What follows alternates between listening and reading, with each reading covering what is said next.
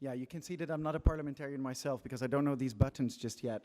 I would like to welcome everybody here today at Copenhagen 2021, the Human Rights Forum, our Interparliamentary Plenary Assembly.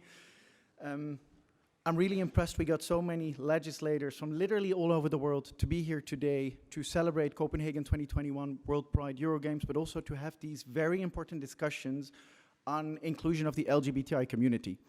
And I think we all acknowledge that in every single country in the world, there's still quite some work to do, both in Denmark, Sweden, but also other countries on every continent. So it's very important for us to have everybody with us making this change in legislation, in activism, in culture, in education.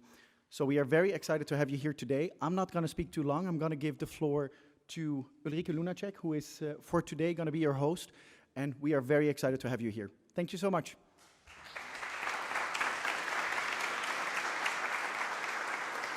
Thank you.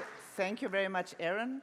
I'm already really enthusiastic about having so many parliamentarians and the Speaker of the Danish Parliament here with us today in person, and so many online as well, watching us from all other parts from the world. So this is really going to be a very exciting conference.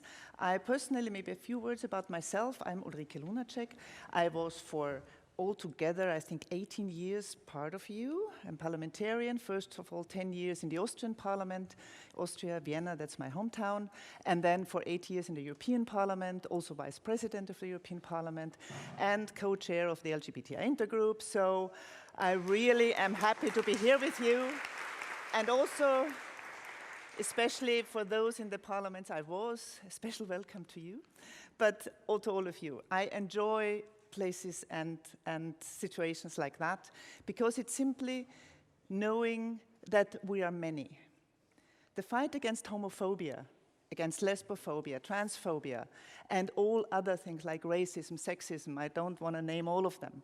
This is something where we need all of us, and from all, hopefully all political sides, from all the diversity of also political opinions we have in this world. I know this is what we're here for, and I won't be very long on that because it's going to be you to speak, but it's about making all those attacks against LGBTIQ plus people unpopular. And this is a term that comes from a Q&A session yesterday by Beverly Ditsey. She is a South African activist who was the first openly lesbian woman speaking at the UN, at the 4th UN Women's Conference in Beijing 26 years ago to the public in this huge assembly. Since then, things have become better. And she yesterday at the Q&A, when we showed the film she did about that time, she said, yeah, we have to make those attacks unpopular. It's really about we have to fight the hate and all the attacks that so many LGBTIQ people and so many others face. But we have to make it unpopular. Really, we have to change people's minds and hearts to say that diversity is simply a richness in our society and not something you fight against. So I think this is also our part here, and I still say our, but I'm part of you today, as legislators. We will be hearing from so many, from all parts of the world, virtually, online, or physically here. I just need to tell you a couple of technical details. You know, I don't know how it is in your parliament. In the Austrian one, we always had, when we were up here, we had then a red light popping up, like 30 seconds before you had to stop, and then it turned red when you had to stop. Then the president would tell you, you really have to stop. You know, Petra. So I got this bicycle lamp to show you a bit when you're speaking too long that you should stop then. So I don't have to go there and turn off the microphone. So please stick to your time slots. We want to have some Q&A with you and also with the people online. And there are some breaks, but please stick to the time you have.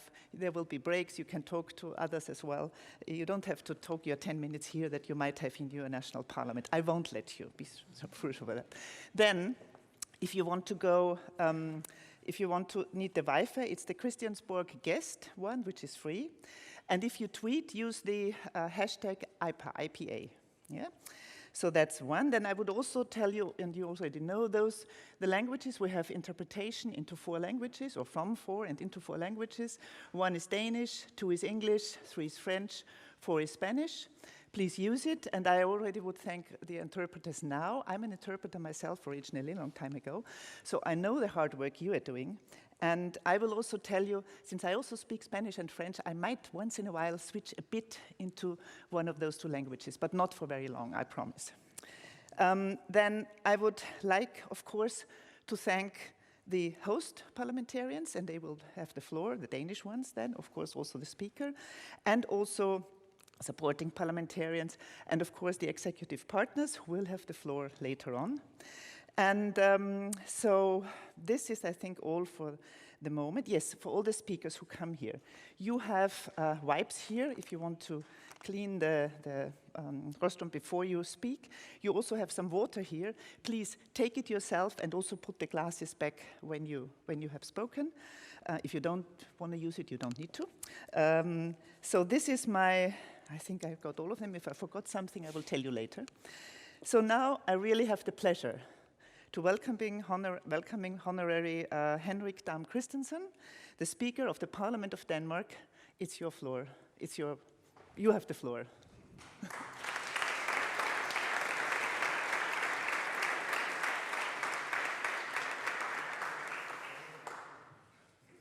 Thank you very much. Is it okay? Is it on? I think you have to push it. The mic here. This one, yes. Thank you very much. Dear parliamentarians and other members of the movement fighting for equal rights for the LGBTE plus community. Dear everyone involving in arranging Copenhagen 2021. And hello to everyone watching this conference online around the world. Welcome to the Danish Parliament. We are very pleased to host this important conference. And being here in the Danish Parliament, I will now switch to my mother tongue, Danish, knowing that the competent translators will reproduce the rest of my welcome in the most spoken language. Når Folketinget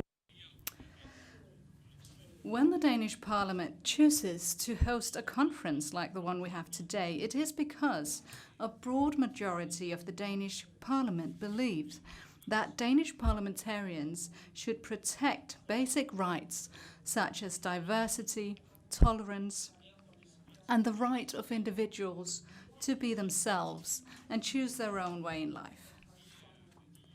These are values that are related to the freedoms of our Constitution. They give us the right to speak and write our minds, to freely choose our religion, to assemble and establish organizations, to flourish as individuals within the frames of the community. Diversity, tolerance, and the right to be yourself are basic rights that we take for granted in Denmark. And even though in many ways we have come a long way in Denmark, it's still important to focus on the rights of LGBTI plus communities, and we still have work to do in this respect.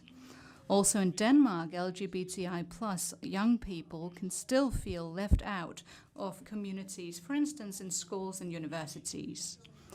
And we also see that LGBTI plus persons with a different ethnical background than Danish have difficulty speaking freely about their sexuality to family and friends, just to name a few examples. But the focus on rights of LGBTI plus people is also important when we look broader at the world. We saw it during Euro 2020, where a Danish football fan had his rainbow flag taken away when he was at the stadium in Azerbaijan. We also see it in other European countries, where LGBTI plus persons have been brutally attacked, verbally as well as physically. And we have seen rainbow flags being burnt. And these are just examples from within the borders of Europe. These are serious trends that need a reaction from us. And that is not least the reason why this conference today is so important. We need to learn from each other. We need to promote tolerance and respect, and we need to stand together in the fight for the right to be who you are. When you arrived at Christiansborg Palace today, our national parliament, you may have noticed that the rainbow flag flies side by side with the Danish flag.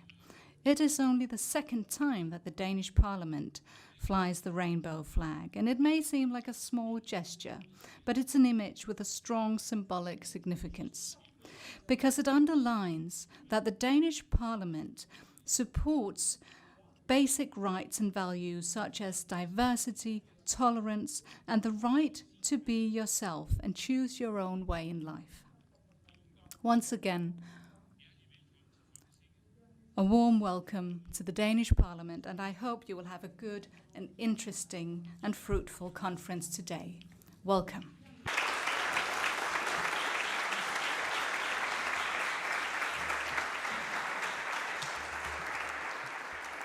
Thank you very much. Thank you very much, Honorable Speaker.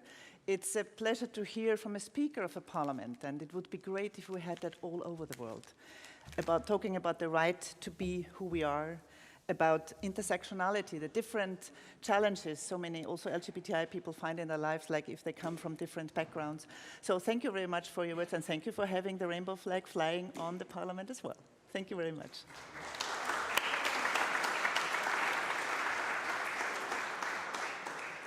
So now I have the pleasure to introduce several parliamentarians from the Danish Parliament who are the ones who are hosting that with us. And there are two of them who sent videos, which will be introduced now. The first one is Jakob Ellemann-Jensen, from the party leader from Venstre. So that should be. Ah, oh, sorry, I didn't know. I wasn't told. So.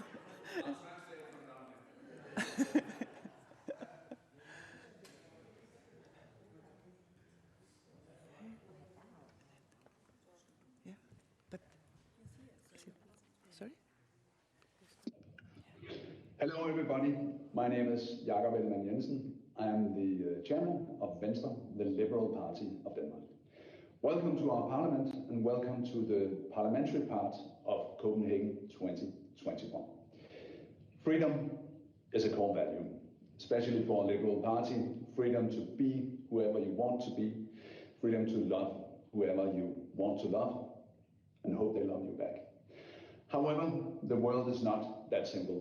We still have a long way to go. The LGBTI plus rights is fundamental. It should not be a Danish value. It should be a value across the world. Let's push it in that direction. I hope you have a good time.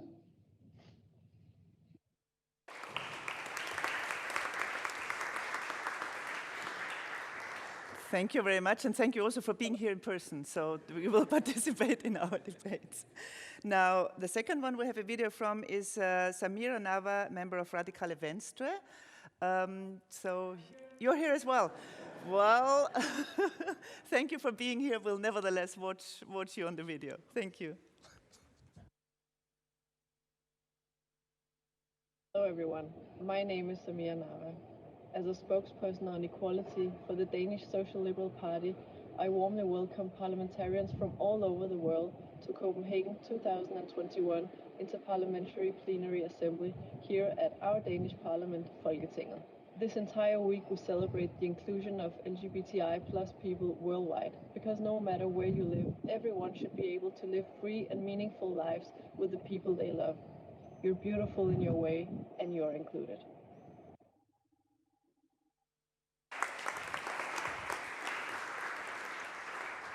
Thank you very much. No, we won't have Baroness Barker here now. No, the next one will be, and I know that you're here in person, so Pia Olsen Dyhr, member of the Socialistic Folkeparti, please.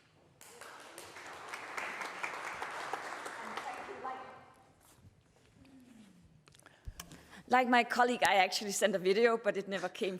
So you have to. I'm here in person anyway.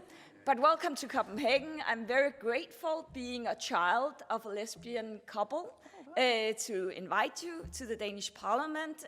My party, the Socialistic People's Party, were one of the pushers for equal rights in the Parliament, which also ensured that Danish couple could be married of same gender. But we still have a long way to go, even though everybody is saying that Denmark is at the forefront. We still have the issue of hate crimes. We still have the issue of ensuring rights for children of parents of same sex. But we are on the road, and it's getting better, and we still have a lot to fight for throughout the world, and we will do that. Thank you for the word.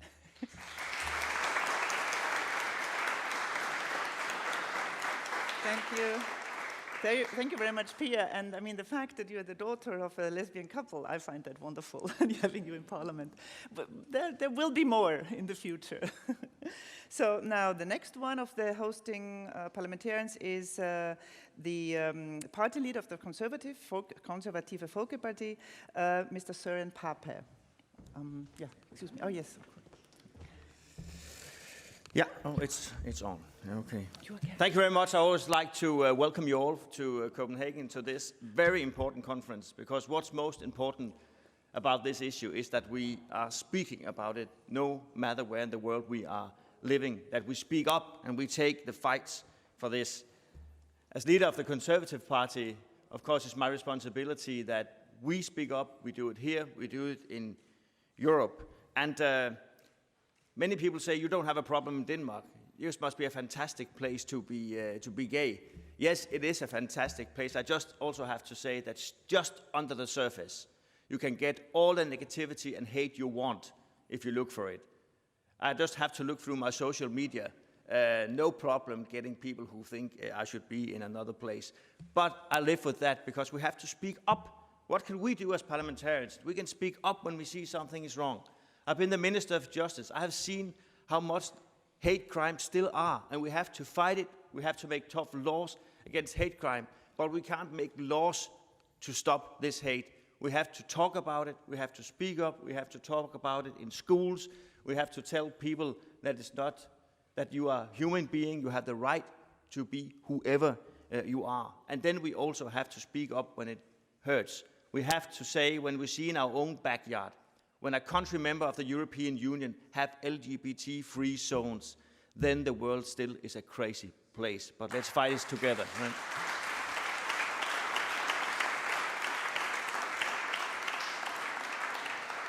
Thank you very much also for your words about other places inside the European Union, like Poland. We'll hear about that at a different moment. And yes, sorry, before I give you the floor, I forgot to tell you, those who know they're going to be speaking, please sit here, because then it's faster for you to come to up here. So the next one, I would like to welcome a member of the European Parliament, Karen Melchior from the Radikale Venstre, and you're from Renew Europe. The floor is yours. Thank you very much. Welcome, bienvenue à Copenhagen. The importance of pride is important here in Copenhagen, it's important in Viborg, in Jutland, in Denmark, and it's important in Warsaw, because it allows you to see that you're not alone. It allows you to find your tribe. And this is important today in all countries, because even in Denmark, the mental health of the community has big problems, especially for our youth.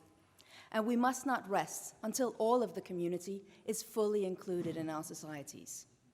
I also really appreciate that this is a human rights conference, because LGBTIQ+ rights are not special rights, they're human rights.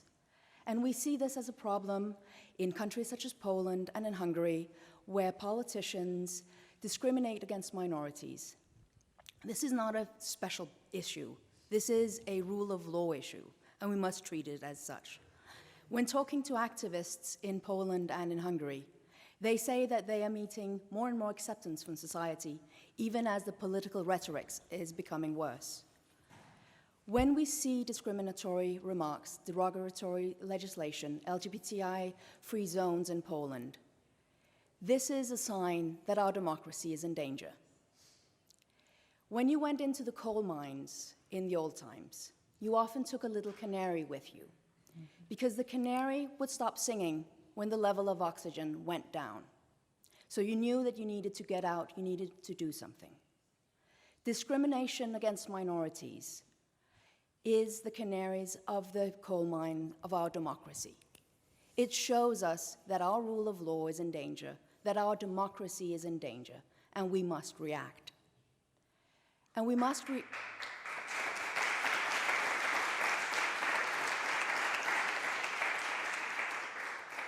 Thank you.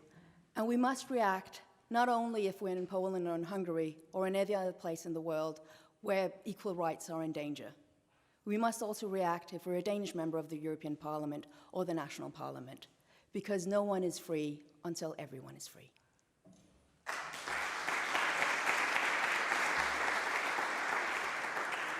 Thank you very much, Karen, also for this sort of proverb, or not proverb, the history with the little canary and how much we have to look at our democracy when it's in danger, sort of seeing what tells us why it is in danger.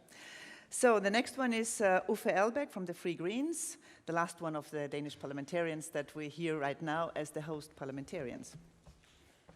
Thank you, Ulrike, and thank you to everyone attending this conference. I really like your quote, Ulrike, that we have to make hatred and racism and homophobia unpopular, uncool.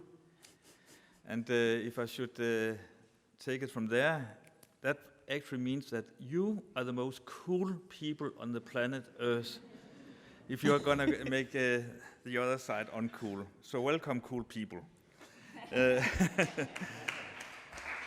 I would actually also thank you, the organizers. Aaron, I don't know where you are, down at the corner.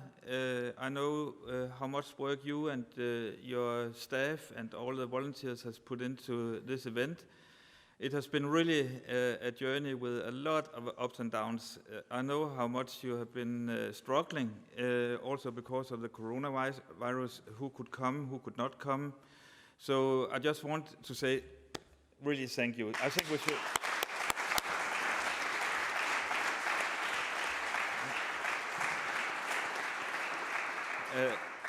On my bike into the parliament this morning, I was thinking, what should I actually say to you guys? What should be my message? And there were two things coming up in my head. One was that we should all be aware who is not here.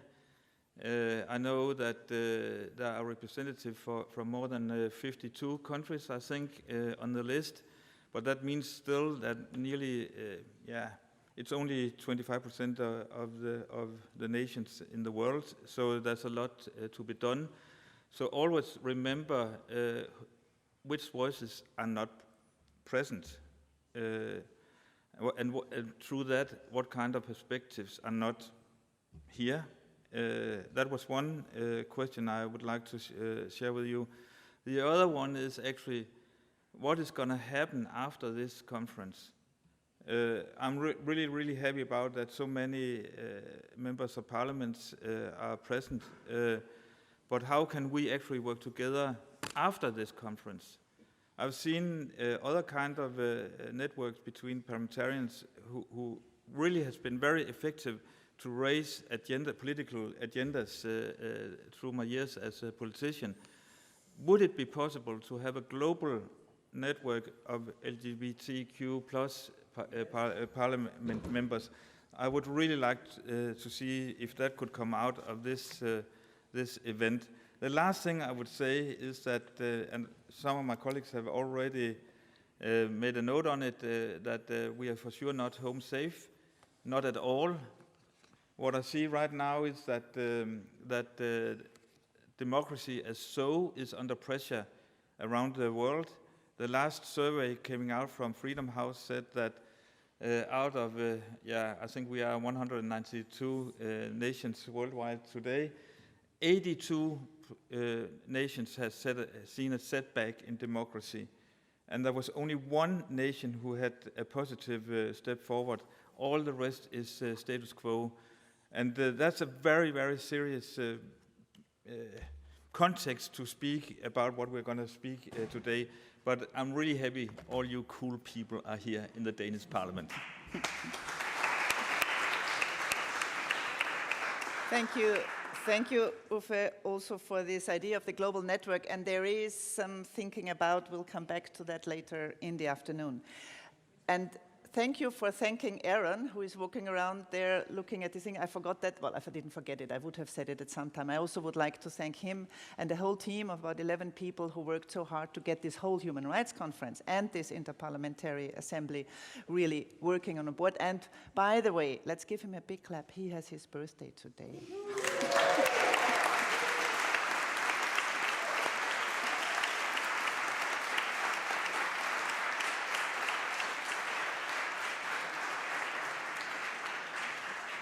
So, thank you, Aaron. Anyway, now we get to those who have been working with us as executive partners to really make this parliamentary conference happen. There's 4 organizations which I will present now. Some of their leaders are here. The first one is not. The first one who we have a video message from is Ms. Anise Parker. She's the former mayor from Houston, Texas, USA, and she's the president and CEO of the Victory Institute.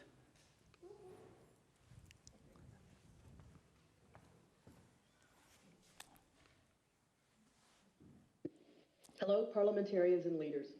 I'm Anise Parker, former mayor of Houston, Texas, and president and CEO of LGBTQ Victory Institute, an organization dedicated to preparing LGBTI people to run for office in the United States and in countries around the world. Victory Institute partners with local organizations to grow LGBTI political participation in ways that make sense in the local context, meeting with political parties to increase LGBTI members, organizing get-out-the-vote efforts targeting LGBTI people, and training members of our community to win elected office. We are dedicated to this work because we know, as you do, that LGBTI representation in political parties and in elected office is among the best ways to advance equality. We change the hearts and minds of parliamentarians. We ensure legislation is inclusive of our community. We inspire more LGBTI people to consider runs for elected office. As elected leaders, we have enormous power to make change and inspire the next generation. That's why Victory Institute is proud to be an executive partner for the Interparliamentary Plenary Assembly. It's also why it is so important you have come together to build a network and learn from each other. I encourage you to further strengthen this network by joining us in Washington, D.C. this December 1st through 4th for our International LGBTQ Leaders Conference, the largest gathering of LGBTQ elected officials in the world. Representatives from more than 40 countries will be in attendance, and we'd love to have you also. Find out more at lgbtqleaders.org. Thank you, and I hope you have an excellent assembly. Thank you, Anise. And the next one is the president of the European Parliamentary Forum on Sexual and Reproductive Rights, and I'm very happy to welcome a colleague who we've been together in the Austrian Parliament for many years, Petra Bayer. The floor is yours. Yeah, thank you very much, Ulrike, and great to meet you again. Yes, EPF is a network of members of parliament in the region of the Council of Europe, which are champions in sexual and reproductive rights, not only within their countries, but also when it comes to development cooperation and development policy. And we try to cooperate very closely. And as MPs standing for equality and non-discrimination, we face gender backlashes in many different settings. We heard about the LGBT-free zones in Poland. We know about the struggle we have in Hungary with the criminalization of evidence-based sexuality education. We know that LGBTIQ persons are blamed to intentionally spread the coronavirus in Turkey. There is a strong refusal of any debate about homosexuality in Uganda, and we witness really violent attacks against LGBTIQ people in Latin America, the Caribbean, and parts of Asia, just to mention some of these challenges we face. But also in countries where we are legally closer to non-discrimination of LGBTIQ persons, we face advocates of the anti-gender movement more and more often, and they are quite often camouflaged as human rights defenders or those who are pretending to protect the rights of women, of children, of the family, and they very often love to use the term law and justice and future. They do not only speak out against same-sex marriage, not only against the right of rainbow families and against the respect of any form of sexual orientation and gender expression and identity, but also they hate self-determination of women. They want to ban abortion globally if possible. They even want to prohibit divorce, and some of them even are arguing against contraceptives. So we must really challenge these people who want us all to go back to the past. We know that we have the right arguments, but what we still need is the better, more fitting language really to reach the hearts of our constituents and to convince everybody that we guarantee fundamental rights to everybody, regardless of their sexual orientation, regardless of who loves somebody, regardless of the body you live in, that nobody else would lose any possibilities or benefits. So we have to build networks. We have to learn from each other. We have to support our fellow MPs in their struggles for more equality, more non-discrimination, and in the end, everybody will win. We will win more freedom, we will win more self-determination, we will win more dignity and more love. And in a nutshell, that's what we are elected for. So let's debate, let's unite, let's fight.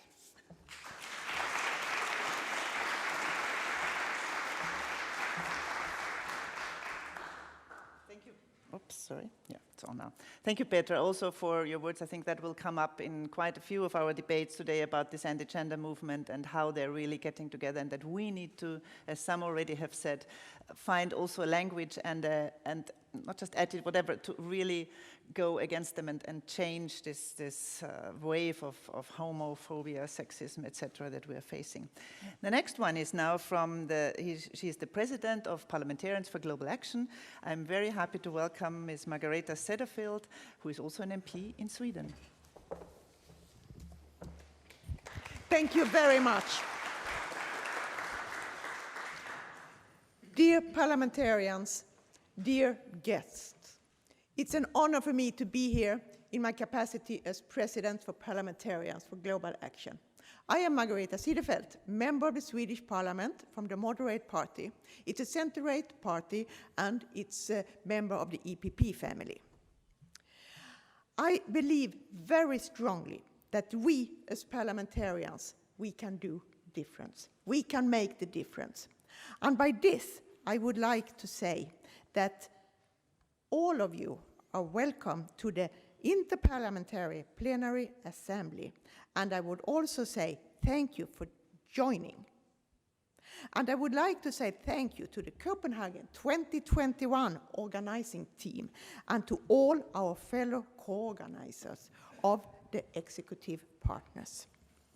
PDA is the largest non-governmental multi-parliamentarian organization with individual legislators as members. We have members from more than 100 countries worldwide. And we are more than 1,000 members. And I hope that we will be more members after today's conference.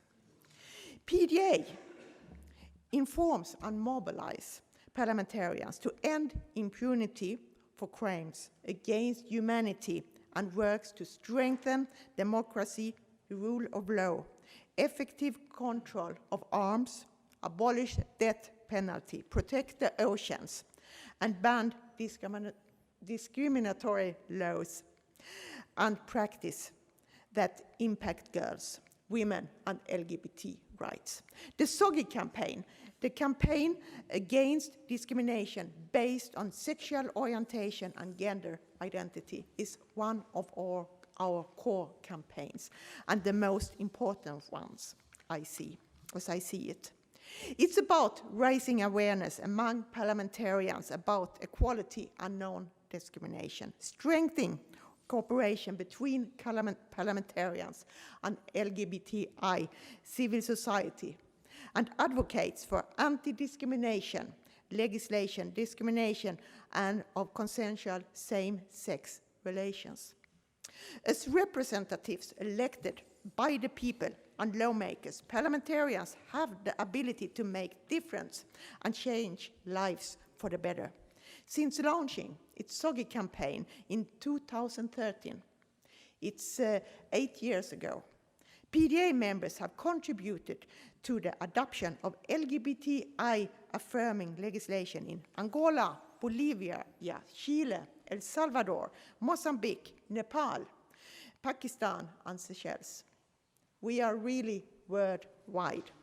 PDA is honored to be an executive partner of Copenhagen 2021 and support this important international convening. And thank you very much to Copenhagen for hosting and arranging this important meeting. And I would also like to say, just as everybody else have said here, it's fantastic to meet here today. It's, for me, the first meeting since February 2020, when the COVID outbreak. And it's really a pleasure to see so many colleagues here and to continue and take up the contact that we have had before. And I do hope that this conference will inspire us to work forward as parliamentarians against inequality, against intolerance, for tolerance and respect. And we as parliamentarians, we can make difference. We are the ones who make the laws. We are the ones who can influence the debate if we dare. And we do, doesn't we? Thank you very much. Thank you very much. Thank you very much. Thank you very much, Margareta. And may I just introduce here a short term of my own history. I'm so happy now there's also quite a few members from conservative parties here, because when I ran for the first time for the Austrian Parliament in '95, openly as a lesbian, oh wow, there wasn't anybody who would even support me or who support the issue. Things have changed, that's good. We need more and more of you also from the conservative parts of society, because as so many of you have said, it's simply about the diversity we have, yeah? And there is sort of, that's an essence of human life, and so everybody should be on our cause. Now, the last one who will have a video here now is Lord Nick Herbert, member of the House of Lords in the UK, and the government envoy on LGBTI rights and the chair of the Global Equality Caucus. He sent a video because unfortunately he could not come, also because of COVID, so we'll have the video with him now.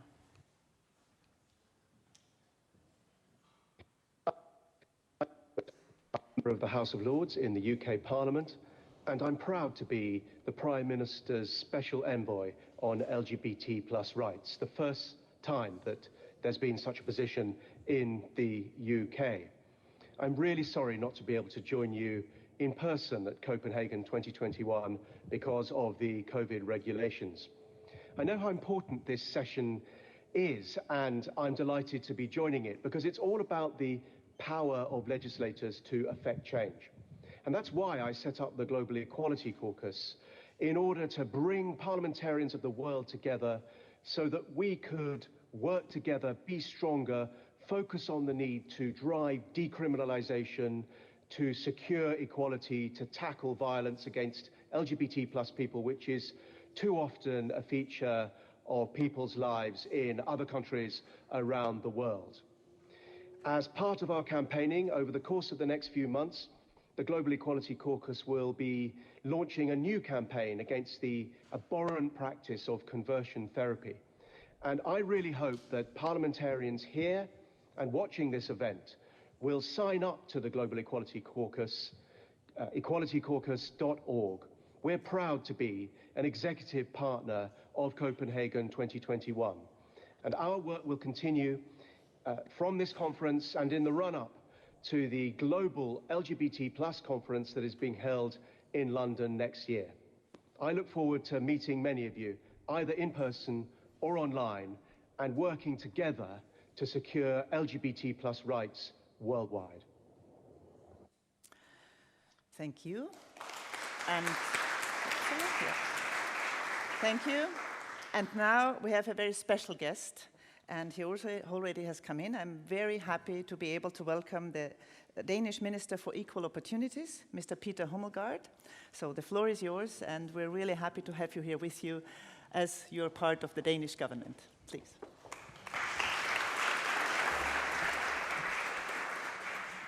Well, first of all, thank you, Chair. And I have to say, it is truly amazing to stand here today. Imagine gathering more than 130 legislators from across the world, from more than 53 different countries and across 6 continents. And that's also why I'm very humbled by seeing all of you dedicated colleagues, and I also warmly welcome you to Copenhagen and also online. I want to thank Henrik Dam Kristensen, the national parliamentarians, as well as the Danish European parliamentarians from different political parties who organized and supported this event. Because the fact is that you have made a difference. This event sends a clear signal that LGBTI rights is a core value. In the words of EU President von der Leyen, being yourself is not your ideology, it's your identity. And we all stand united. LGBTI rights are human rights, and we will never back down on that. Copenhagen 2021 and the many official events like this one celebrates tolerance, equality, anti-discrimination, and happiness. This historic event shows us that we have come a long way in ensuring that everyone must enjoy the same rights to be who they are and to love whom they want. It also shows us that we can unite across the globe in celebrating equal rights and love. We gather under the rainbow flag, and I'm also very proud to see it swaying all around the city, signaling our joint message of support for the LGBTI community. But we are also here because we need to do more. The lives of many LGBTI persons is still a constant battle for recognition, for acceptance, and for equality. And too many around the world still face discrimination, hate crimes, and even death. And we are here today because we must support each other in that struggle. As you all know, legislators play a crucial role in this. We have to ensure equality by the law, and the first step to justice and safety. Everyone here stands by this, but I know that not every parliament nor government is behind you in this struggle. Some of you face reluctance, opposition, or even when you try to promote, or even oppression when you try to promote equal rights. And those of you who stand in the absolute front line against that sort of oppression, you have my deepest respect. What you are doing is crucial for achieving change, and I thank you for that. Allow me to share some of the Danish experiences. In Denmark, we have seen how progressive legislation over time has changed public opinion and has encouraged understanding, acceptance, and inclusion. In 1989, Denmark was the first country to adopt the option for same-sex couples to enter into registered partnerships. It was not quite marriage, but almost, and it was a big step in the right direction.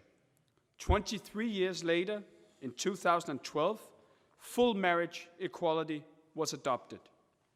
Same-sex marriage is not a battle between family values or not. It is about believing that family is for everyone. And I consider myself a family man. My wife and I had our second child on the first day of this year, and I'm looking forward to spending more time with my daughter when I, later this year, take my share of the parental leave. And the opportunity to share life with a partner of your own choosing, and to know that your love is accepted and recognized, is to me an integral part of the human experience. I firmly believe that it is the obligation of the government and parliamentarians to take the first steps to bridge population diversity and differences. And I wish for all citizens to have the opportunity to build a family regardless of sexual orientation or gender identity. No two families are the same, but all families are real families. And even though Denmark has adopted a series of important laws, we will continue to improve LGBTI persons' legal status. And our strategy for that is twofold.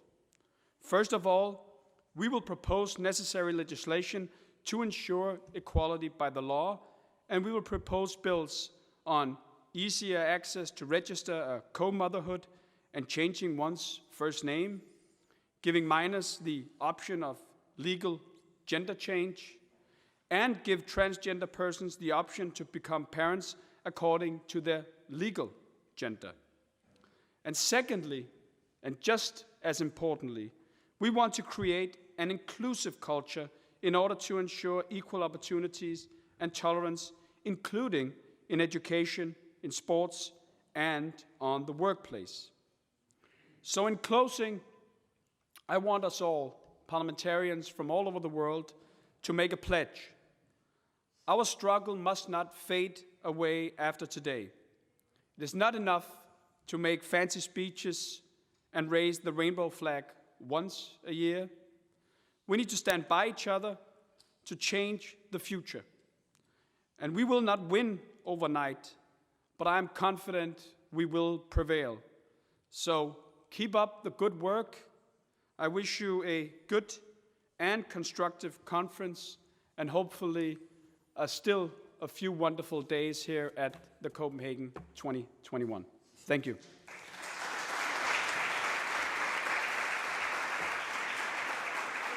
Thank you. Thank you very much. Thank you very much, Minister Hummelgaard. It's good to hear from you what our host country here, what has already happened, and it has been in the limelight of everybody looking for more rights, looking to Denmark also already at the end of the 1980s. I remember that time. But it's also very good that you told us what else needs to be done here, and you mentioned some of the issues. And especially I would like to wish you a great time with your daughter when you take parental leave. It's so important also for fathers, even if they're ministers, to do that. So all the best to you, and thank you very much.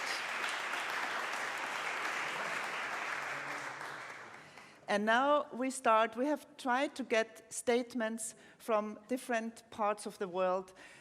It will be some of them, not everything will be said, but at least some things will be said here. Some are here physically, others will be virtually. We start with the Americas. We have 4 statements here now. The first one will be from Ms. Brianna Titone, who is a Colorado State representative. She is here in person, so the floor is yours, Brianna.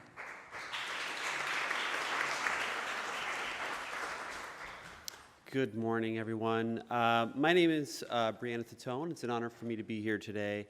My pronouns are she, her. I think we should make a habit of doing that. I represent House District 27 in Colorado. Those are the ancestral lands of the Arapaho and Cheyenne, and I'm the first openly transgender person to be elected to the state. But that diversity that I represent, however, is still lacking throughout the United States. In the United States, the LGBTI community has gained some fundamental rights despite recent setbacks. And as of 2021, the LGBTI community has gained fundamental rights. And also we banned, 20 states have conversion therapy banned in the United States. 15 US states also ban the gay and trans panic defense. This is a court defense that uses a victim's gender identity or sexual orientation to exonerate them for violent assault and murder. Across the country, we have a mosaic of laws that both protect and discriminate. Many states have superior protections, but only some federal policies have been enacted. Our previous president made federal policies unfriendly to the LGBTI community, and President Biden restored many and strengthened those policies from the Obama administration. Our Supreme Court has upheld some rulings in favor of LGBTI rights, but no national law yet exists. The Equality Act would protect LGBTI people nationwide, but since 2015, it has yet to pass both chambers, and it's uncertain to pass the Senate again this year. Conservative judges appointed by the previous administration may likely rule in favor of religious freedoms over the rights of LGBTI people. This could result in judicial precedents that could take years to overturn. In 2021, we recorded a record number of anti-LGBT legislation. 115 of the over 250 introduced bills were anti-trans. And so far, 8 of those have been enacted into law.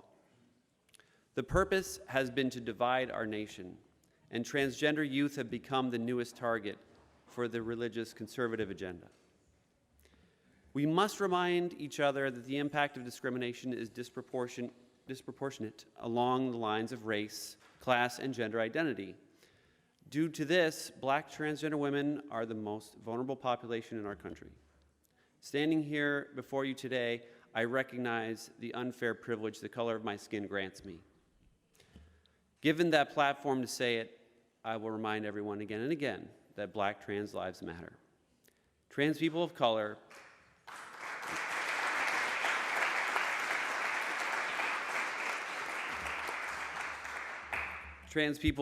and all persuasions matter, and we need to give them a seat at the table. Back in 1992, my own state of Colorado was called the hate state because of a citizen-voted constitutional amendment. But today we have the most diverse group of 8 LGBTI electeds from any state and an openly gay governor. But this is still insufficient. We need to elect over 28,000 more LGBTI people to public office before equitable representation is achieved in the United States. All the progress we have achieved in the US comes from the hard work of queer activists and allies. When we unite, we can achieve true equity and inclusion. For all the LGB, cisgender, and heterosexual allies here, and those tuning in worldwide, now is not the time for complacency. Our trans siblings here in the US and outside all over the world need your help, and we cannot make progress without you standing alongside us. Thank you so much for having me here, and thank you for hosting this event.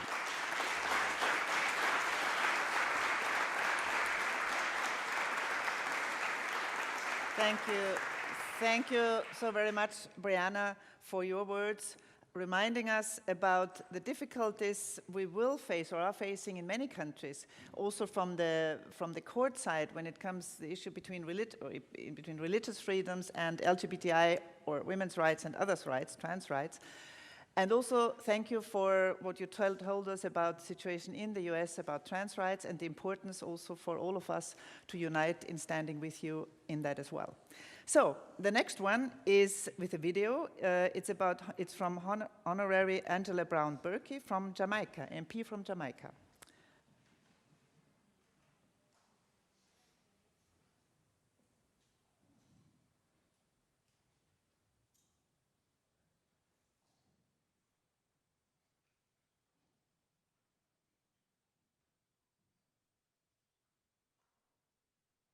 Hello, everybody.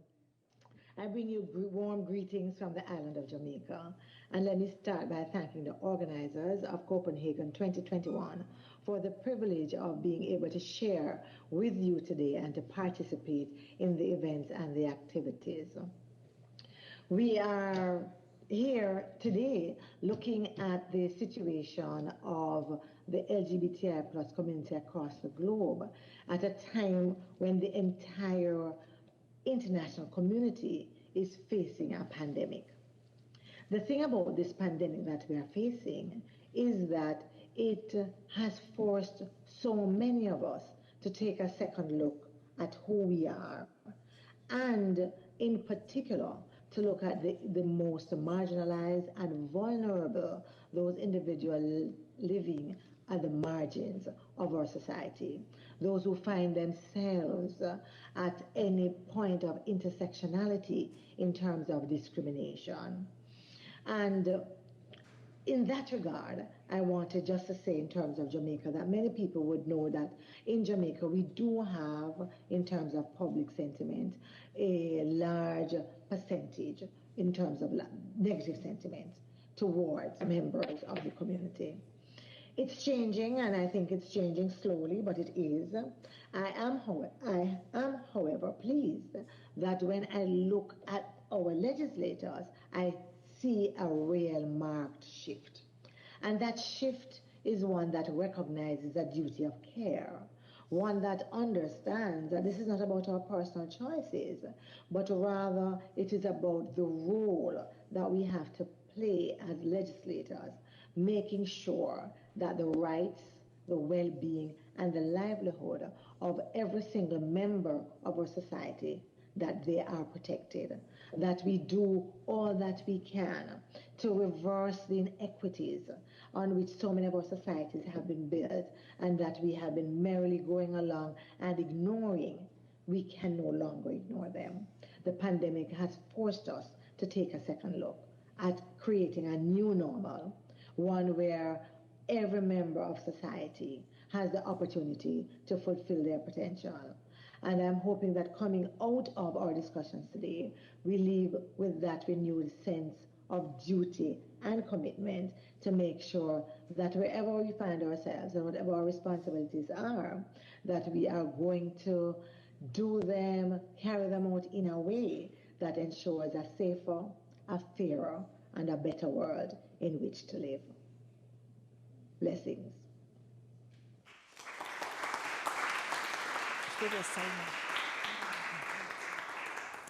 Thank you very much, Angela Brown-Burke from Jamaica. And the next one is a colleague from Mexico, Diputada Salma Loevano. ¿Usted está aquí? ¿Cómo? Ah. Are you here? Please go ahead.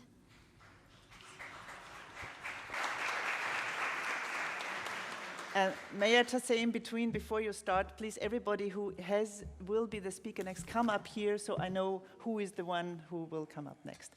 Entonces, usted tiene toda la palabra. Gracias. Hola, buen día a todos. Good morning, everyone. I am Salma Luevano. I'm a proud trans woman. I've been elected as an MP in Mexico thanks to a trans or a rainbow quota. I'd like to talk today about the so-called trans quota. So this idea, this is a legislative and legal process thanks to which is going to allow us to go further. This rainbow quote is going to give us strength, as in my case. So this allows vulnerable groups, such as the LGBTIQ plus population, to be equal. We are fighting for this equality for over decades. As I said, we've been fighting and shouting and yelling, desperately yelling, because we know that in our countries, the legislators haven't been willing to provide us with the spaces, with the fora that we deserve. So these quotas, these positive discrimination, positive actions are going to make a change. But we had to fight in the courts to get this quota. We managed to do it in Mexico. I'm in favor of these rainbow quotas, this special legislation. This is a door that was closed to us. We've been knocking to many doors, to the back doors, where we had to talk to legislators, begging to help us, showing them that we were there. And they gave us their support only if they wanted. However, with these new acts, with this new legislation, we can participate and we can be present by law. And we need to be there. We need to be public, because by being there, we'll participate in decision-making processes and we'll be able to keep on fighting for our own public policies, for our own rights, and for the quality that we are seeking. So this legislation, these rainbow quotes, it's a pleasure for me to be here talking about them.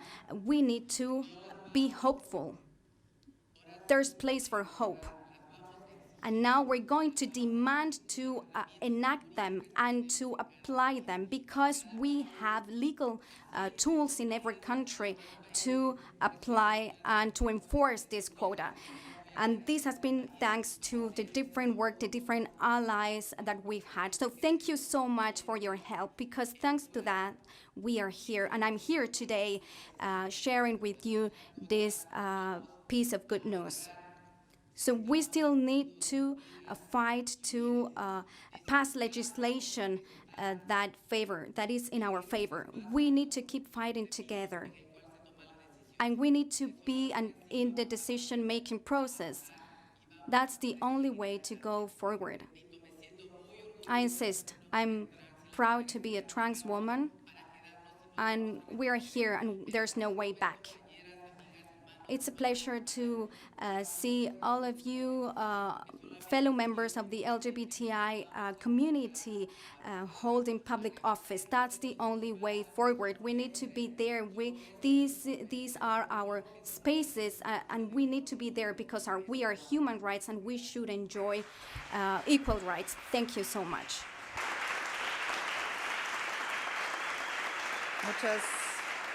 Muchas gracias, Salma, por sus palabras tan... Thank you, Salma.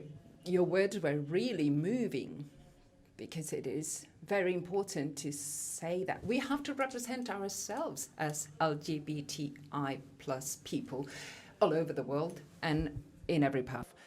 Representing ourselves as LGBTIQ people in parliaments and elsewhere. The next one and the last one in this round of statements from the Americas is again via video.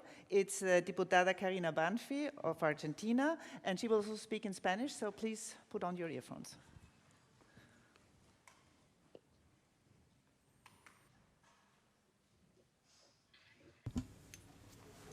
Hello, my name is Karina Banfi, and I am a national Member of Parliament in Argentina. And I would like to thank you for inviting me to Copenhagen 2021. The Argentinian Congress has participated in a process that has lasted approximately 10 years to have public policies of inclusiveness of LGBTI plus people. For us, the process has been very interesting, mainly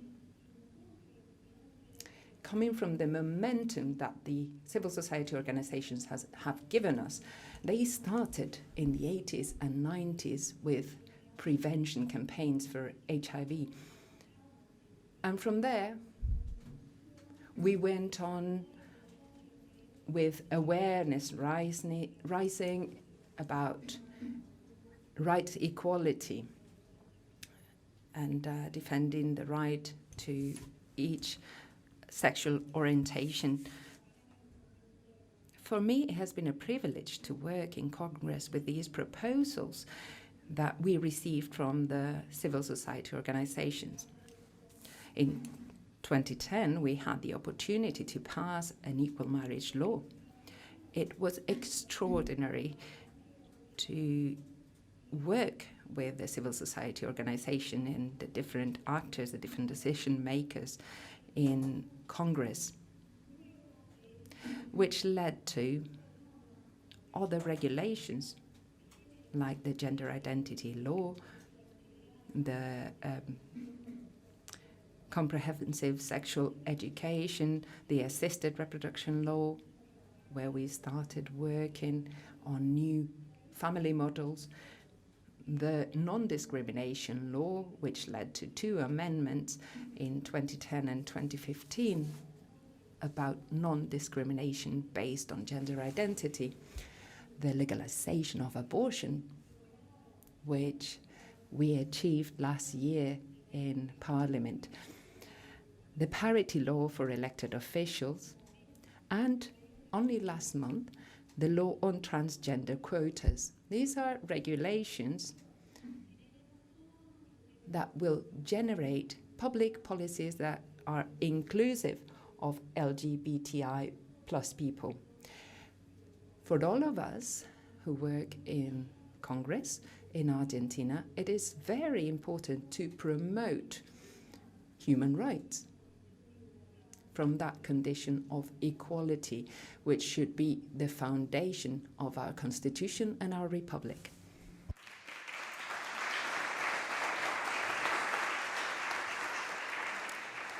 Well, thank you very much, Karina. Can't hear us, unfortunately, right now. Anyway, thank you very much, and also for giving us this very good overview of all the advances that Argentina has seen in LGBT rights, in women's rights over the last years.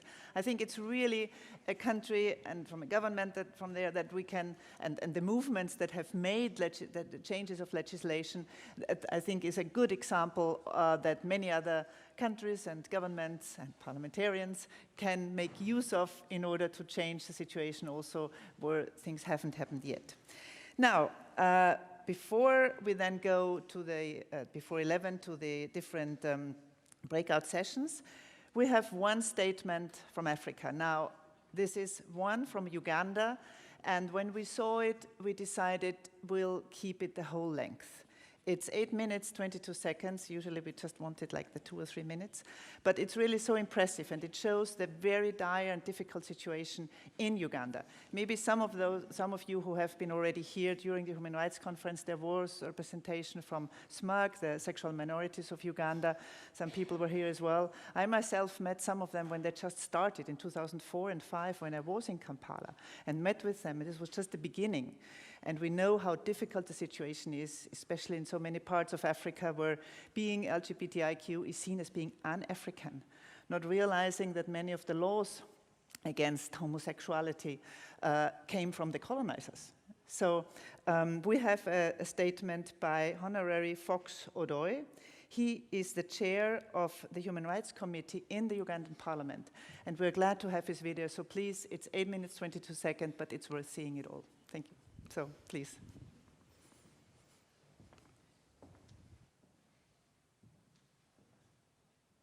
Distinguished chair of the session, honorable colleagues representing different parliaments and national assemblies, I send you fraternal greetings from the Republic of Uganda, otherwise known as the Pearl of Africa. I am singularly privileged to make a brief presentation on the state of the LGBTI plus community in Africa generally. The developments in the rights, protections, and recognition of the LGBTI plus communities in Africa can be summarized as worrying retrogression. In this sector, many African countries have retrogressed in 4 different ways. The retrogression started from non-recognition of the rights of the LGBTI plus community. What do I mean by non-recognition? The African traditional societies lived peacefully with the LGBTI plus communities. They live peacefully with them without recognizing their rights, but also without interfering with their privacy. In many traditional African societies, the LGBTI community survived. I wouldn't say they flourished, but I can comfortably say historical evidence indicates they survived. Sometimes in the fringes of the society, sometimes in the main part of society, but they were never harassed and they were never recognized. The retrogression moved from non-recognition to a stage which was positive discrimination. Positive discrimination on account of propaganda, on account of hate, and this placed the LGBTI community in a place where they were targeted, they were identified as a particular standalone segment of the community, and in some instances they were harassed, denied access to medical services, denied access to education, denied access to places of worship, and denied access to the general functioning of society. The retrogression did not end there. The most worrying, which is prevalent now, is the stage of criminalization of the LGBTI plus communities. Several bills have been introduced in many African parliaments to criminalize and sanction, rather harshly, just belonging to the LGBTI plus community. In Uganda, about 2011, there was an anti-homosexuality law that was introduced in the 9th Parliament of the Republic of Uganda. Together with a number of colleagues, we protested, wrote a minority report. We were defeated on the floor of the House, and the bill that criminalized LGBTI and Q community was passed into law. It introduced very harsh penal sentences. We decided that it was the right thing to do to challenge the bill in the courts of law. We successfully did that. The Constitutional Court of the Republic of Uganda nullified that particular legislation. And we all thought we were probably getting out of the woods. Subsequently, about 2016, another law was introduced in the Parliament of the Republic of Uganda, carried similar obnoxious clauses and sections from the anti-homosexuality bill. This time, the title of the law was different. It was called the Sexual Offences Bill. It had some positive aspects, but it also had the retrogressive aspects of criminalizing the LGBTI community. And it still introduced penal sentences. That law was passed by the 10th Parliament of the Republic of Uganda. To the best of my knowledge, it was sent to the President for assent. The President of the Republic of Uganda has not assented to this law, so it's not law as we speak now. We have taken the position as human rights activists that should the President assent, we shall contest this matter in court and we shall fight it all the way. But this is not the position only in Uganda. I know for a fact that Ghana has introduced a law as objectionable as the anti-homosexuality law that Uganda introduced in 2011.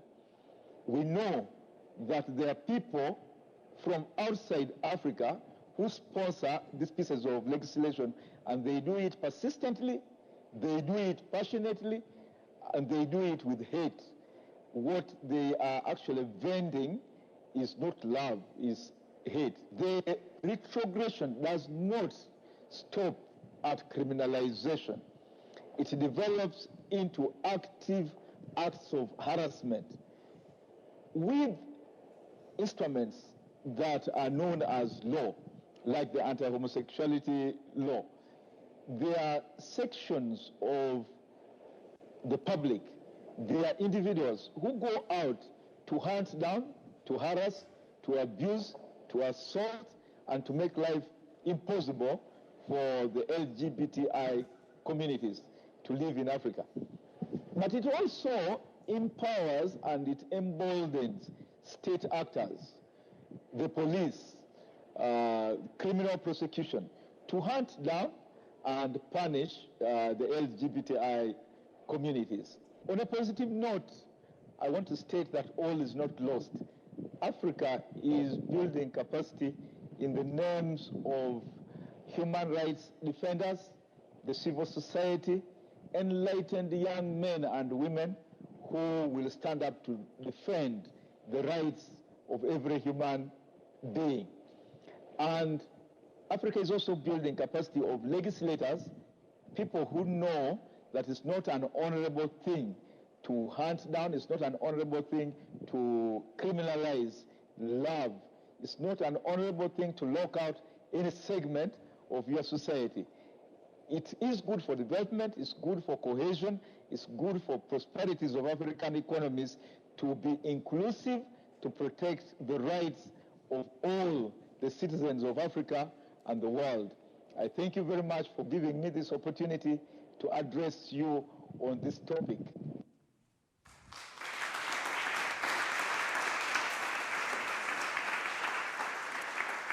Thank you very much, Honorable Odoi. I think you would agree with me that it was worth listening to him when he really defined the 4 steps of retrogression. And unfortunately, we see them in so many parts of the world, here even in our own, in my Europe, in some of yours Europe, but also in so many other parts of the world where things had been better even before. So I really do hope that the President of Uganda will not sign the law that was passed in Parliament, and will maybe send it back to Parliament and make it undone. And I also liked when he said it's not honorable to discriminate. So this is, I think, for all honorable MPs in your own parliaments or others who are the ones who discriminate, tell them it's not honorable to do that. So I liked that part of his. And I also liked it, thank you, when he said all is not lost. So even in a dire situation like that, it's good to keep up the spirit and the hope and the energy that comes from uniting civil society, politicians, artists, whoever, in order to change things. So now, you'll have the option now to go to 3 different breakout sessions. They start at 11, so you've got 10, 12 minutes to go.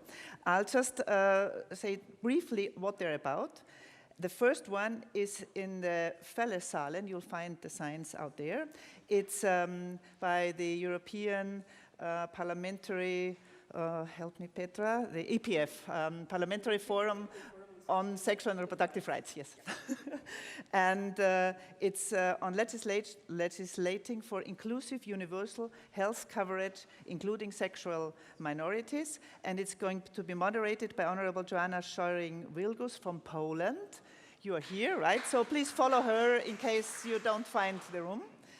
And it's going to be, the breakout session is going to be until 11:59. So then there's lunch. The second one is moderated and also invited by the Victory Institute. It's on LBT women in politics. And the moderator is Alheli Partida. She also was here, at least I saw her in the beginning, but she'll be there. So please, it's in the session in the room 233, but there will be signs there. It's the second breakout session. And the third one is by PGA, Parliamentarians for Global Action, and the Human Dignity Trust. It's about changing the law, the role of legislative reform in promoting protective measures for and decriminalization of LGBTI persons. It's here in this room, and the moderator there is going to be Senator Boris Dietrich from the Netherlands, so he is here. So those who want to follow that session, you can just stay here or get a coffee or tea or some water outside. We'll be back for lunch, not in this room. Lunch will be served outside. And we will have the pleasure then that at some moment already during lunch, the President of Iceland and the First Lady of Iceland will be joining us. And then we come back here. No, we go then to have a photo with them, and then we come back here. So, yeah, in the breakout sessions, help me, there will be interpretation? No. I think in the breakout sessions, not, but that at the moment, sorry, I noted it down somewhere. I don't think so, but okay, I think there's nobody in here who can tell me right now. I don't think so. Sorry for that. So enjoy the breakout sessions and enjoy your lunch, and then we'll see each other again here.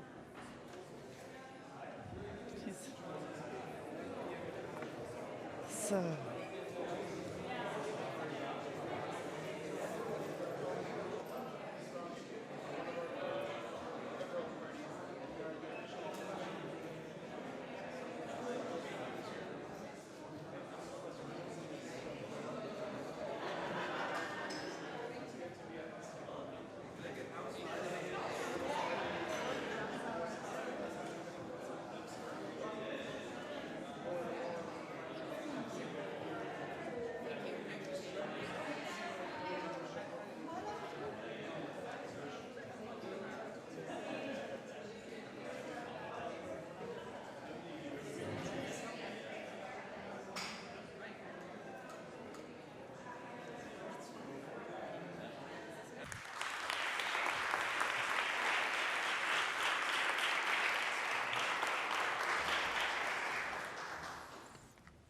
Good afternoon, everyone who's here and everyone listening online, wherever you are. It's an honor and pleasure to be with you here. It's an honor to be able to attend this important event. Now, I'm the President of Iceland, and that is a tremendous honor every day. And I know that my presence alone means a lot. That's a good thing. You can almost say, like, it doesn't really matter what he says. He's just there. I just have to stand here for 3 or 4 minutes and say something. And hope that it's not too stupid or too silly.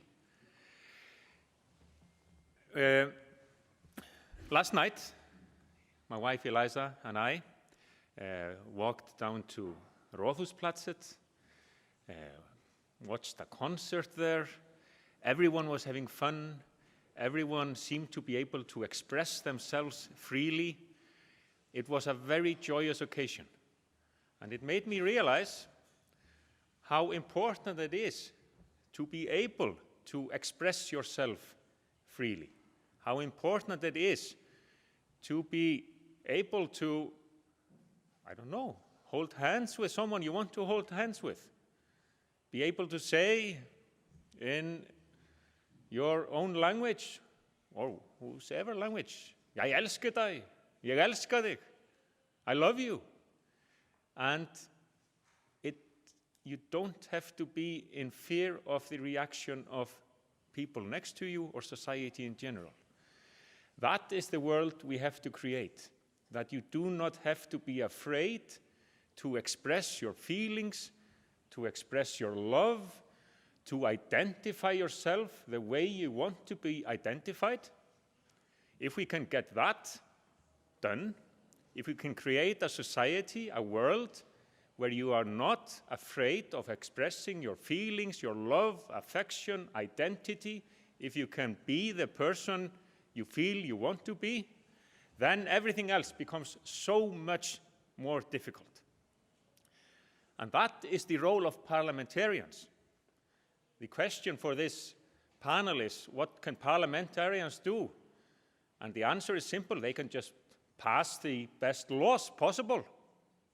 I know it's hard, and I know it's easy for someone like me from a Nordic country where we have made such great strides to come here and say that it's in the end, a very simple question. I know that the world is a complex place. I know that we're not all at the same destination. But if we start from this assumption that we want to create a world where everybody can enjoy the same human rights, then that's at least a good start. And expressing feelings. We Icelanders are really not that good at that. If you want advice on expressing feelings, talk to somebody else than the Icelanders. We are known as, I told a story about this yesterday, but I'll give you another story similar. We're known as the silent types. We're strong. We don't show our feelings. Feelings are for the weak. We are the silent, strong types. And I will give you the story of this Viking-type Icelander, this big, big Icelander, strong Icelander. And she was so in love with her partner that she almost told her how much she loved her. So be careful from whom you seek advice. You can get advice from us Icelanders on what we have done to promote human rights and inclusivity for the queer community. Yes, talk to us about that. We're not perfect. We were not perfect. Some 50 years ago, the first gay Icelander to come out was harassed in Iceland, attacked, beaten up, had to escape. He had to escape to Copenhagen. Copenhagen was a haven. Copenhagen was a much better place. We have caught up with the Danes now. You don't have to escape Reykjavik and go to Copenhagen. That's the lesson from Iceland. Things can change. You can be optimistic. That's a good lesson from Iceland. We've passed laws. Just Google the laws. I'm not going to recount it for you.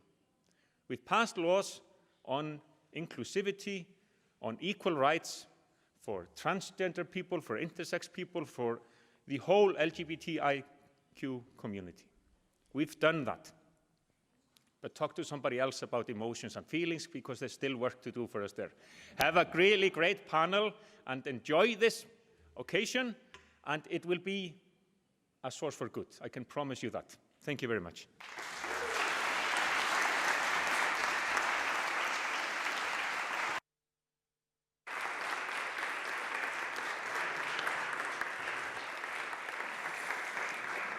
Thank you so much, dear President Johannesson. And also this story about the weak and the strong, and that being strong means you're not allowed to be weak. I think that's one of the issues that also, especially gay men face, who sort of in football, that you are weak when you don't get the goal in, and then you're called the bad words for gay men. So the issue that being weak not necessarily is something bad. But I also like the way you talked about that we shouldn't look to Icelanders for showing feelings, but I think you showed quite a lot. So thank you very much for this very nice speech. That's good. Well, you're also the president. So thank you very much for that. And we move on now to a panel which will be chaired by somebody else, the first plenary panel that we will have here directly at the table about the role of elected officials at the international level. Before I go into details, let me also tell you that we will have after that a Q&A with people here in the room, but also people who are online have already and can put in their questions, not the answers, maybe some answers to the questions, but nevertheless in the Q&A session via Slido, via internet. I get those questions in here and we'll feed them in sort of in between you, whatever and how much time we have. So that is for your information. And now, I hope he is already in the room, Victor Madrigal-Borloz, the United Nations independent expert on the protection against violence and discrimination based on sexual orientation and gender identity. A very long title. But he is something very special. And he's from Costa Rica, a Costa Rican jurist, and he has quite a history of working on human rights. He is now a senior visiting researcher at Harvard Law School's Human Rights Program. Before he had this position here, he's coming in, Victor. Welcome, bienvenido. I'm just starting to present you, so then you can have a seat. Maybe you'll speak then from here, I guess. So just have a seat now. I won't be very long in presenting you. Then do that.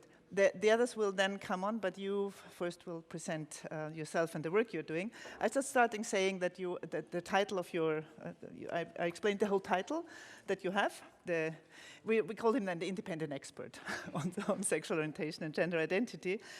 You're from Costa Rica, a jurist. You're a senior visiting researcher at the Harvard Law School's Human Rights Program. Before you became, in 2017, this independent expert, you were Secretary General at the International Rehabilitation Council for Torture Victims, and before also at the UN Subcommittee on Prevention of Torture, where you oversaw the draft policy on torture and ill treatment of LGBTI people. The position of this independent expert is something that has only existed since 2017. It took a long time. It was, you told me, 1,300 or 1,600 NGO civil society organizations who pressured the Human Rights Council in Geneva to move ahead and to have somebody who specifically will look into LGBTIQ rights. So finally, we have you, and your mandate already was prolonged last year, so we'll have you some more years, hopefully long, because from what I know from you, that you really have done a great job until now, and you will tell us a bit about that, and then you will call others to the panel and share that, and I will sit down and just listen. So thank you in the meanwhile. Victor, the floor is yours.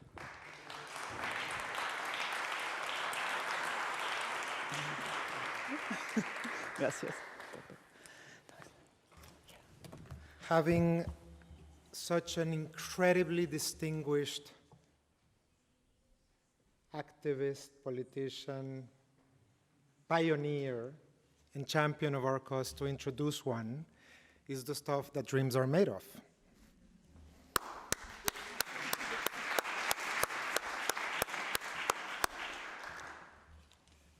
Over the last couple of years, during the darkest time of the pandemic seclusion, I developed a very healthy obsession with the series Borgen. Sure that some of you know it.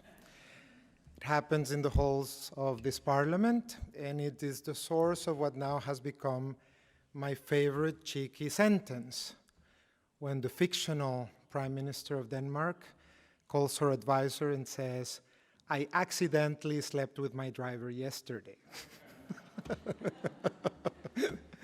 That concept of accident being something that I found hilarious. Understanding, of course, how much our times have brought together the issue of the private and the public, the issue of the boundaries that we recognize, and how movements such as Me Too and Black Lives Matter and the, of course, inevitable realities of the LGBT movement are bringing about our awareness of the way that we have thought up until now. It's a wonderful pleasure for me to be here with you today. I will be making a brief remarks at the beginning, and then it will be my enormous honor to moderate a panel in which many of your distinguished colleagues from around the world are going to be sharing with you some of their ideas. We're going to have 2 colleagues joining us via the digital means, and then we will have 3 joining us here personally. I wanted, however, to try and frame this discussion, and it's important for me to let you know that I think that there is a fundamental meeting point between the work that you do and the work of the mandate of the independent expert. And that meeting point is the reality that when we are working for bringing visibility to the way violence and discrimination happens in the everyday life of persons, and we are hoping to obtain data, and hoping that that data will turn into good public policy, the inevitable end of that process is good legislation, is good law that is not informed by prejudice and stigma, but by facts and by political realities of consensus and living together. A lot of the people who work in this field oftentimes wonder whether law is the vehicle for social change or is reflective of social change. How much is legislation on equal marriage in Latin America driving the change of social mores around the country? My dear Enrique here being at the very forefront of that battle in my country, and understanding whether that type of legislation brings about a change in the way people perceive change.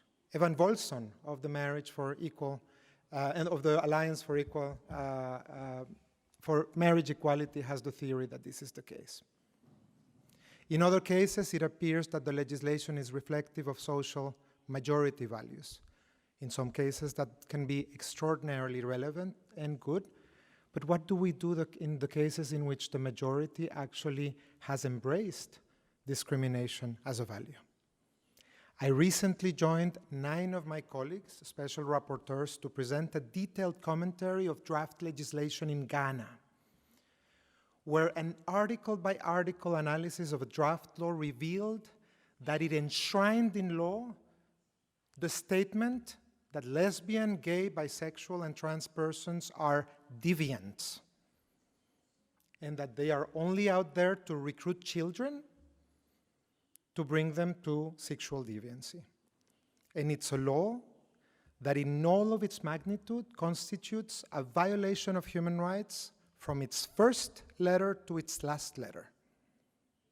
We advised Ghana that adopting said legislation in full or in any part would be in itself a violation of human rights, promotion of torture in the form of conversion therapy, and an enshrinement of exclusion of all sectors of life.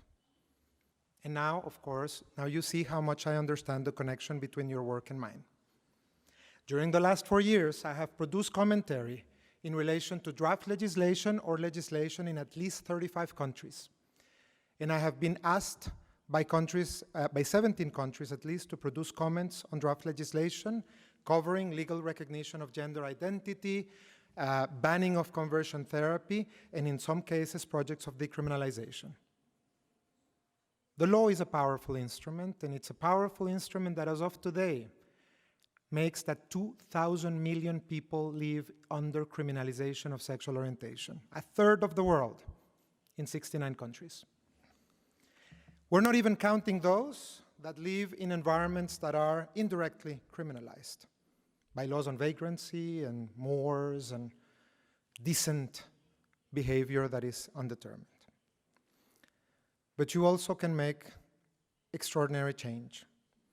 Argentina and Uruguay have brought about the most advanced legislation that I recognize on recognition of gender identity based on self-identification. And we know that every day, one of the layers of the rainbow dress is taken out to be replaced by a rainbow flag. And that means that one more country has decriminalized. 2 years ago, the Supreme Court of India, with the stroke of a few pens, took 1.3 billion of persons away from criminalization. And so did the Supreme Court of Botswana, the High Court of Botswana, and the Supreme Court in Trinidad and Tobago. Parliaments have decriminalized in many contexts, including Mozambique and Angola. Other legislation is, of course, conducive to other aspects of LGBT life, including, not least, legislation combating discrimination or promoting social inclusion. And of course, I see our very distinguished colleagues from the United States of America, and we know that there's a very current discussion in relation to the Equality Act, for example, in the United States. And of course, we're very much hoping that this will be part of the awareness that we gain during these days. There's no doubt that the role of law as either reflective or promoting social change is an essential part of the goals that we have set for ourselves for 2030. We aim to live in a world free of criminalization. We aim to live in a world free of conversion therapy. And we aim to live in a world where legal recognition of gender identity exists and it's based on self-identification. I hope that many aspects, including those, will be explored in our panel tonight. And now it's my great pleasure to announce that we will have First, video intervention by the Honorable Valerie Woods, recognized pioneer, known to so many in this context. I'm trying to see whether I can see the person in charge of starting the video.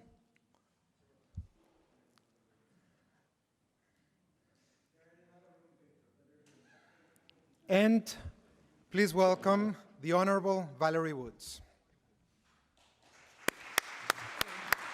It's a pleasure to join you today, albeit virtually, on the important discussion of LGBTI plus inclusion.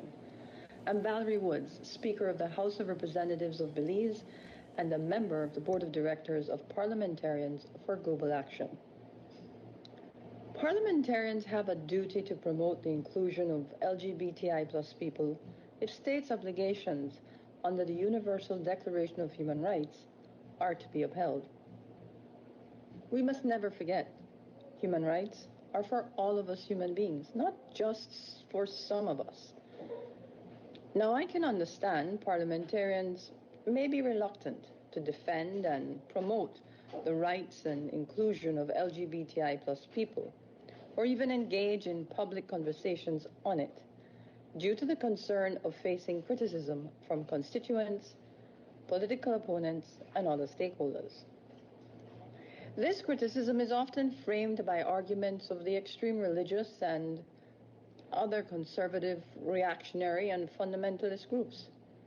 Consequently, in many countries, addressing LGBTI plus human rights is often a neglected issue.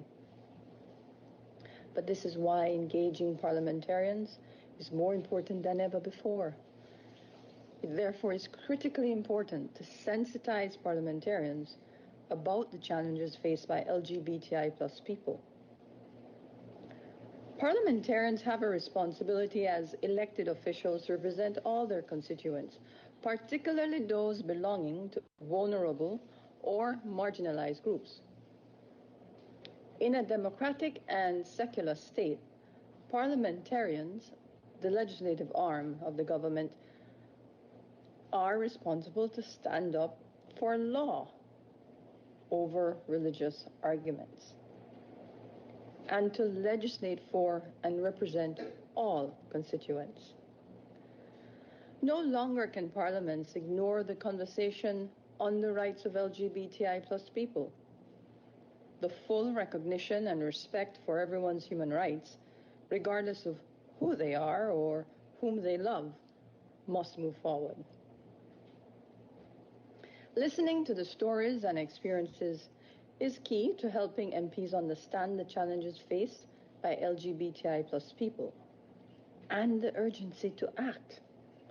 Understanding these challenges and needs and the particular context should enable parliamentarians to legislate responsibly and accordingly. In particular, personal stories and testaments are powerful means to build empathy and prompt action. It is so important to identify allies in Parliament. We may not be too many in some countries, but we are committed to human rights and passionate about our work. We must be mindful that while some parliamentarians may be former human rights activists, for many it may be the first time dealing with these issues. And here I am, and whether I remain in Parliament or not, I remain an ally. Liaise with LGBTI plus civil society groups to build alliances, to promote unified messages, and to access technical assistance. This is necessary. Accessing evidence-based data can go a long way in helping to sensitize more conservative MPs on why LGBTI plus inclusion is vital to a country's development. And let's not exclude our younger generation in the discussion. I remain particularly optimistic because of them and the influence they have on changing perspectives on the rights of LGBTI plus people and using a human rights-based approach. MPs cannot shy away from their responsibility to have these discussions and to act. A human rights-based approach is our pledge as MPs, and citizens and civil society groups should also know they too can influence change, for example, by petitioning MPs to act. People power is always greater than the people in power. Thank you for your time and all the best for a robust discussion. We all deserve the right to live and let live with dignity and respect.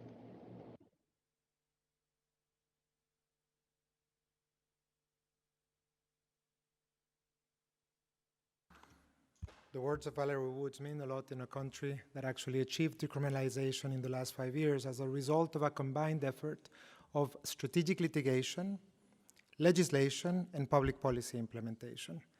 In that, it has reduced the number of countries in Latin America and the Caribbean that maintain criminalization to 9. We're now going to have a panel of distinguished speakers who will bring about their experience, and it will be a combined digital and physical panel. I would like for us to acknowledge, coming us via digitally, the Honorable Louisa Wall of New Zealand. Is she there?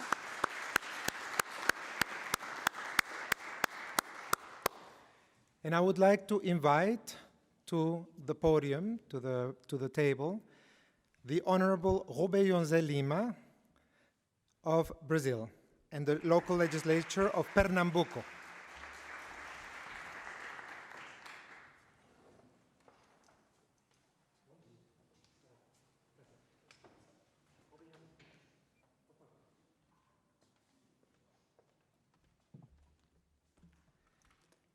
And I would also like to invite to join us the Honorable Mark Takano of the United States of America.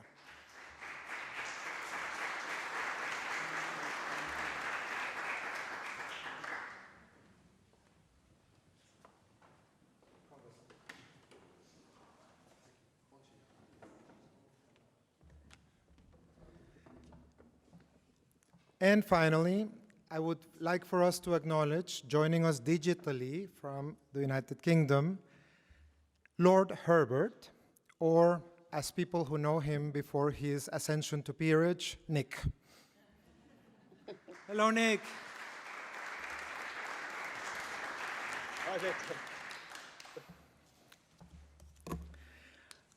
I believe that the idea on this panel, as you can imagine, is to make sure that we are listening to the extraordinary experiences around the panel today. We had originally requested Ms. Wall to present in a few minutes her overview of the main features that she would like to bring to the floor today. Ms. Wall, the floor is yours. Kia ora and greetings from Aotearoa, New Zealand. Thank you to the hosts and organisers of this global LGBTIQ+ interparliamentary plenary assembly. Can I firstly acknowledge Victor, who will be moderating the session, and thank you for your opening remarks. I also want to acknowledge panellists, and particularly Nick, my good friend, who I haven't seen for a while.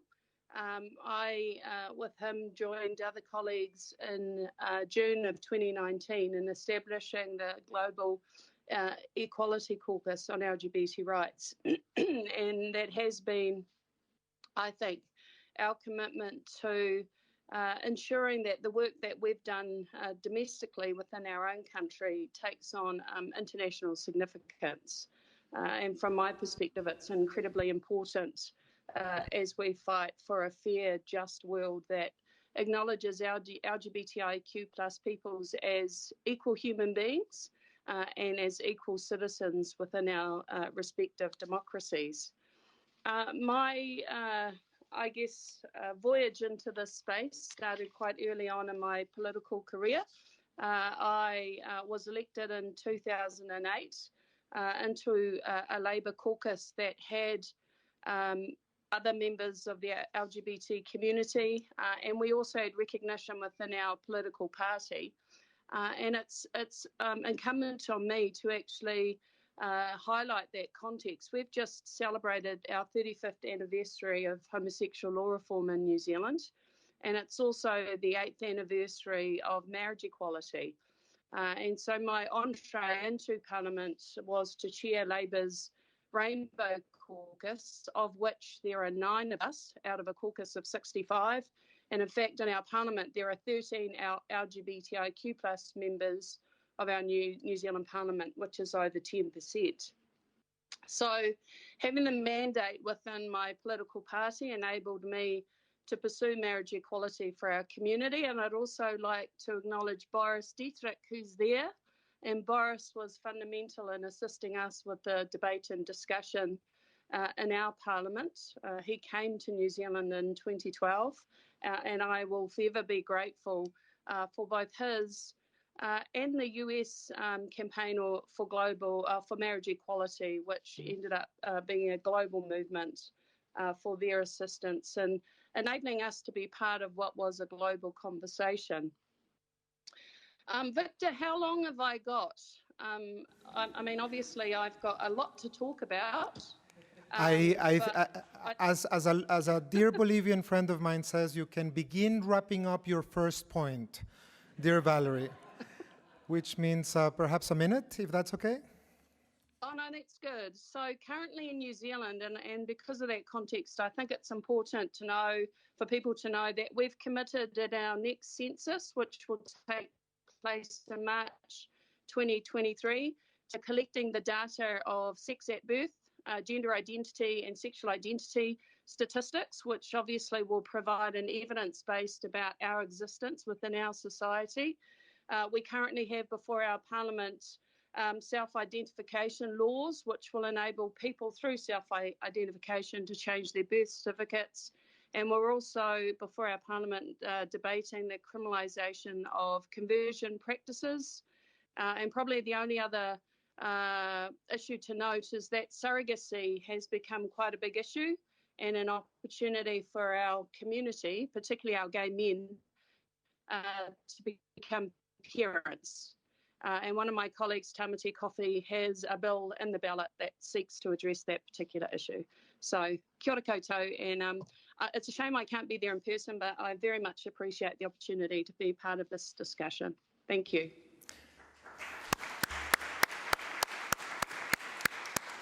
Thank you very much, Louisa, and also our thanks, because if I don't have my time zones wrong, you're actually staying up quite late, and not necessarily for the best reasons that one can imagine.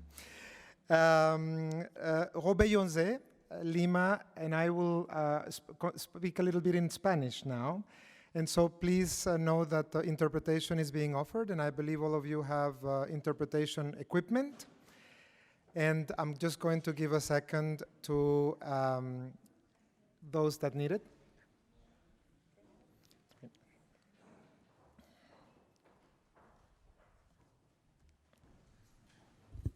Hola,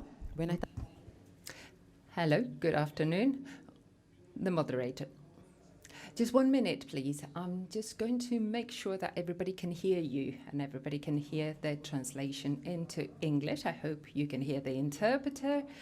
You can give a thumbs up if it works. Excellent. Robeyonze has the floor.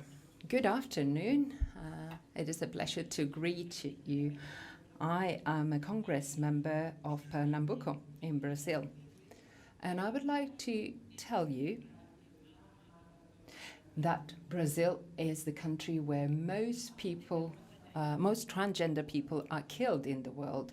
We have advanced, however, in the Court of Justice in Brazil, which has recognized equal marriage and has recognized the change of name for trans people.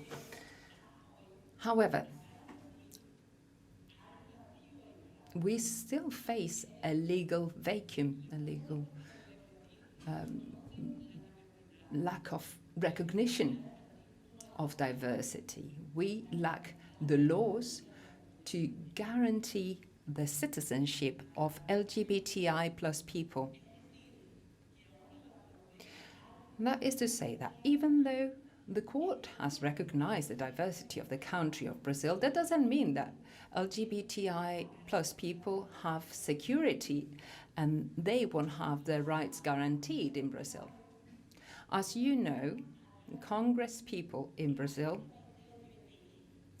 or many Congress people, suffer violence, suffer threats, as we have seen with John Ville, who now has moved to Europe. Furthermore,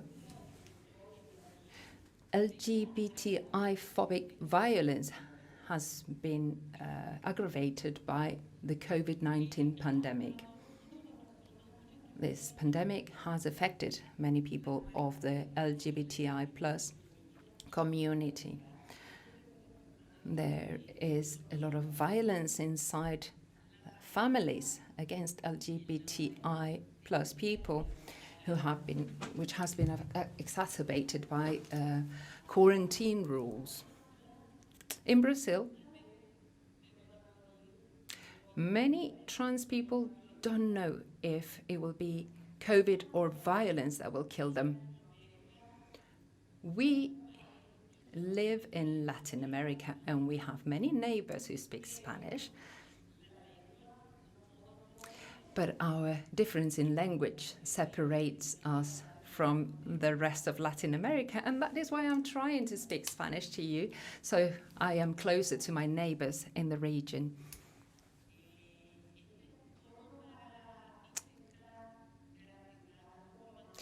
So we would like to try to achieve further promotion of our rights of all the people LGBTI plus in Brazil, in Latin America. And this, we need your help, and that is why I'm here today. Thank you very much.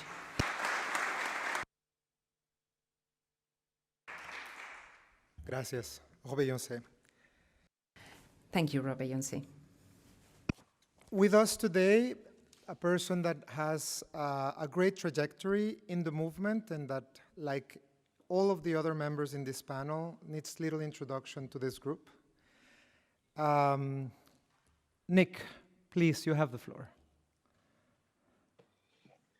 Well, thank you, Victor, very much indeed. It's an absolute pleasure to be able to join you virtually, at least. I'm so sorry that I can't join you physically. The COVID travel regulations changed at the last moment, and it was too late for me to be able to join you. And it's great to see so many friends present virtually and in the audience. My background is that I was a member of the House of Commons in the UK Parliament for 15 years, and I was one of the leaders of the campaign to secure equal marriage in England and Wales. And the experience taught me a lot. And after that successful campaign, I and a number of parliamentary colleagues from across the UK Parliament in both houses and across parties decided that we would form an all-party parliamentary group.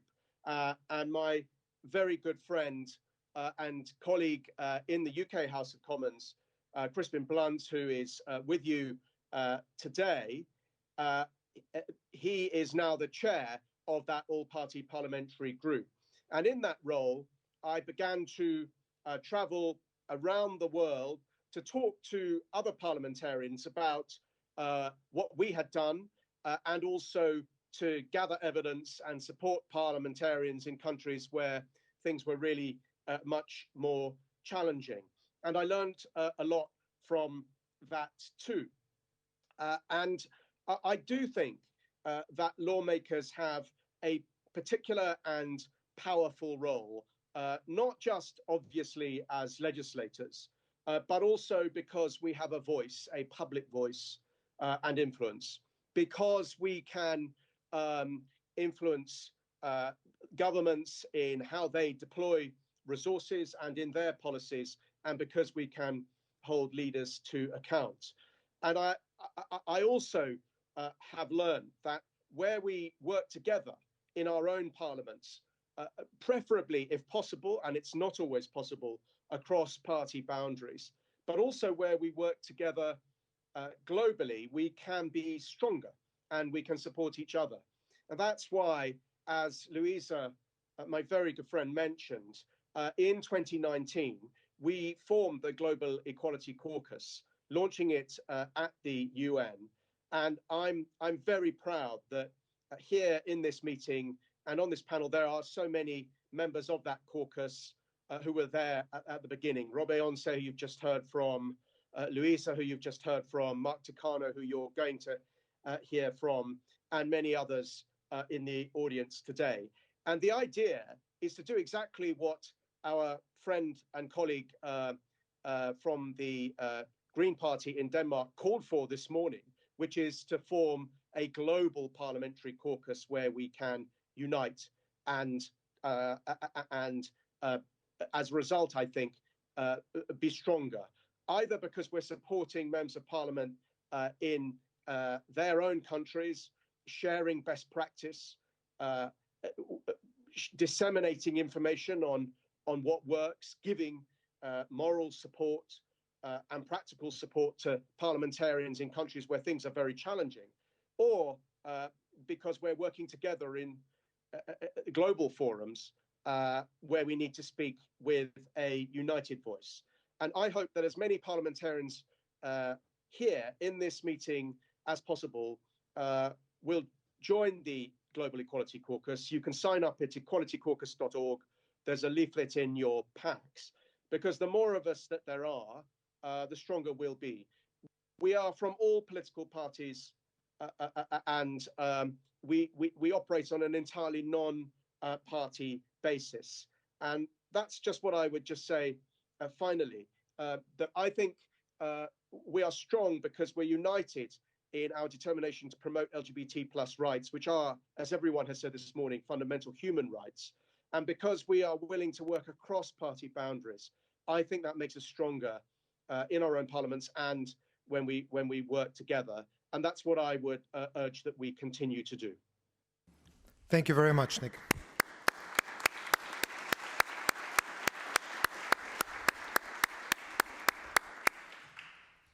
Rob Eonse was already hinting at some of the balances and interesting dynamics that are generated between state and federal levels of complex structures. And we have the honor of being joined today here by the Honorable Mark Takano of California, United States. Well, thank you very much, Victor. Nick, I wish that you were here in person so I could say to you in person an answer to your call for a global LGBT caucus, LGBTQ plus caucus, to say, yes, my lord. Yes, my lord, I am in concurrence. Well, let me just say that the question that was posed to me in advance was about to talk about my engagement with LGBTQ issues in Asia. I am a member of the United States Congress.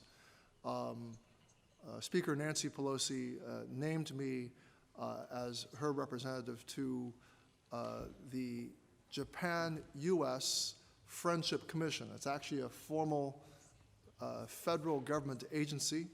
It was formed in the wake of the height of tensions between Japan and the United States, much as we're seeing between the United States and China today, and many countries in China.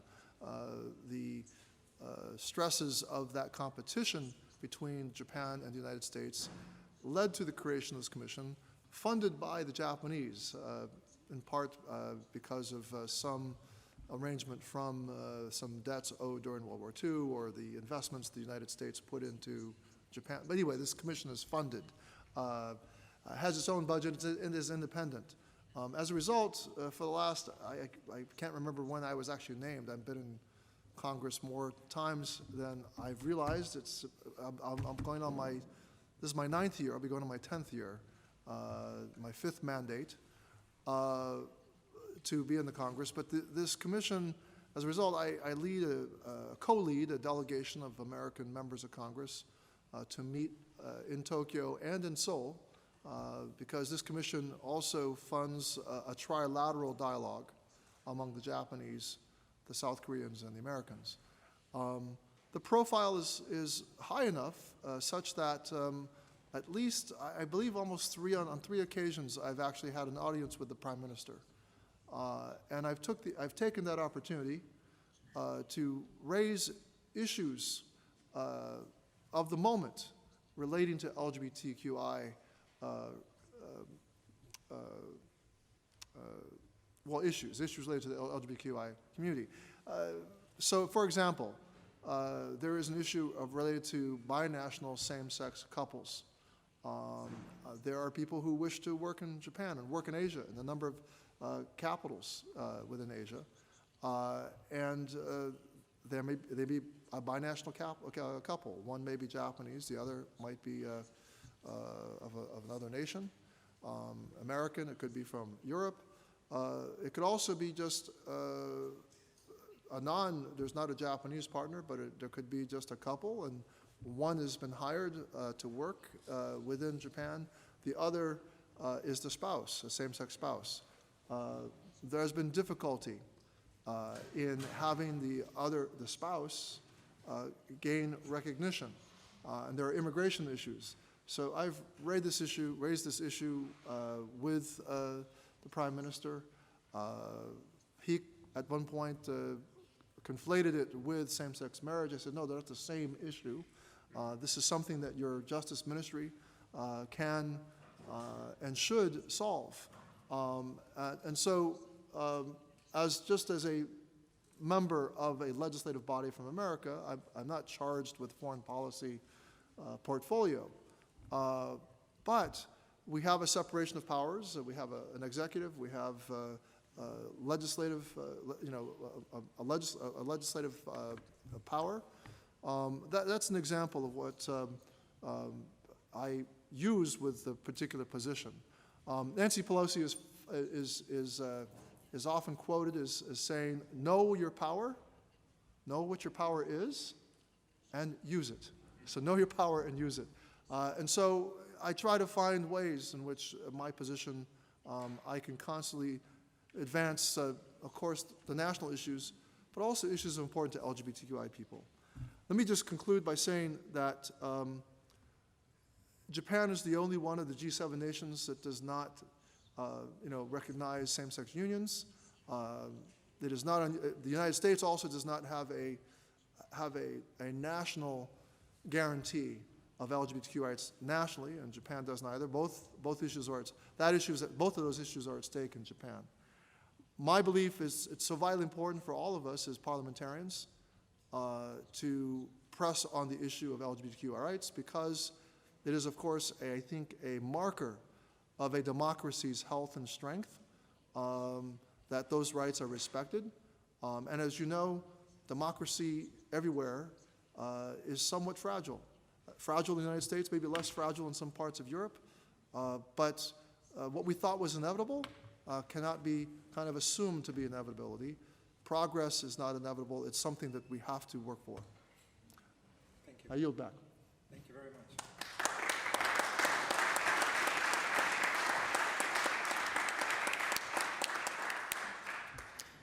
And thank you very much, Congressman, for bringing about that idea of the importance of always remembering that democracy can be very fragile and that it's a work that is in construction and in renovation every day.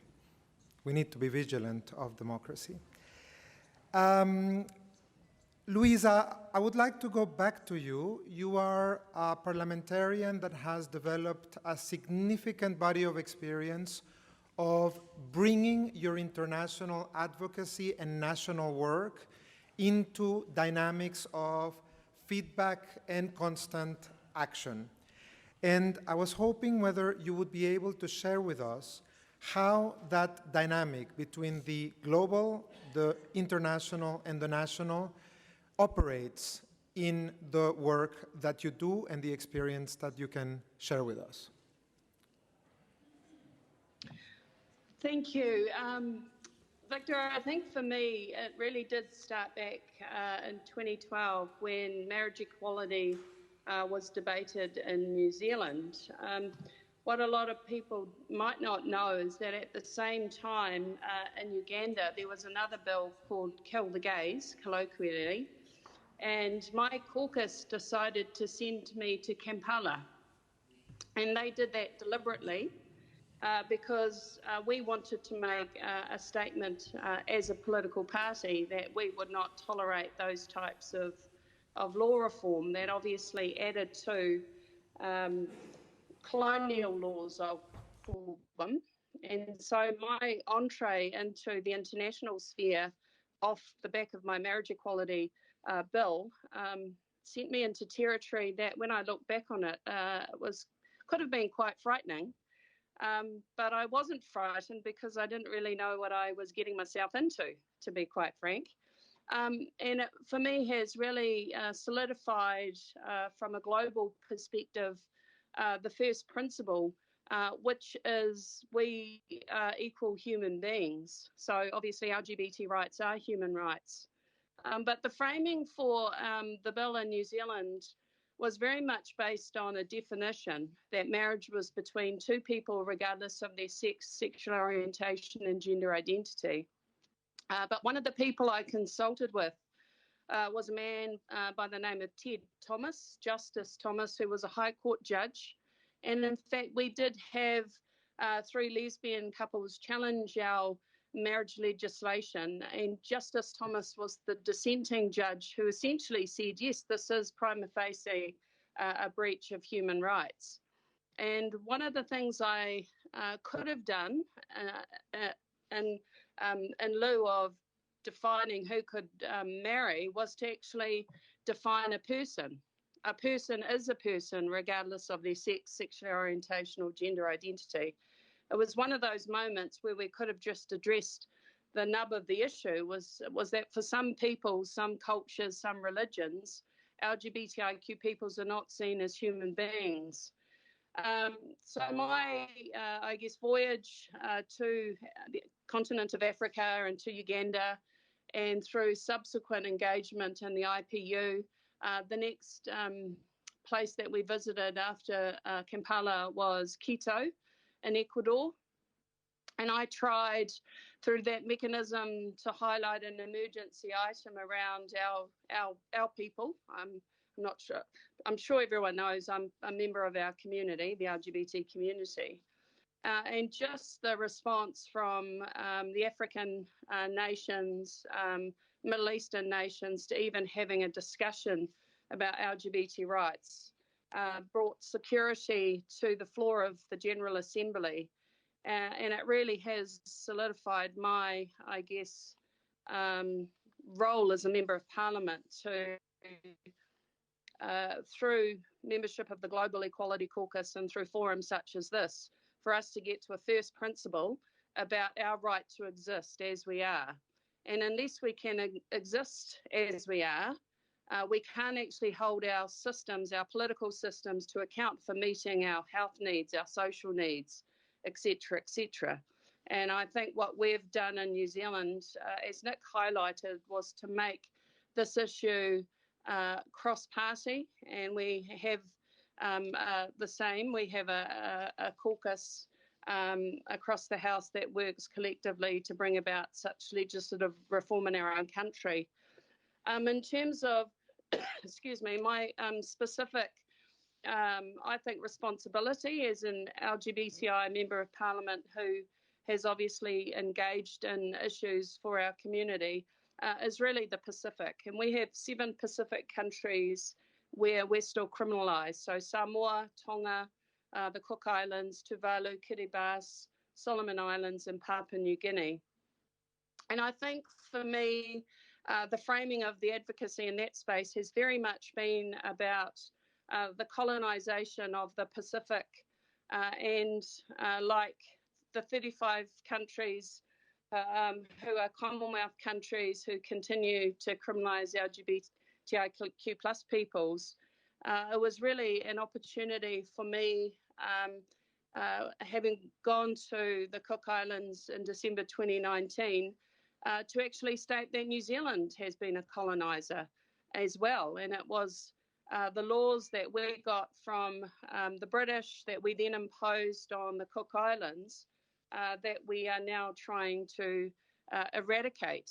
And for me, the basis of any support for our communities, our LGBT communities in the Cook Islands has to be through the LGBT peoples who live in those islands, through the Te Tiari Association, and through the development of Pride Cook Islands, which was formed just in April this year. And so I've very much seen my role as standing in solidarity with the members of our LGBT communities, in this particular instance in the Cook Islands, and doing everything that I can to support them, to provide resources, to highlight the issue, and to fundamentally, because I am an Indigenous person myself, I guess reclaim the identity that was lost through colonisation.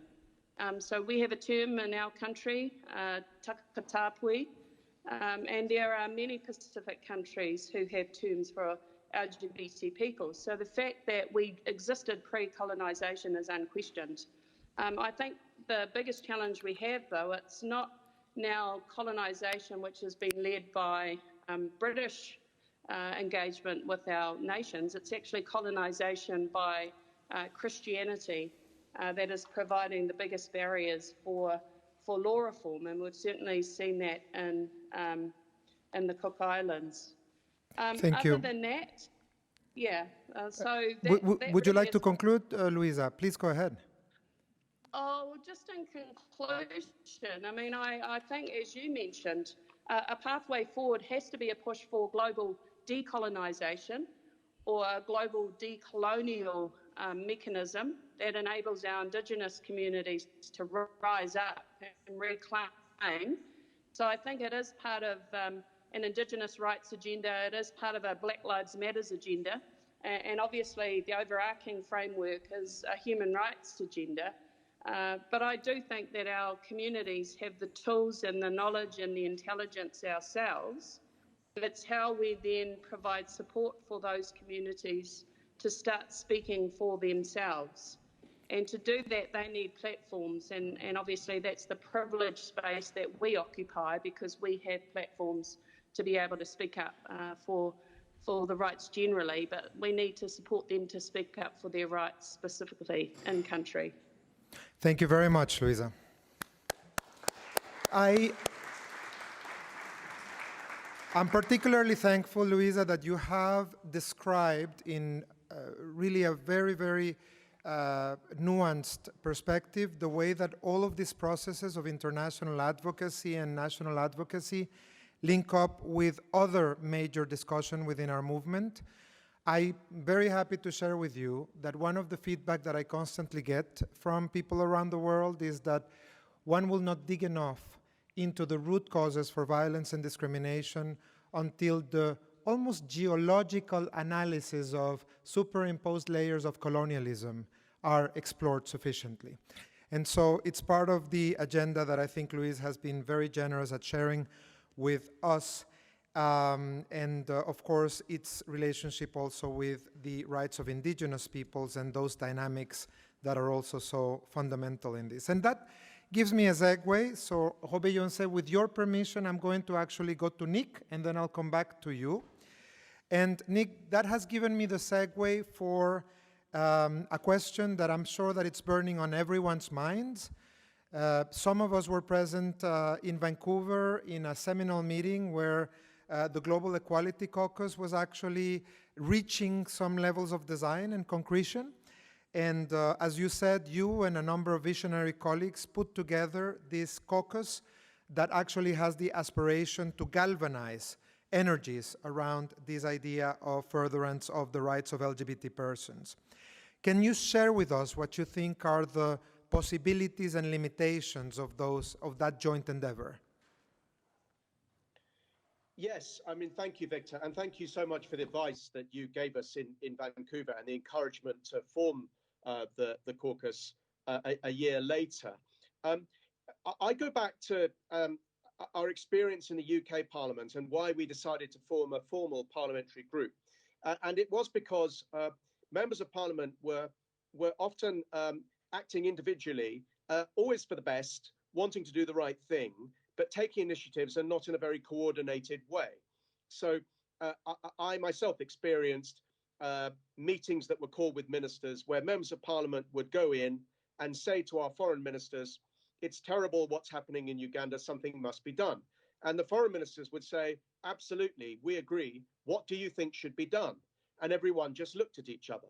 And there were then different answers, you know, whether it was sanctions or other measures, or nobody had even a coordinated answer.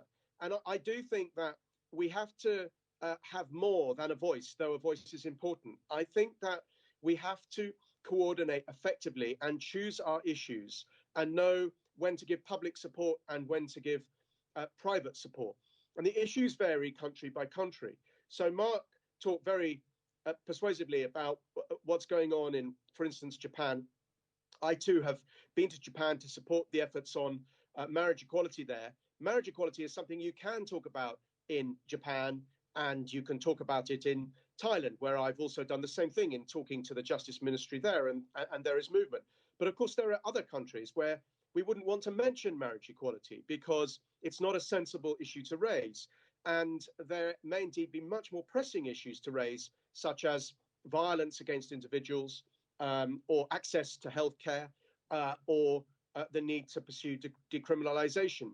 So I think, first of all, we do need to choose our issues carefully, country by country, and understand the local conditions and know the way in which it's helpful to offer support and to speak out. And that means very much being guided by civil society and the activists on the ground and what they want. And I do think that if we can work together as parliamentarians, if we can encourage our missions to work together using their diplomatic resource in countries, we can choose those issues carefully and as a result be more effective. And there will be times where I think we have to do this behind the scenes. I've certainly visited many countries and talked to activists behind the scenes and not got any publicity at all for the visit because it wasn't wanted or needed. On the other hand, I think that there are campaigns that we can mount together. And the Global Equality Caucus's next big campaign that we're going to run over the course of the next few months will be on conversion therapy. And we're going to join together and encourage the sharing of evidence and best practice on how conversion therapy bans are achieved, because there are a few countries where there have been, a few other countries, including the UK, where a ban is underway, and other countries where we have to make the case. And in that, we need to draw on, for instance, reports and initiatives such as yours, Victor, so that we have the evidence base and the imprimatur that we can go out and make the case. So we're going to be campaigning on conversion therapy, but we're also going to be doing much more than that. We're going to be trying practically to support parliamentarians when they want to introduce a ban or pursue a ban in their individual countries. And finally, just to say, I do think there will be times where there are immediate issues where we need to get together and agree a response, and where we could be more vocal if we had the numbers in the caucus and could quickly rally support for things. And I think an obvious one right now is the situation of LGBT plus asylum seekers in Afghanistan, which is clearly a very pressing concern now because of the situation and the takeover of the Taliban government, and where countries are going to need to work together, and where I think our voice as legislators will be important. For all of this, we need to raise resource because we need to support our excellent but small secretariat. Alan Wardle, our director, is with you today. Andrew Slynn, our researcher, is with you today. But we have ambition to build a regional network around the world so that we can do much more to support parliamentarians. All of us as members of parliament know that we only achieve anything at all with the support of excellent staffers. And so we do need a secretariat to help us. We've had some support from Google and others for our campaigning, but we need more support if we're going to be effective as a global force. Thank you very much, Nick. Very much appreciated that connectivity. And Congressman, I wonder if I can go to you now. We have been talking about the dynamics between the international and the local, and you yourself offered very interesting example of these dynamics. But we also know that many of us operate in contexts that are complex domestically, and dynamics between state and federal entities are present in many countries in the world, not least Brazil. Roby Joncé was making reference to this, and of course, many countries around the world, such as the United States of America. And it appears to me that there are different dynamics involved here, some of which may be described as, in some cases, the political identification between state and federal can be a very useful driver for change. But sometimes when that harmony doesn't exist, it can also be quite a source for politicization of LGBT issues. On the other hand, human rights are essentially a political endeavor. And so my question to you is, in practice, and of course given the eminent office that you hold, how do you view those balances between the necessary political nature of human rights and the dangers of politicization of human rights? Well, I'm afraid you've asked the wrong person that question, because in the United States we are very much in a state of politicization. It has become the cultural differences that have led to the divisions within the United States have gotten even more pronounced. In fact, my colleague David Cicilline, who is leading the effort to pass the Equality Act, which would be a very transformative civil rights, most comprehensive civil rights piece of legislation in the United States to protect LGBTQI people, received less Republican votes than it did in the last session, this session. So in this session of Congress, there was even a more polarized context. Our way out of this is not exactly clear, but what is clear to me is that in a majority of all the states in the Union, people believe that LGBTQI people should be treated fairly.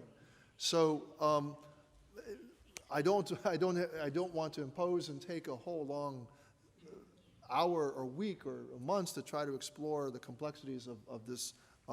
But let me sort of focus on a couple of rays of hope, though. What has become more diverse in the United States is actually the Congress itself, although within mostly one party, the Democratic Party. Every Congress, since I was elected, and we were elected every 2 years, believe it or not, our mandate is 2 years, it's a very short mandate. Every 2 years, since 2012, I've been able to declare on election night, we've just elected the gayest Congress in history that we know of.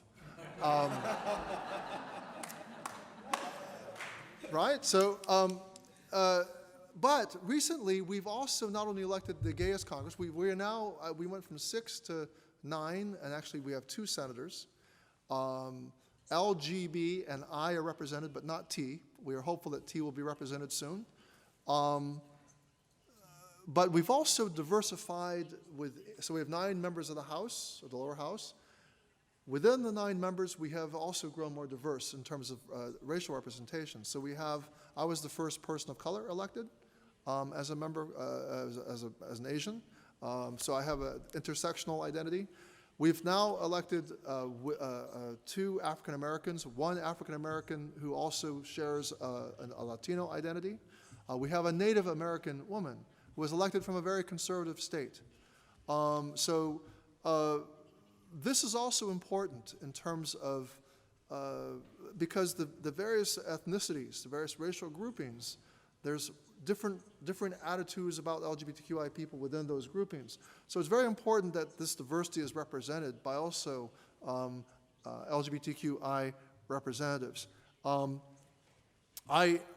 wanted to say also, David and I also co-chair what is known as the Equality PAC, the Equality Political Action Committee. The purpose behind Equality PAC is to bring LGBTQI people to Congress and people who sympathize, but our first ultimate goal is that. And frankly, some of these members of color who were elected as LGBTQI would not have gotten there without the early support of this organization. We've created a new institution that is multi-million dollars now. We have united the donors to do so. That is an important, I think, element in terms of making sure the legislature is diverse. I envy the Mexicans, though. The Mexicans actually have an affirmative action program. Every party, even the Conservative Party, has to name on their lists LGBTQI people. I want to give a hand to the Mexicans. I want to thank, what an invitation. They have been a, viva. So I have to say, and they have been ahead in many other ways. They've enacted laws ahead of us in the United States. So, but anyway, I don't know if that answered your question. I answered some other questions. It occurs to me, Congressman. But I yield back. So. It occurs to me that I actually asked exactly the right person the question. So I think your beginning was not necessarily what transpired in your very, very eloquent answer. Robé-Yoncé, I will ask the question in Spanish again, and Robé-Yoncé will answer it in Spanish. Representation matters.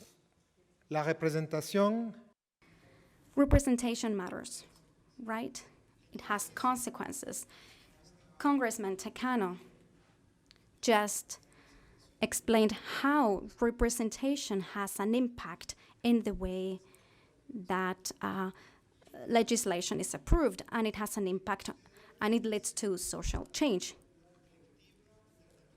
You are an MP in Pernambuco. It's the so-called collective legislature, or it's a new way of doing things, although it looks like it's going to disappear in Brazil.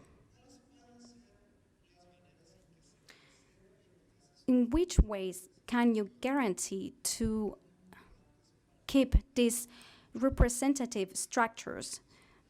How can you improve an inclusion and a representativity of your population in elected office? As you know, democracy in Brazil is experiencing a crisis. We don't have any trans member of parliament at the federal level. I'm an MP at local level. However, there aren't any trans people in the federal parliament. So we want to occupy these empty spaces. Why? Because it's important that trans people are represented in this new democracy. We need to increase representation of LGBTQI people in public office.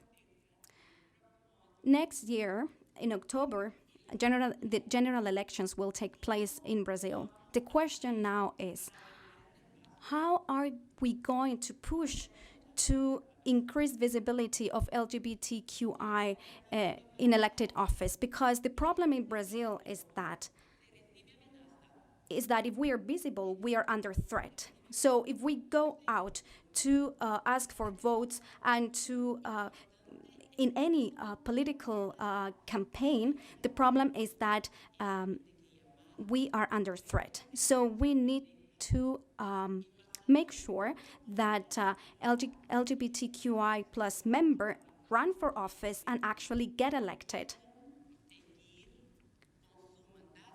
And also, we need to keep them in office without them being killed, because they risk and they face being killed. That's the problem. So today, we don't know who killed Marielle Franco. We don't know. So the first question is, how are we going to make sure that LGBTQI MPs feel safer, are safe actually, so that we can work, we can keep our work? So that's the main issue.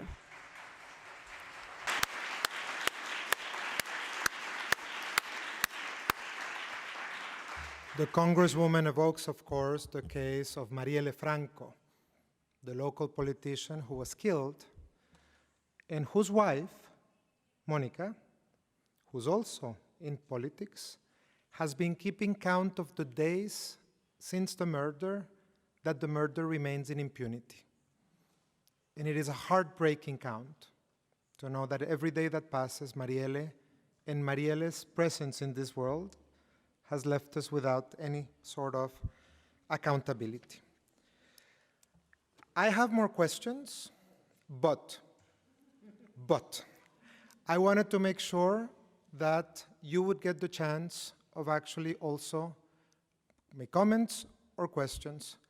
I know that it's actually a very dangerous thing to ask politicians to speak, and all of you are probably in the discipline of never doing that, but I think that it would be very good if we can actually have a discussion going, and again, in the form of questions or comments, they're very welcome.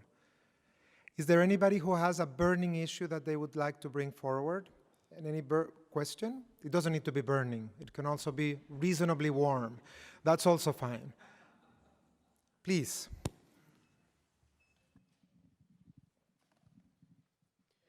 If you could kindly say who you are and... Claro, muchas gracias. Temístocles Villanueva. Thank you, Temístocles Villanueva, MP in Mexico City. I think that the fact that we have an expert on SOGI in the United Nations, I think this is a huge step forward. But we're also seeing how there's a difference in the recognition of rights around the world. For instance, in our region, there's a huge difference between Argentina, Brazil, Mexico, Central American countries, etc. There are huge inequalities and differences. Then the European Union is also working towards the advancement of LGBTQ+ rights. I think that we should try to strive for an international convention, for instance, the Convention for Women's Rights or the Convention for Persons with Disabilities. I believe that the efforts that we have made should materialize in a document. I'm aware that often MPs, we cannot work at international level in diplomatic circles, but I really believe that we can push our countries, our governments to, for instance, that the United Nations, they work on an international convention against discrimination on the grounds of sexual orientation or gender identity. So this comment is addressed to you, but also to the other members of the panel. The reference that you make to the necessary work of legislating internationally for conventions that recognize rights is, of course, part of the work of building international human rights law. It was, of course, left to diplomats and parliamentarians to know when the right time has come. I can just share with you that when I became the independent expert, this was as the result of a visionary work of over 1,000 organizations and a lot of political capital, not least from many of the countries that are represented politically here. Somebody at a reception a year later said to an ambassador, whose country I'm not going to name, "Oh, what about a convention?" And the ambassador fled the room and left the reception, never to be seen in this company again. So I think that it is important to recognize that there was, at that time, a significant notion that this was a fight that had taken a lot politically. But I think that it will be up to those in the political and diplomatic arena to determine when the next step is to be taken. And I wonder if any of our distinguished panelists would like to add, and I will call on the ones that are joining digitally. Luisa.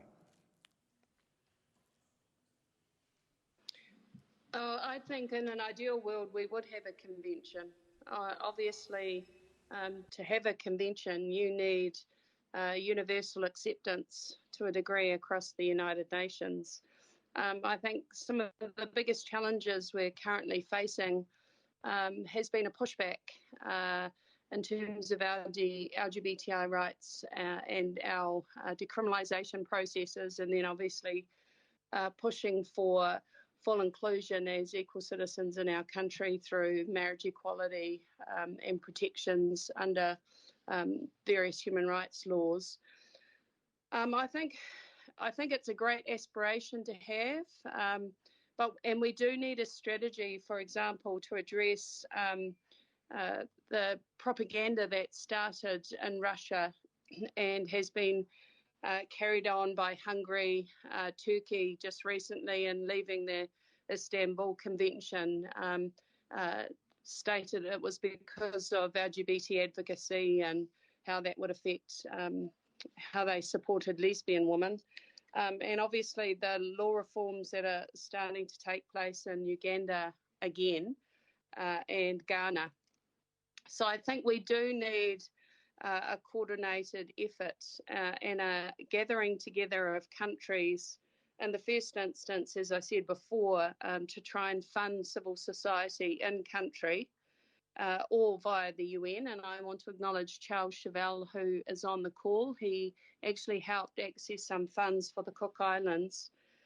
But we also need to work with organisations like the Global Fund, whose primary focus has been on malaria, TB and HIV. And I think they're the ones who really should be leading the legal challenges in country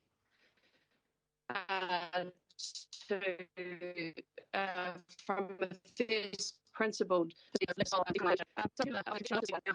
think that it is a marker of a democracy that really is about the people. And unfortunately, I think there's a lot of countries around the world who don't practice democracy. So some sort of democracy index that can be published annually that includes LGBT rights in it might be a pathway forward. So. Thank you very much, Luisa, for presenting. And Congressman Takano mentioned to me that he would also like to address the point. Congressman. So let me say, in response to the idea of Themistocles, of Themistocles to create some sort of international convention of human rights of LGBTQI people, I think that's an important idea, an important document. What forum that will occur in, I don't know, whether it's the global caucus that we are trying to create. I want to personally be thankful. I don't know if anyone here has already done this, but if I'm redundant, my apologies. But I'm very appreciative of the Danish government and the Swedish government for putting money where their values are to actually fund so many people who could not have afforded to come there on their own, to convene as many people as the pandemic would allow us to convene. So I'm very grateful to the Danish government and the Swedish government for that generosity. But that same spirit of generosity needs to also occur if we're going to make the idea of a global convening possible. I think that's going to be a very powerful idea. And the idea I think that Nick and I have discussed, Lord Herbert have discussed before, is for those countries that do not have representation at all, because it's simply not possible at this time to elect anybody who's open. We have to find some way for an ally. And maybe in some cases the ally, it is too difficult and dangerous for the ally to speak out. And by the way, I did know the Deputado de Rio de Janeiro, Willis. Do you know the gay deputy from Rio de Janeiro? He resigned from the Brazilian Congress at the beginning of the John Willis. Yes, I met him. I had tea with him, a coffee. But the reality is John Willis had to flee and leave the government. His life was also in danger. We know that this exists. But we are smart people. We are clever people. We've survived, and we can figure out ways to have all people represented. I think it's a very powerful time, a unique time. This will be the century, I believe, of LGBT global rights, and we all need to work for that together. And we will, David and I will find ways, along with others, not us alone, but I've spoken today, we believe that David says, don't worry, we'll find the money. We'll find the money. He's very confident about that. So, but he can't write the check himself, but we'll find a way. Thank you very much, Congressman. And also, because now everybody knows that Congressman Cicilline, who is there, is the one who's going to be writing the check, as offered by Congressman Takano. We're drawing to a close. I wanted to make sure that I provide the floor to one person who did ask for it before we went into this answer, and it's the gentleman to my right. And then we will try to wrap up in 3 minutes from now. So if it's a question, if it could be rather specific. Thank you. I'll try to make it specific. That's a big case as a politician. No, but it's actually to follow up on what you just said about the need for a global network between LGBT MPs. And Nick was in line of that, and I just think that whoever should take the initiative, I think that's the discussion we have to have. And I think it's for sure the next step in how to stand up for each other and support each other and share knowledge, etc. So I'm just happy to hear that both Nick mentioned it and you did it as well. And I just hope that, to be invited into the discussion, it's crucial. Thank you very much. And Nick, I wonder, since you're joining us digitally, whether you would care to use 1 minute to refer also to that point? Yes, thank you. I just wanted to say I do think we need to work through our existing global networks, whether it's the UN core group that's so important or the Equal Rights Coalition, which is now some 42 countries. I think we need to broaden that coalition.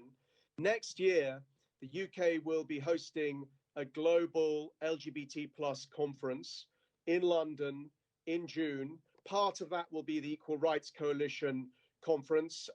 We're co-chairing the Equal Rights Coalition with Argentina at the moment. And we're also going to be inviting parliamentarians. I'm chairing that conference as the Prime Minister's Special Envoy on LGBT plus rights. And so this will be a major event. And I think at it, we do need to think very practically about how we can make sure that we don't just have conferences, but we actually put in place a plan to give the support we need to the countries that want to move forward and to take action in relation to the countries that are defying human rights. So that conference in June in London will, I think, be a very important event where for the first time, we'll actually be bringing together not just the Equal Rights Coalition, governments, officials, academics, experts, but also civil society activists together with parliamentarians from all around the world. So it will be a major event. And I hope that many of you who are present will want to join us at that. Thank you very much, Nick. And with that, we're drawing the panel to a close.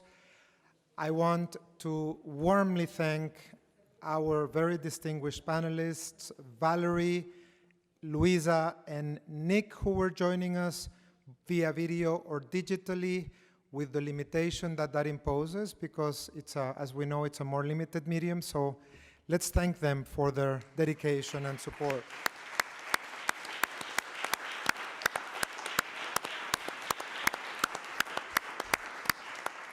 Congresswoman Lima Robillonce, querida, and to Congressman Takano, my sense of privilege, my thanks for being in this panel today. Thank you for sharing with us candidly and importantly your ideas with us today.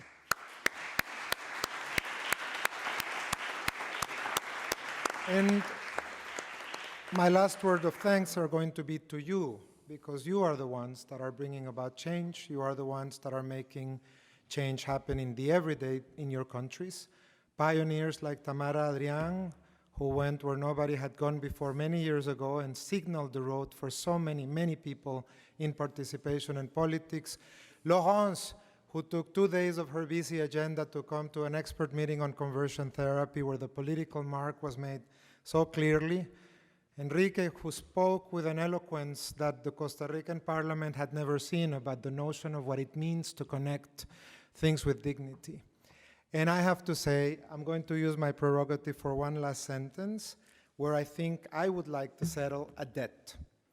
A man who's my personal hero and a titan amongst the work on LGTB issues, Boris Dittrich, the most extraordinary of the titans that we have in our field since so many years ago, or amongst the most extraordinary, since I see you saying no, fine, amongst the most extraordinary, and the only man whose head of hair I have ever envied.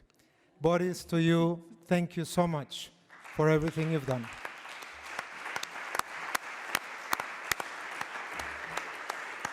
Ulrika, I thanked you at the beginning, and now I thank you again. Have a good rest of the day.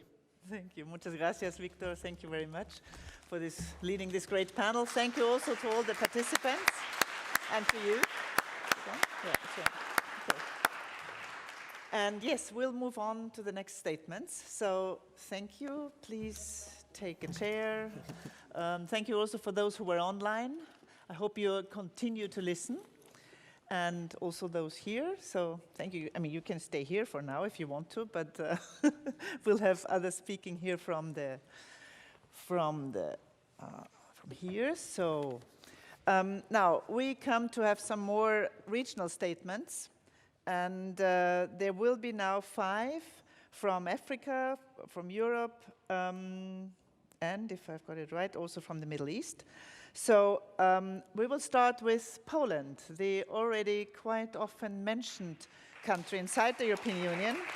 And I'd like to welcome Robert Biedroń, now MEP, member of the European Parliament from Poland. We've known each other for a long time when you were still at the KPH, whatever it is, Campaign Against Homophobia in Poland. You were the mayor of a city elected directly of more than around 100,000 people, where everybody was like, that can happen in Poland? An openly gay mayor elected freely?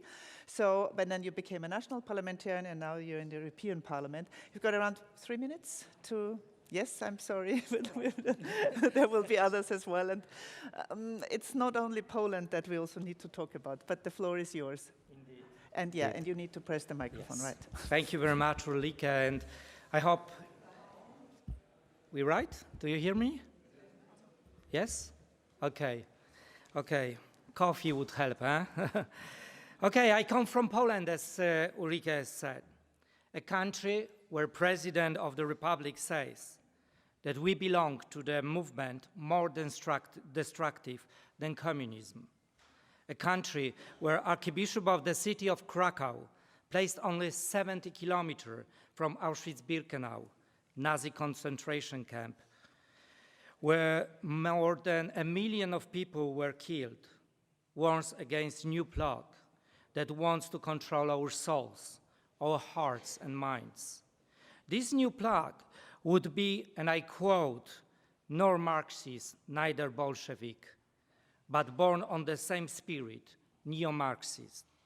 Not red, but rainbow. He means us. A country where over 100 municipalities, encompassing 30% of the territory declared LGBT-free zones. It reminds the darkest moments of European and Polish history, when Jews could not even enter the shops or trams because they were Jew-free zones. Or they could not sit with other schoolmates only because they were born this way. All those things do not happen in political vacuum. They have real repercussions on our lives, on our mental health. 70% of LGBT plus teenagers in Poland have suicidal thoughts. Almost 50% of them have signs of depression. All of this is happening in 21st century, in the heart of Europe. Has real sponsors, state, and real victims, our community. I come from the most homophobic country in European Union.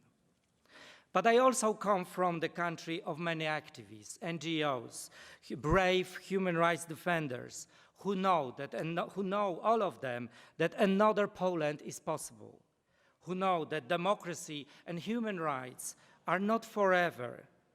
They are like beautiful flowers. We need to take care of them every day, water them, not to let them fade away. I come from a country of the biggest anti-regime social movement in modern history, Solidarity Movement, with Lech Walesa as a leader, where millions of my compatriots, dreamers, believe that the freedom and dignity are not just an empty words, the declaration, but a dream worth fighting for, and they succeeded. My mother was one of them. She was a Solidarity freedom activist. And she taught me an important lesson. Injustice, discrimination, violence are also not forever. Sometimes you might think they are, but you might be like a beautiful bird in a cage. You are used to live in your cage. And all the terrible limitations it brings. You might even think it is the best you can have. But once you fly away from the cage, you will experience a feeling of freedom, unlimited joy you will never, ever forget. Let's be like those beautiful birds who have power and strength, dream to be ourselves. Let's fight for freedom, dignity, and our rights, our lives. We and they deserve it. And let them say loudly, we are unstoppable. Thank you very much.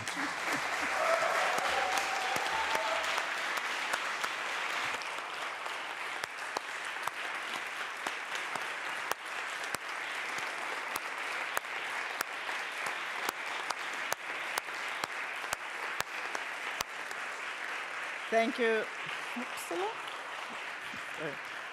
Thank you so much, Robert, for these passionate words. We know you like that, and it's great to hear that. And also, you know, the poetic references. Because what are we as human beings when we don't dare to dream what we want, even in dire situations? So thank you for that. And for sure, violence is not forever. It will not be. It will change, and change is possible. That's important to know. Now, we have again a video message by Honorable Esther Passaris, a Member of Parliament from Kenya, and she is also part of the Parliamentarians for Global Action. Now, can we have her video, please?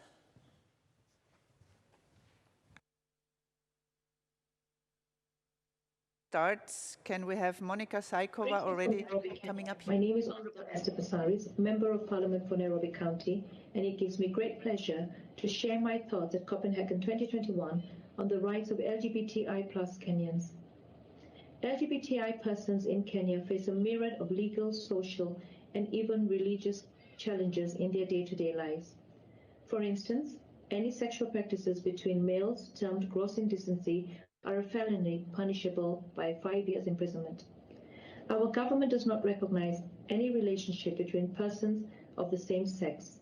Given that same-sex marriage is banned under the Kenyan Constitution, there are no explicit protections against discrimination on the basis of sexual orientation and gender identity. Adoption is also prohibited to same-sex couples.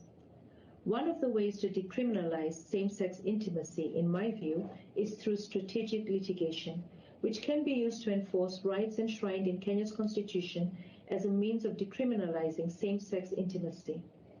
The Constitution protects the rights of all Kenyans despite their sexual orientation and gender identity. Enforcement of international treaties is another way in which litigation can be instigated. Articles 1, 3, 5, 6, 7, and 16 of the Universal Declaration of Human Rights speaks to the rights to equality, freedom from discrimination, life, liberty, and personal security, freedom from torture and degrading treatment, recognition as a person before the law, equality before the law, and the rights to marry and have a family. LGBTI Kenyans are in many places and circumstances denied their claim to this full set of human rights. One of the biggest challenges is that Kenyan society is highly conservative and a large majority of people hold negative views of LGBTI plus communities. Despite this state of affairs, various organizations have been working to protect and improve LGBTI plus rights, and I must commend them for that. Sadly, some of my colleagues in Parliament have publicly issued statements against the decriminalization of same-sex relationships.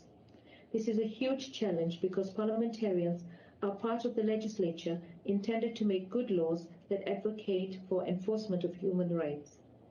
By utilizing a human rights-based approach within the various stages of the law-making process, they can visibly reaffirm human rights values and principles, whether through public hearing, draft bills or analysis of bills and amendments. The bill drafting process provides many opportunities to examine the economic, social, political, civil, and cultural rights of LGBTI plus communities, and the means to protect them through legislation, thus securing national development objectives, aligning them with the Sustainable Development Goals. I wish you a most productive engagement at Copenhagen 2021, and I look forward to the outcomes of this gathering of great minds. Thank you. Thank you very much.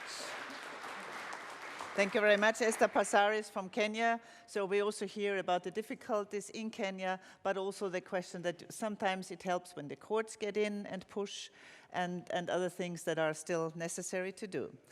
We have 3 other messages, 2 physical ones, 1 online before the coffee break. So please stay in here. You'll get your coffee in around less than 10 minutes.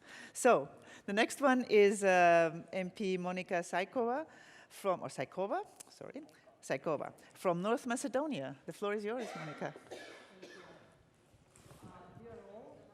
Yeah, you put them here. Sorry. Okay, thank you. Dear all, I still have friends who are attacked because of their sexual orientation, unfortunately. And for me, this is very frustrating. And it's like attacking someone because he or she has brown eyes or not green eyes. So we cannot be quiet and afford attacks like this anymore. I have a right to be myself, and all of us here should be what they want to be. So as a member of the parliaments, we have a duty to work on this, to work for the interest of all citizens in our countries. I can say that North Macedonia, as a country, marks a progress on this field. 3 years ago, for the first time in the parliament, was formed the Interparliamentary Group for Improving LGBTI Rights, which has a very big role for the progress in this field. In the group, we have around 15 members of the parliament, which are coming from different parties and political ideologies. And thanks of the advocacy of this group and her good collaboration with the civil society also, the Parliament this year adopted the Code for Anti-Discrimination, in which for the first time we have protection of discrimination based on sexual orientation and gender identity. Also, according to this law, we had elected a new independent commission for anti-discrimination, who is competent to act on complaints, but also ex officio when there is some cases of discrimination. Also, I could say that in front of the parliament is the legislation for legal gender recognition, which was prepared in the debate with the whole stakeholders, and it's a very liberal law. But even if we've done some things in the legislation, we still have a lot to do. If I compare the region, I could say that there are countries which are more progressive. For example, Montenegro, they have already adopted the civil code for registered same-sex partnerships. Constitutional Court of Kosovo gave it a recommendation for the civil code for same-sex marriages. Also, if you see Croatia, they have a very liberal legislation which even approves adoption and so on. So we can still not say that we are a fully open-minded country. But as a part of this parliamentarian group and also personally, I will advocate my country to have also a civil code for registered same-sex partnerships as a first step, because I truly believe that if we have obligations in front of the country as a citizens, like we are all paying taxes, so each of us as a citizens need to have equal social, economical, or family rights and so on. The group in the parliament will continue to work on raising awareness that each right is a human right. All of us need to fight until every human being everywhere is equal and protected in front of the law. I'm sure that each of us here in the room wants to live in societies where the equality, freedom, and democracy are highly valued values. So let's work more on it. And I want to add that in the end of the day, love is love, so we could not judge who is loving whom, and on that base, giving to them or taking someone's human rights. Thank you.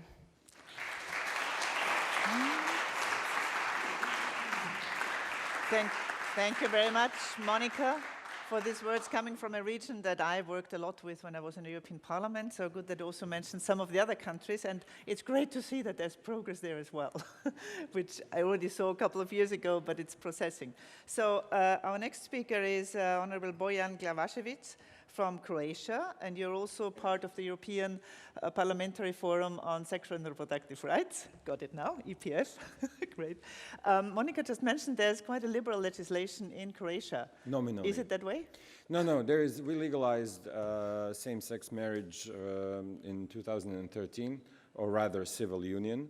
But, and there is currently a big case where a gay couple, a same-sex couple, is fighting for their right to adopt a child and even foster it.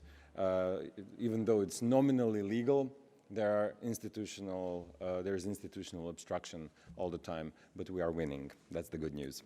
So I was asked to deliver a regional statement, and after Robert's inspirational speech and Monica's outlook on the region where we both come from, I'm left with nothing else but to say a few words about the people who are making our jobs more difficult. And these are the people whom I consider to be probably the greatest threat to equality and to human rights today. And I'm talking about anti-SRHR movements in Europe. These are not your regular people who just have a problem and want to say something about it. I'm talking about clandestine organizations, a network of clandestine organizations that weaponize sexual and reproductive rights to hack our democracies, because this is what they have been doing since roughly 2013. And the best way maybe to describe these people is by saying that they read The Handmaid's Tale as an instruction manual and not as a dystopian warning. So that's literally what they do.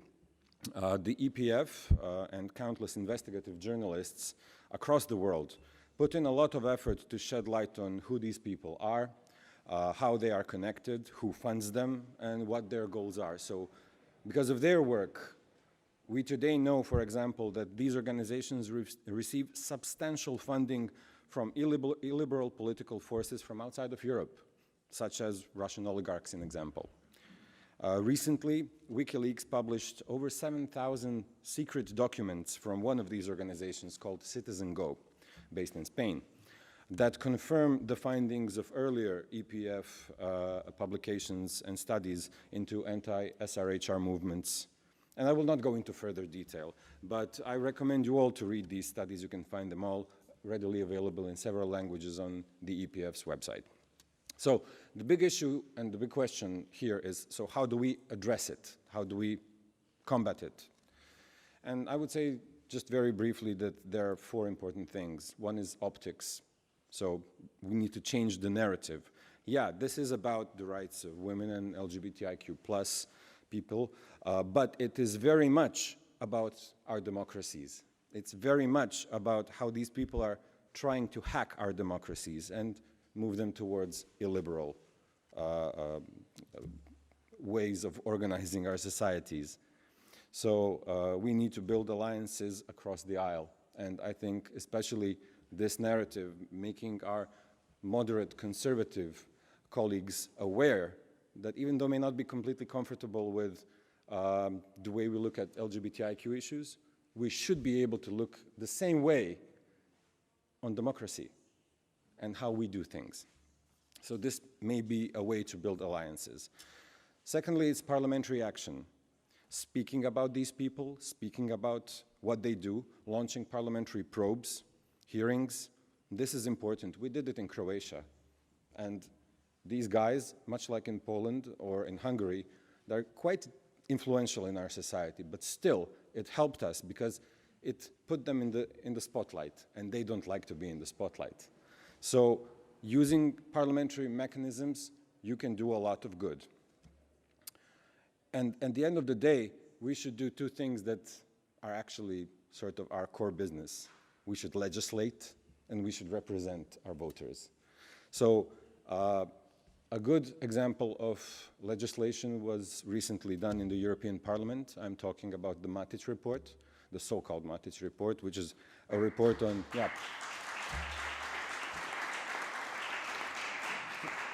which is actually an amazing feat, especially done by a member of the European Parliament who's there for the first time. But it was an example of a cross-aisle alliance that made it possible because moderate conservatives supported it. So that's, I think, the best we can do at this point. And when you get the opportunity, do something. It's easy.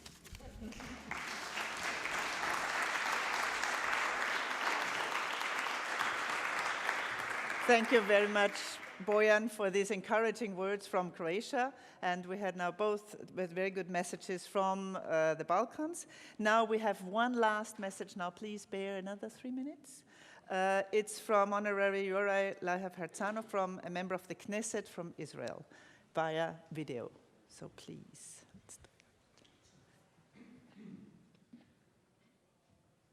Hello everyone at the Interparliamentary Plenary Assembly in Denmark. First of all, I'd like to thank the Speaker of the Danish Parliament, Speaker Christensen, for hosting this very important and wonderful event. I'm one of the 5 LGBTQ community in the Israeli Parliament, in the Knesset, and I'm very proud to be a member of the Israeli Knesset representing our community. Even though Israel is a liberal democracy, we still have a long way to go to achieve full equality.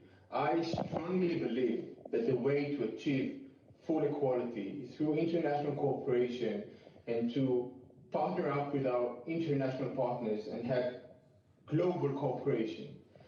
I'm looking forward to having you all in the Israeli capital, Jerusalem, next year so we can all meet up and deepen our discussion and our international cooperation in order to promote our shared values and ideas. So until then, have a wonderful summit, and I'm looking forward to seeing you all in Jerusalem next year. Bye-bye. So, thank you. Thank you very much, Yora, for this really brief video. Now it's time to get a coffee. Thanks all of you for staying here all the time. We'll start again in 20 minutes, please. So we have to get through the other part of our conference. Enjoy your tea and coffee and some water and a break. See you in 20 minutes. Thank you.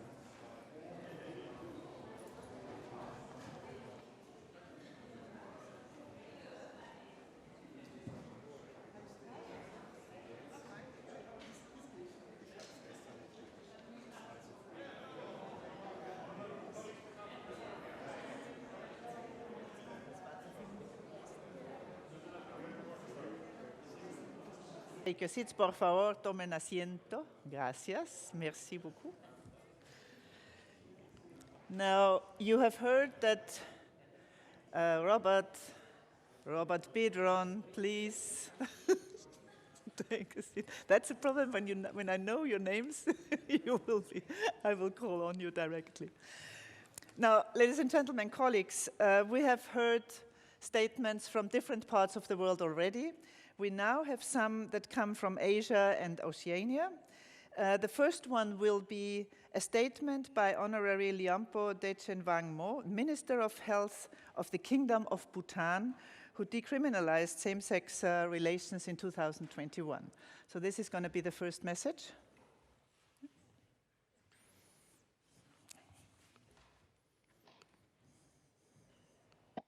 Delegates and participants, I convey to you the warmest greetings of His Majesty the King and people of Bhutan. It is indeed a great honor and a privilege for me to be part of the Inter-Parliamentarian Plenary Assembly to promote human rights and inclusion of the LGBTI people. I would like to offer my heartfelt congratulations to many states who have made bold and wise decisions to promote and protect the rights and well-being of the LGBTI communities around the world. I stand here today to offer our sincere best wishes and unwavering commitment to take this humanitarian agenda forward for the well-being of the LGBTI communities around the world. Throughout my professional journey, I had the opportunity to interact and work very closely with numerous members of the Bhutanese LGBTI communities and as well as members of the LGBTI communities in different countries in the Southeast Asia region. Listening to their story of struggle, happiness, and achievement, both at the individual, community, and national level, I can only say that the human value of compassion and oneness will continue to prevail. And through all these profound and eye-opening interactions, there is only one deep common message that is constantly put across, which is to be heard and to be included. The legalization of homosexuality on the 17th February 2021 by the current government is a matter of a great pride for the Bhutanese population and in particular the LGBTI communities in Bhutan. Such act from the highest lawmaking institution in the country is expected to make a huge impact in the lives of individuals in terms of not only accessing healthcare services but also other social services without fear, stigma, and prejudice. This is also expected to bring about immense socioeconomic benefits in the long run by introducing more open, vibrant, and inclusive society. Since 2012, the formation of the informal network of LGBTI communities as part of the HIV prevention program has helped build the capacity of the community member to take forward their voices of right until today. The Ministry of Health will continue to handhold the upcoming network through the support of the Global Fund Country Grant. The journey doesn't end here. Today, I would like to call on the member states to embrace the idea of more equal and fairer world with greater investment in empowering and enriching the LGBTI communities around the world. We must remain committed to continue this momentum and share stories of success and learning from our journey with friends around the world. Fairer and a more inclusive world is only possible if we work together. Tashidele, and thank you.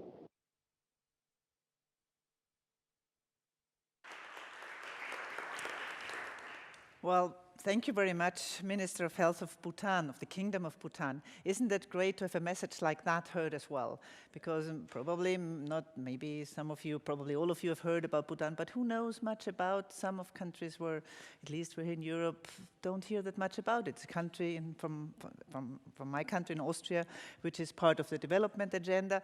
But hearing that, it's really, and as she said, the journey doesn't end here. It's a journey they have already done, quite a successful one, which I wish other countries would have done as well, and other governments and legislators. But this is so good to hear, and I wish her and the country all the best in the future. Now we have 4 other regional statements, and I would already like Honorary Naveed Kamar from Pakistan to come up here, but before, oh yeah, sorry, I didn't, I haven't looked at all the names, I'm sorry. So you please stay here for a moment. We'll have another member of parliament from Fiji, Honorary Lenora Kerekretabua. I hope I pronounced that correctly. She is also a member of Parliamentarians for Global Action, online here now with us via a video. Bula from Fiji. Attitudes towards the LGBTI+ community and those of diverse SOGIESC here in the Pacific is quite interesting. Historically, the relationship shows an intriguing conversation between culture and Christianity. Culturally, there's always been room for those of diverse SOGIESC who had roles built within our traditional structures. For example, the Fa'afafine in Samoa and the Whakaleiti in Tonga. Fast forward to the arrival of missionaries and Christianity to the Pacific, and we begin to see a shift in attitudes where this practice was frowned upon, an attitude only galvanized by the legacy of LGBTI+ discriminatory laws introduced by colonial powers in the Pacific in the 1900s. While my home country of Fiji decriminalized homosexuality in 2010, LGBTI+ anti-discrimination laws in the Pacific are few and far between, with 8 countries in Oceania still criminalizing private, consensual sexual conduct between adults of the same sex.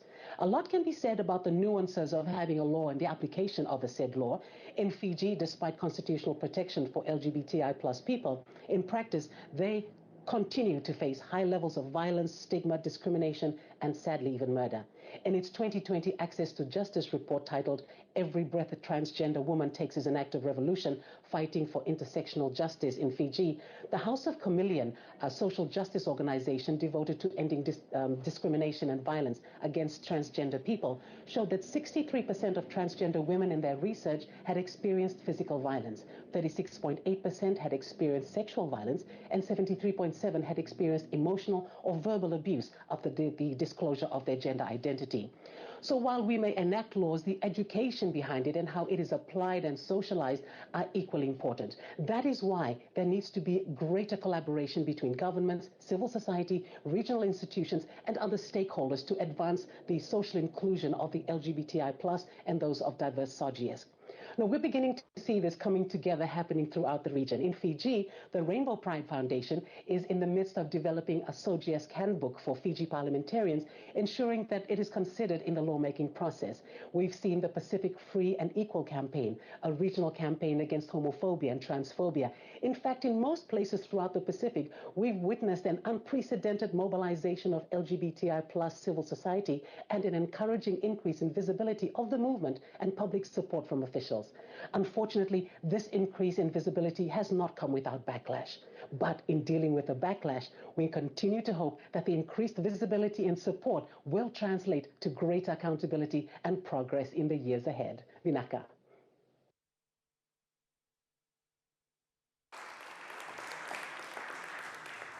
Thanks for the applause. It's great to hear that also like from Fiji. And the empowerment that you hear when somebody, an honorable member of parliament, speaks like that. So now, Honorable Naveed Kamar, member of parliament from Pakistan, the floor is yours.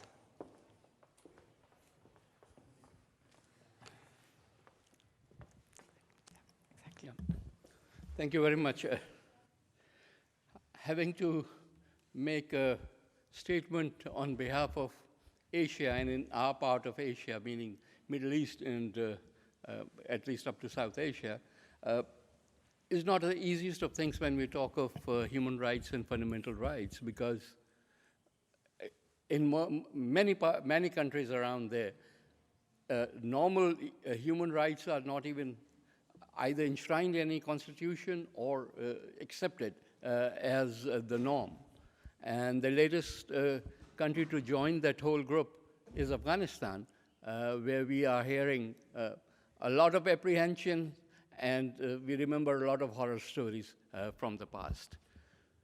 So given that background, it is when a country like Pakistan is able to at least identify one aspect of the LGBTI community, which is the transgender, and able to enact legislation which guarantees them rights which go beyond the rights given to any normal citizen.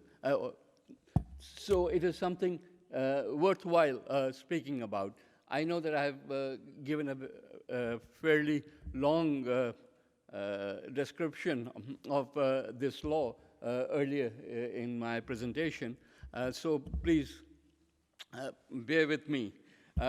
But I think one thing that I perhaps failed to highlight as much was the role of the international NGOs, and particularly PGA, in that entire process.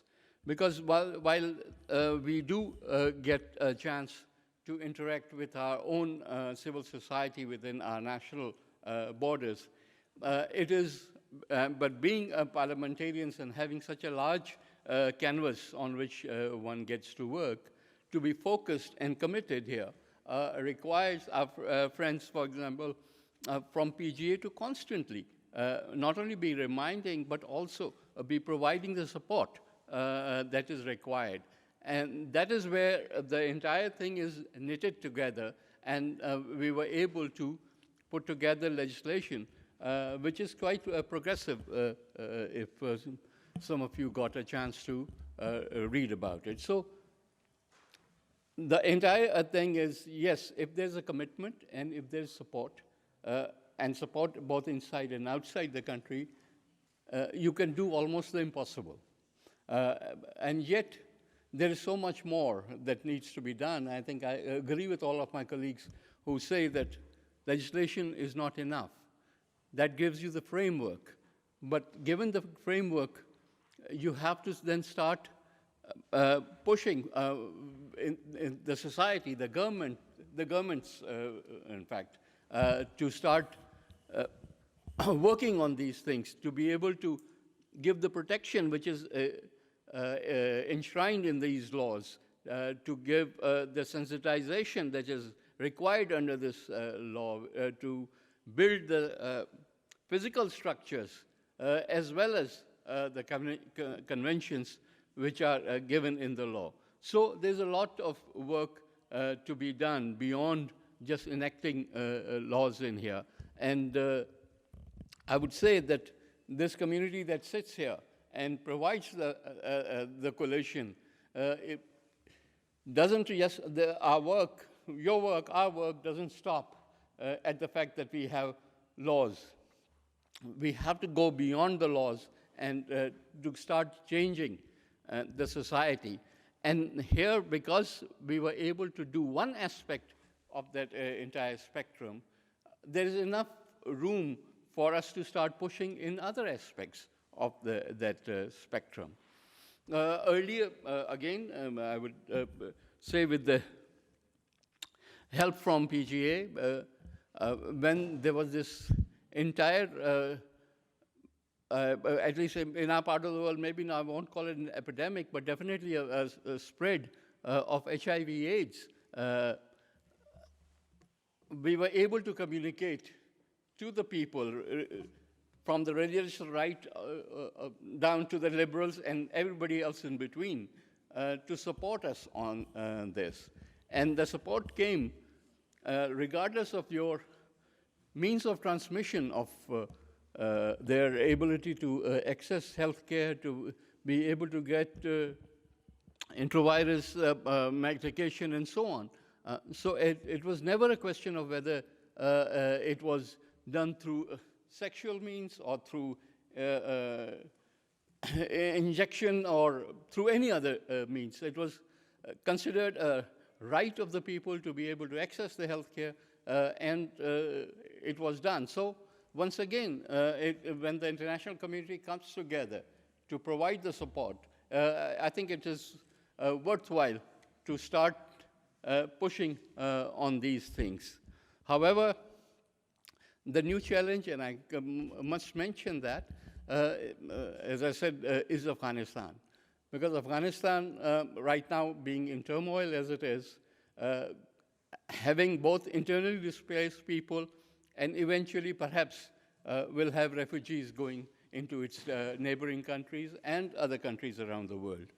And of course, a vulnerable community within an overall vulnerable country is going to be a challenge again.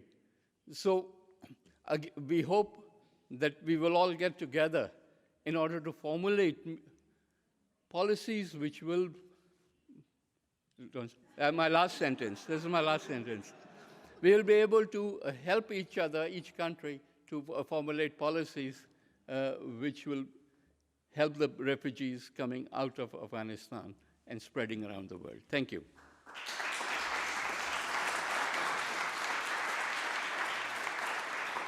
Thank you very much, Honorable Naveed Qamar, and sorry for then asking you to stop. I know your region now is in the sort of in the media, the main thing happening at international level right now, very difficult for you. So it's good that you also talked about the issue of refugees probably and the situation there, but we have to get to the others as well. Thank you very much. And you're a member of PGA. I forgot to say that at the beginning.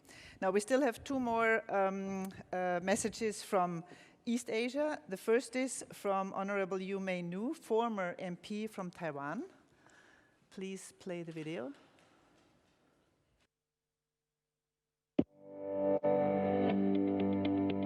Hi, everyone. I'm Mei Yu, former legislator from Taiwan.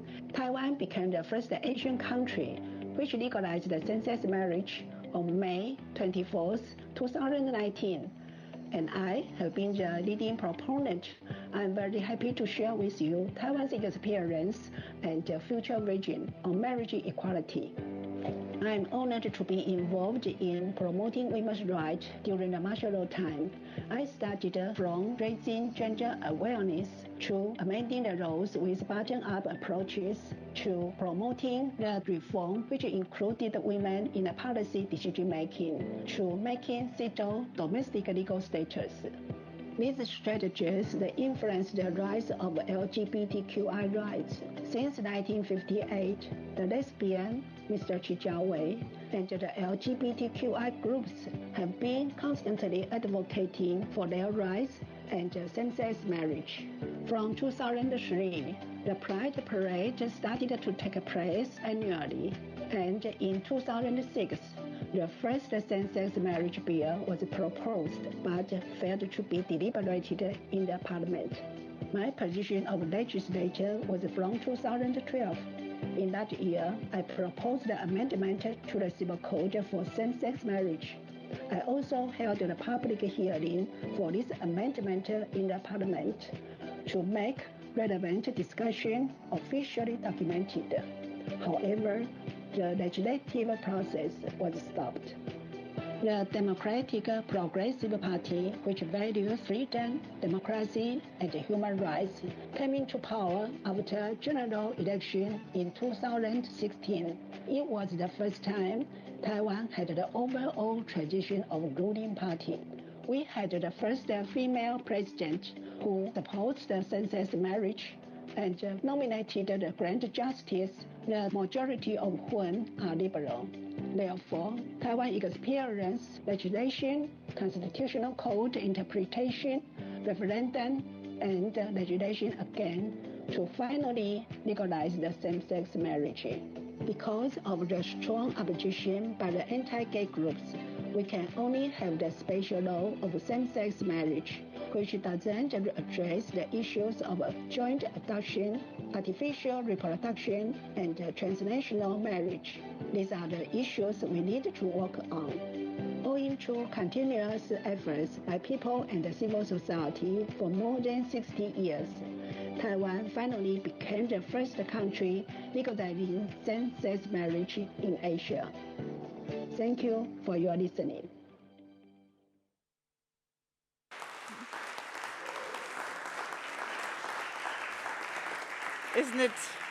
Isn't it wonderful to hear that and to know they will achieve the other things as well? Aren't you? Are you sure? Now, the last one of the video messages here now is from Japan, from Honorary Taiga Ishikawa, Member of Parliament. So please, let's have that one as well. Hello everyone from Denmark and to those who have gathered in Copenhagen. My name is Taiga Ishikawa. I am a member of the House of Councillors and a member of the Constitutional Democratic Party of Japan. I'm openly gay. It's unfortunate that I am not able to meet you all in person. However, I'm looking forward to being able to attend when the next opportunity presents itself. I would like to explain Japan's current stance on same-sex marriage. Unfortunately, Japan does not have laws that allow same-sex marriage or those which protect against the discrimination of one's sexual orientation and gender identity. So far, a bill promoting the education and understanding of homosexuality and the LGBT community has been discussed. However, strong opposition was raised by the currently ruling Liberal Democratic Party, and it never made it to legislate for review. Furthermore, we, the opposition party of Japan, submitted a draft that would address the protection of same-sex marriage. However, that too has yet to meet any form of discussion. Yet, there is still hope. According to a poll conducted by the Asahi newspaper, 65% of Japanese citizens state they support same-sex marriage. In addition, since the passing of the first LGBT partnership system in 2015, the number has steadily grown, and now 111 local Japanese governments issues partnership certificate to LGBT couples, which cover 1/3 of the population in Japan. I'm hoping to have the opportunity to work with those of you who have gathered here today on these issues, so that one day those of us who are a part of the LGBTQ community in all over the world can see a day where our human rights are too protected in law. Together, let us work and create a better future. Thank you very much.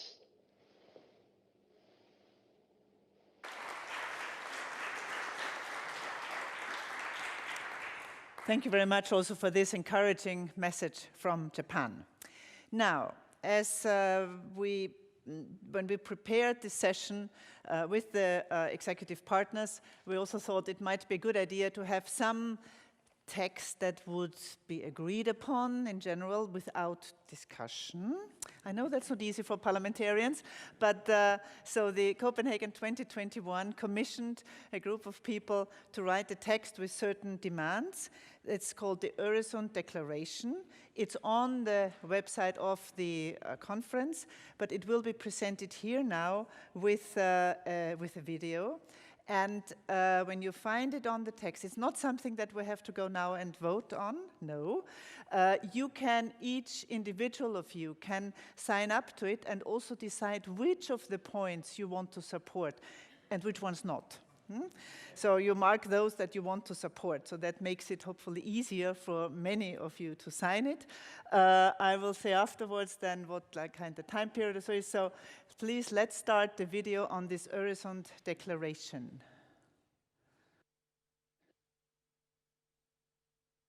The Öresund Declaration is a set of goals for global LGBTI+ equality to be achieved by 2030. It was agreed at Copenhagen 2021 World Pride and Eurogames. Being LGBTI+ is a crime in more than 70 countries worldwide. We need to change the law. We want decriminalization everywhere. Love is not a crime. Conversion therapy is considered a cruel, inhuman, or degrading treatment, which in some cases can be characterized as torture. We want it banned. To attack someone because of their sexuality or gender identity should be a crime in every country. Every country should have laws that make it illegal to discriminate against someone because they are LGBTI+. LGBTI+ people are more likely to be refugees, and yet most countries don't recognize this. We must protect LGBTI+ migrants and refugees. Despite advances, very few countries allow same-sex couples to get married. We want equal marriage everywhere by 2030. Every child should be taught about healthy, happy, and fulfilling relationships. including LGBTI+ relationships. LGBTI+ people should have full and fair access to appropriate healthcare, and their partners should be recognized as next of kin everywhere. Some countries stigmatize LGBTI+ people by refusing to allow them to donate blood. The freedom to donate should be enshrined in law. Trans people should have their gender legally recognized without age limit or reflection period. Trans people know who they are. Intersex children should not be subjected to invasive surgery without their consent unless there's a sound clinical reason. Families come in all shapes and sizes, some with two parents of the same gender, some with trans parents, and some with more than two parents. All should be recognized in law. Official documentation such as passports should allow for inclusive gender markers and for trans people to be recognized as their true lived gender. The age of consent to sexual activity should be the same for all people, regardless of their sexuality or gender identity. Pride is the world's largest human rights movement, and yet many countries still ban marches. Pride should be respected and celebrated everywhere. You are included in our movement. Show your support at copenhagen2021.com/declaration.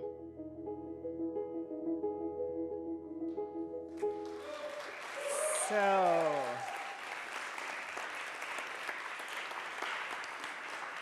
that sounds very good. Is it open? Yeah, it's on. Sorry, I always have to look whether it's on, but you can hear me now. Good. So that sounds like great support. Also, you saw where the link is on the website of copenhagen2021.com/declaration, and you find the whole declaration. It's got 15 points. Most of them were mentioned here.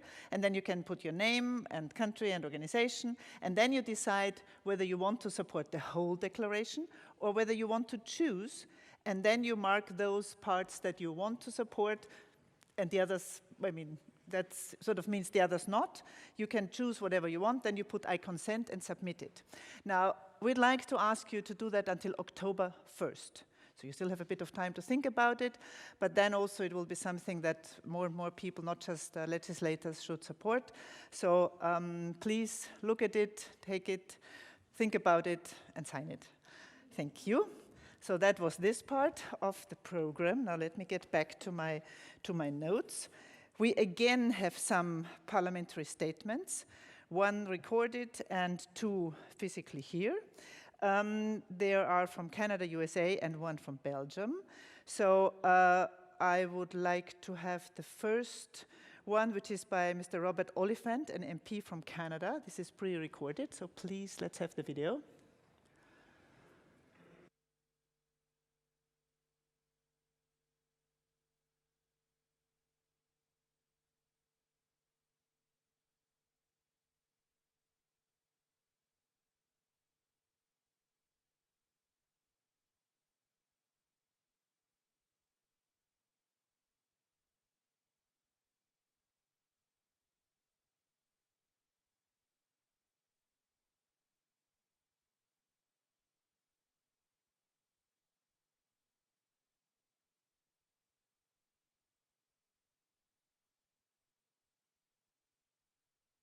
Again.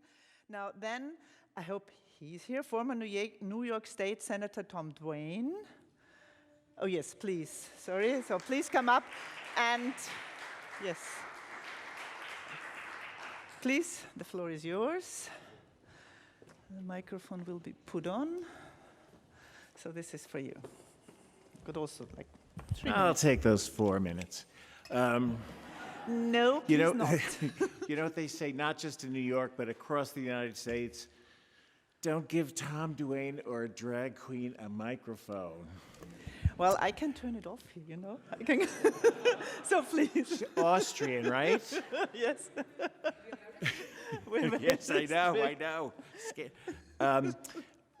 I want to thank, I want to definitely thank Crown Princess Mary, who was just wonderful when she spoke on Monday, and I got a picture with her, so I love her.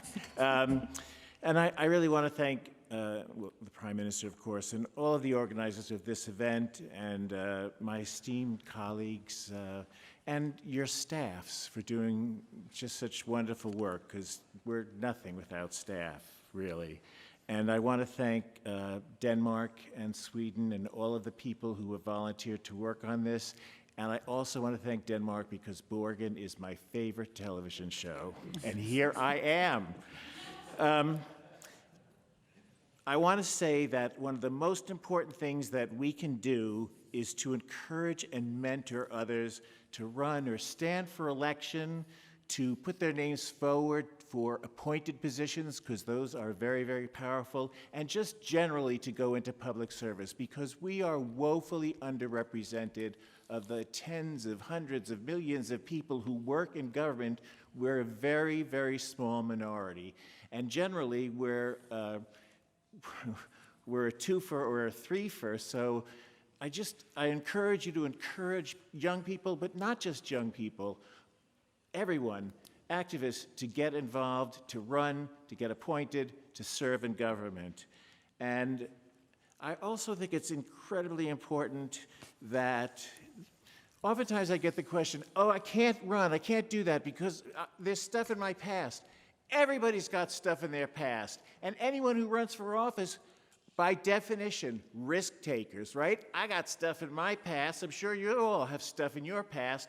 The thing is, as long as you tell that story and you control that narrative, it's fine, because every family, every person, everybody's got stuff. And if you share it in an authentic way, you can really change the world by taking that risk of talking about it. And by the way, it can be, you could be a survivor of intimate partner violence, or you could be the survivor of a bias-related crime, as I was, severely beaten up in a gay bashing. And by the way, bias crimes, I'm more interested in the documentation than I am the punishment, because if we have documentation, we can change things. If someone has had an abortion, to share about that. Or, in my case, I'm HIV positive. I ran HIV positive, openly gay. I was the first person in the city council to have HIV. The first and only person in the New York State Senate, and when I was there, the only gay person. So the caucus was always meeting in my head, and sometimes it disagreed. But I disclosed my HIV status as the first thing I did when I was running for office, because I wanted people to know. And it was 1991, and some of you may be familiar with Magic Johnson, the basketball player. He was thrown out of professional basketball in 1991. And sadly, I really think that stigma has not really gone away that much even since then. And that's something we have to work on. I was with the LGBTQIA+. For a long time, I thought the plus was HIV positive. So now I say LGBTQIA++, right? Because I think we do need to include people with HIV in our family. Oh, and I was going to say, so yeah, I have HIV, HPV, get the vaccine if you can, and I have herpes, so I have the trifecta. I have a past, but I have a past. We all have a past. It's fine. Risk takers. That informs my position on immigration. Who do we want in our countries? Risk takers, adventurers, people who comes to a country and knows nothing about it and says, I'm going to make something of this. That's who we want in our countries. Anyway, one of my students I'm teaching now also, who's, as am I, is a mental health consumer. And he said, do you think you could win with mental health issues? I said, absolutely, if you tell the story, if you get ahead of the story and you talk about it, because every family has someone with issues. A person in recovery, every family's got a person with substance abuse issues in their family. So encourage people who might be a little bit afraid, but they're risk takers, that they don't want their past to be talked about. Tell them to talk about their past. Because you know what? You cannot get elected as being a one-issue, queer issues. You have to have other issues, and those are issues, all of those issues are things that can be talked about, can be fought for, and people will know that LGBTQIA plus will be part of your agenda, but they'll also know that other things in their lives are part of the agenda, because all issues are our issues and their issues are our issues. And so I know this is okay.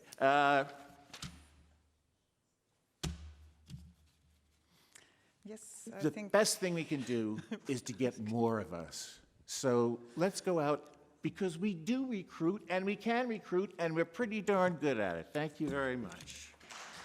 Thank you, Tom.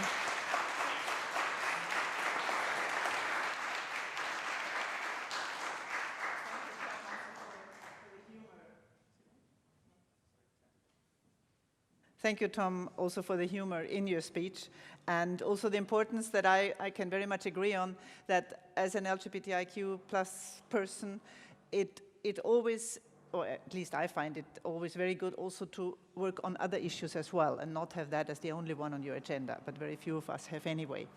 Now, the next one is Ms. Asita Kanko, Member of European Parliament from Belgium. The floor is yours.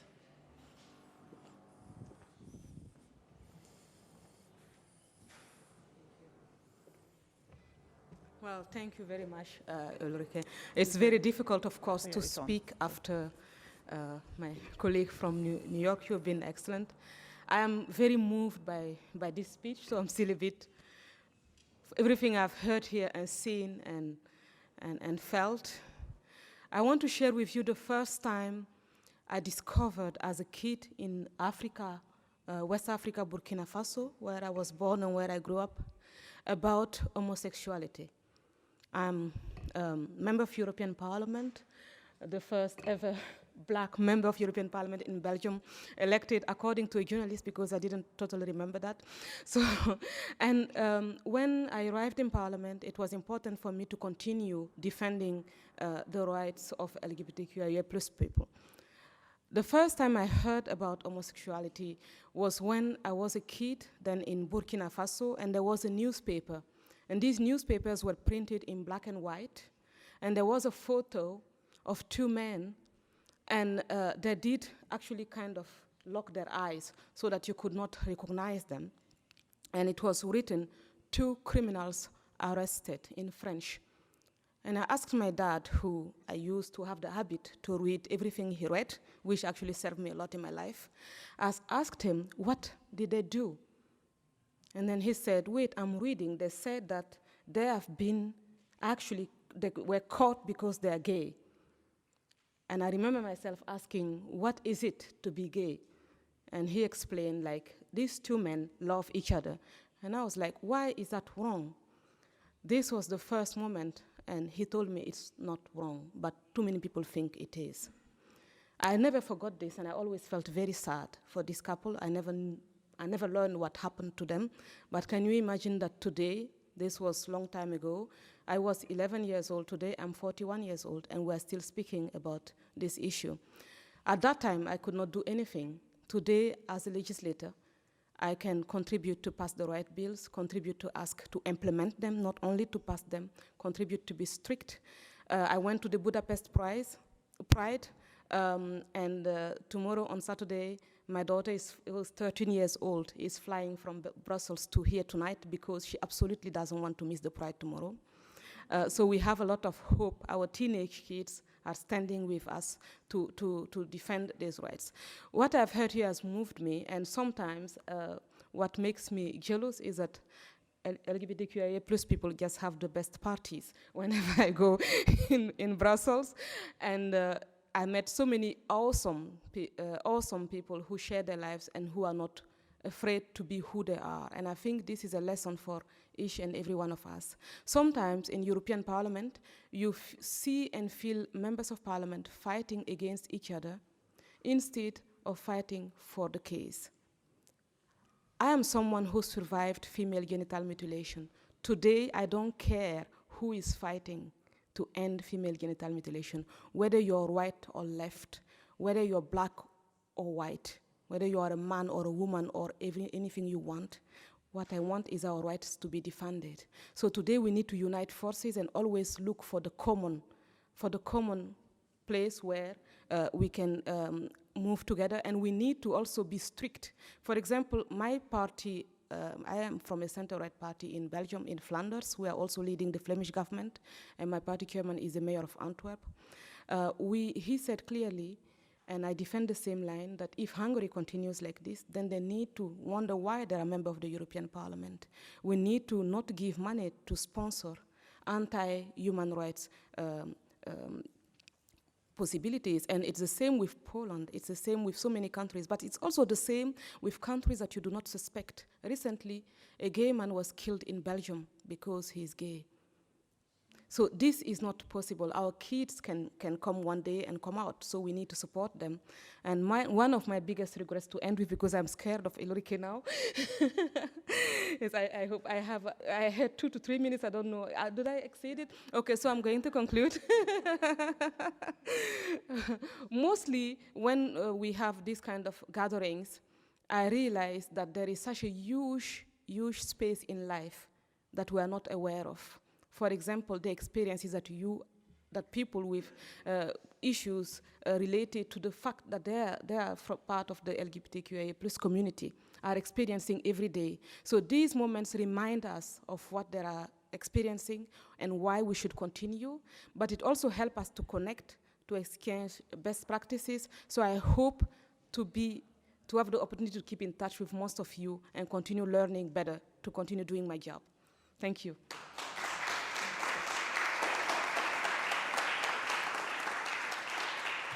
So thank you, Asita. Now, we're a bit late in time, but I still ask you before the general Q&A, so you can prepare for that if you want to, or not already have maybe, that we're going to have 2 statements on video by 2 important UN organizations, it's UNDP and it's OECD.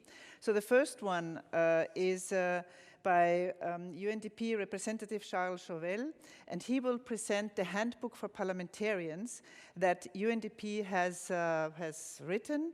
It's called Advancing the Human Rights and Inclusion of LGBTI People, a handbook for parliamentarians. Maybe some of you know it already, but this one will be a reminder of that. It's about 10 minutes long, but we have been asked to put that on, so please let's have that video. And the next one is then will be by OECD.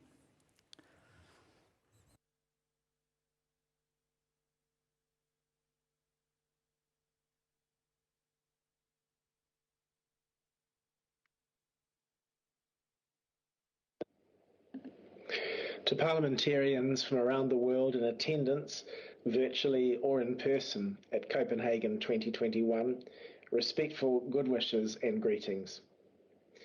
My name is Charles Chauvel. For 7 years, I served as an elected member of the House of Representatives of the Parliament of New Zealand. And since 2013, I've been working with the United Nations Development Programme, UNDP, advising on good practice to strengthen the inclusiveness and effectiveness of parliamentary governance in some 65 partner countries around the world. Honourable members, inclusion matters for a host of reasons. Inclusive societies tend to deliver more sustainable human development outcomes because every member of the society understands that they have a valued contribution to make and that no one should be left behind. Inclusive governance implies equal respect for the human rights of all. And inclusiveness is a key precondition for building and sustaining peace, harmony, and societal inclusion. Inclusive societies are more just, more equal, and more prosperous. LGBTI people in every country and development context have been denied societal inclusion and respect for their human rights. We're all poorer as a result. Increasingly, over recent years, parliamentarians like you all over the world are being asked to take action to remedy the effects of this denial. And when you do, you frequently face hostile, organised and highly emotive reactions from those in your societies who do not support LGBTI inclusion. Many parliamentarians finding themselves in this situation have reached out for advice, support, assistance and resources, but these have not always been readily available. This is why in 2017, UNDP and Parliamentarians for Global Action, PGA, produced a Parliamentarians Handbook on LGBTI inclusion and human rights. The handbook was written specifically by experts on parliamentary procedure, gender, governance and inclusion, and it was written for parliamentarians. It brought together in one place practical resources on how to use the unique power and authority of Parliament to promote inclusion and respect for the rights of LGBTI people. It contains advice and success stories on framing laws, shaping legal and policy frameworks, promoting education, and leading and supporting political campaigns to encourage inclusion, equality, and respect for MPs' LGBTI constituents. Over the past 4 years, UNDP and PGA have used the handbook to support MPs like you who, regardless of your own sexual orientation, gender identity or sex characteristics, are working to advance the rights and inclusion of LGBTI people in your constituencies. I had the honour to be invited by the Speaker of the Parliament of the Cook Islands to facilitate workshops in December 2019 for members of that Parliament. The two workshops, one for all MPs and the other for members of a special committee considering a bill to repeal the colonial-era sodomy law, drew heavily on the content of the handbook and were designed to provide practical information, advice, support, myth-busting and examples of international good practice to the MPs in attendance. Versions of these workshops have been held all over the world on a subnational, national, regional and international basis to promote knowledge exchange between parliamentarians and often including civil society, media, the private sector and government officials. Demand for the handbook has been such that we've already had it translated from its original English version into 8 other languages: Chinese, French, Portuguese, Spanish, Russian, Thai, Turkish and Vietnamese. Honourable members, the challenges facing LGBTI people around the world and their allies working to promote respect for their human rights and inclusion remain very significant.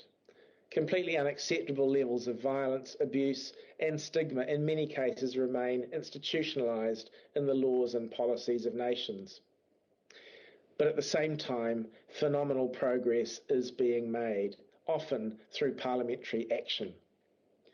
The parliaments of Bhutan, Gabon and Angola have all decriminalised same-sex activity in the past 2 years. 28 member states of the United Nations have now legislated for marriage equality, with the national parliaments of Australia, Germany, Malta and Finland all having passed the necessary enabling legislation over the past 4 years.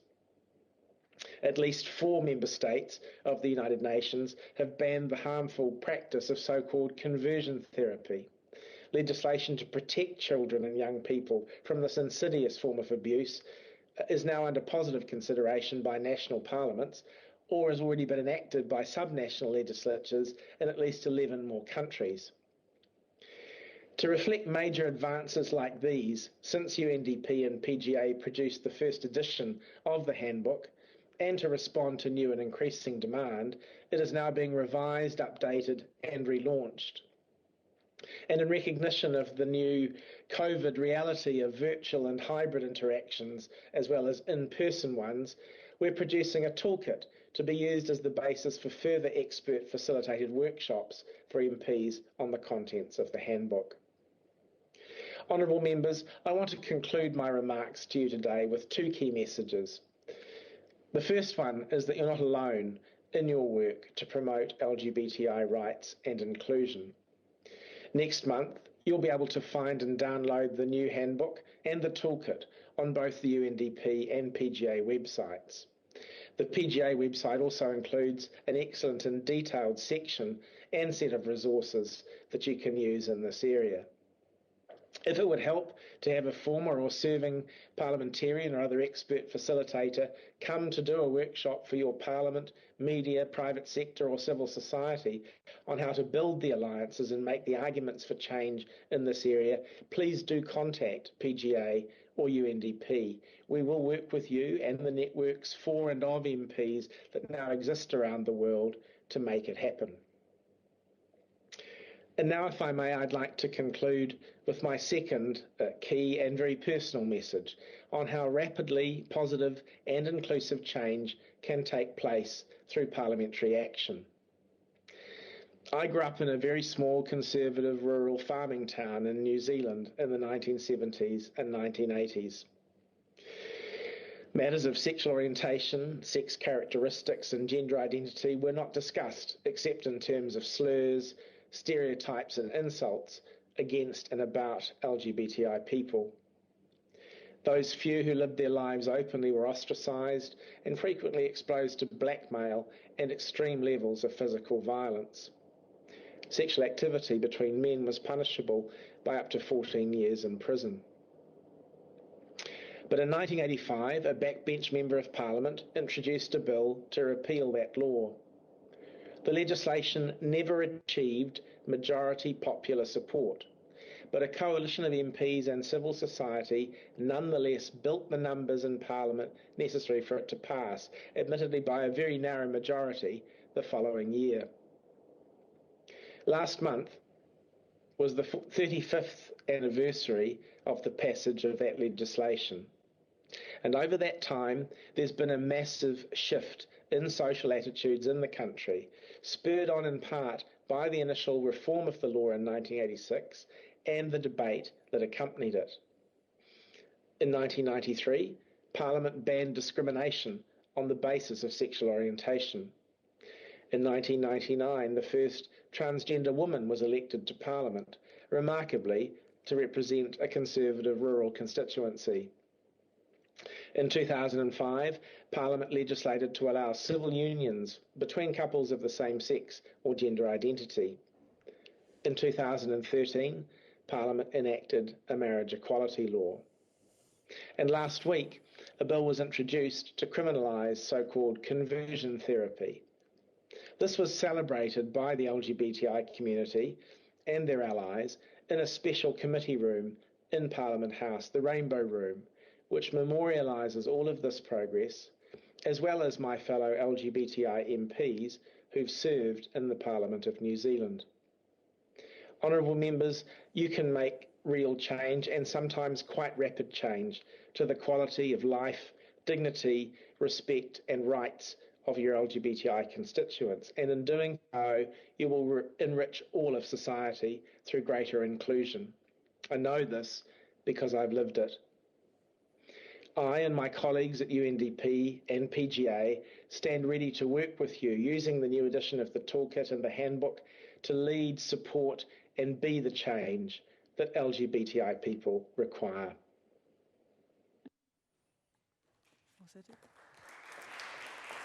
Okay. So there is some information in the handbook that you can, of course, look into and hopefully will be of use to you. The second one, it's on. The second one that we're going to hear now is a message by the OECD representative Marie-Anne Falfort to present the findings of a report OECD did. It's called Over the Rainbow, nice title, and which is focusing on parliamentary action. So now we have the video done by on the OECD report Over the Rainbow, please. And afterwards, afterwards there will be Q&A, so.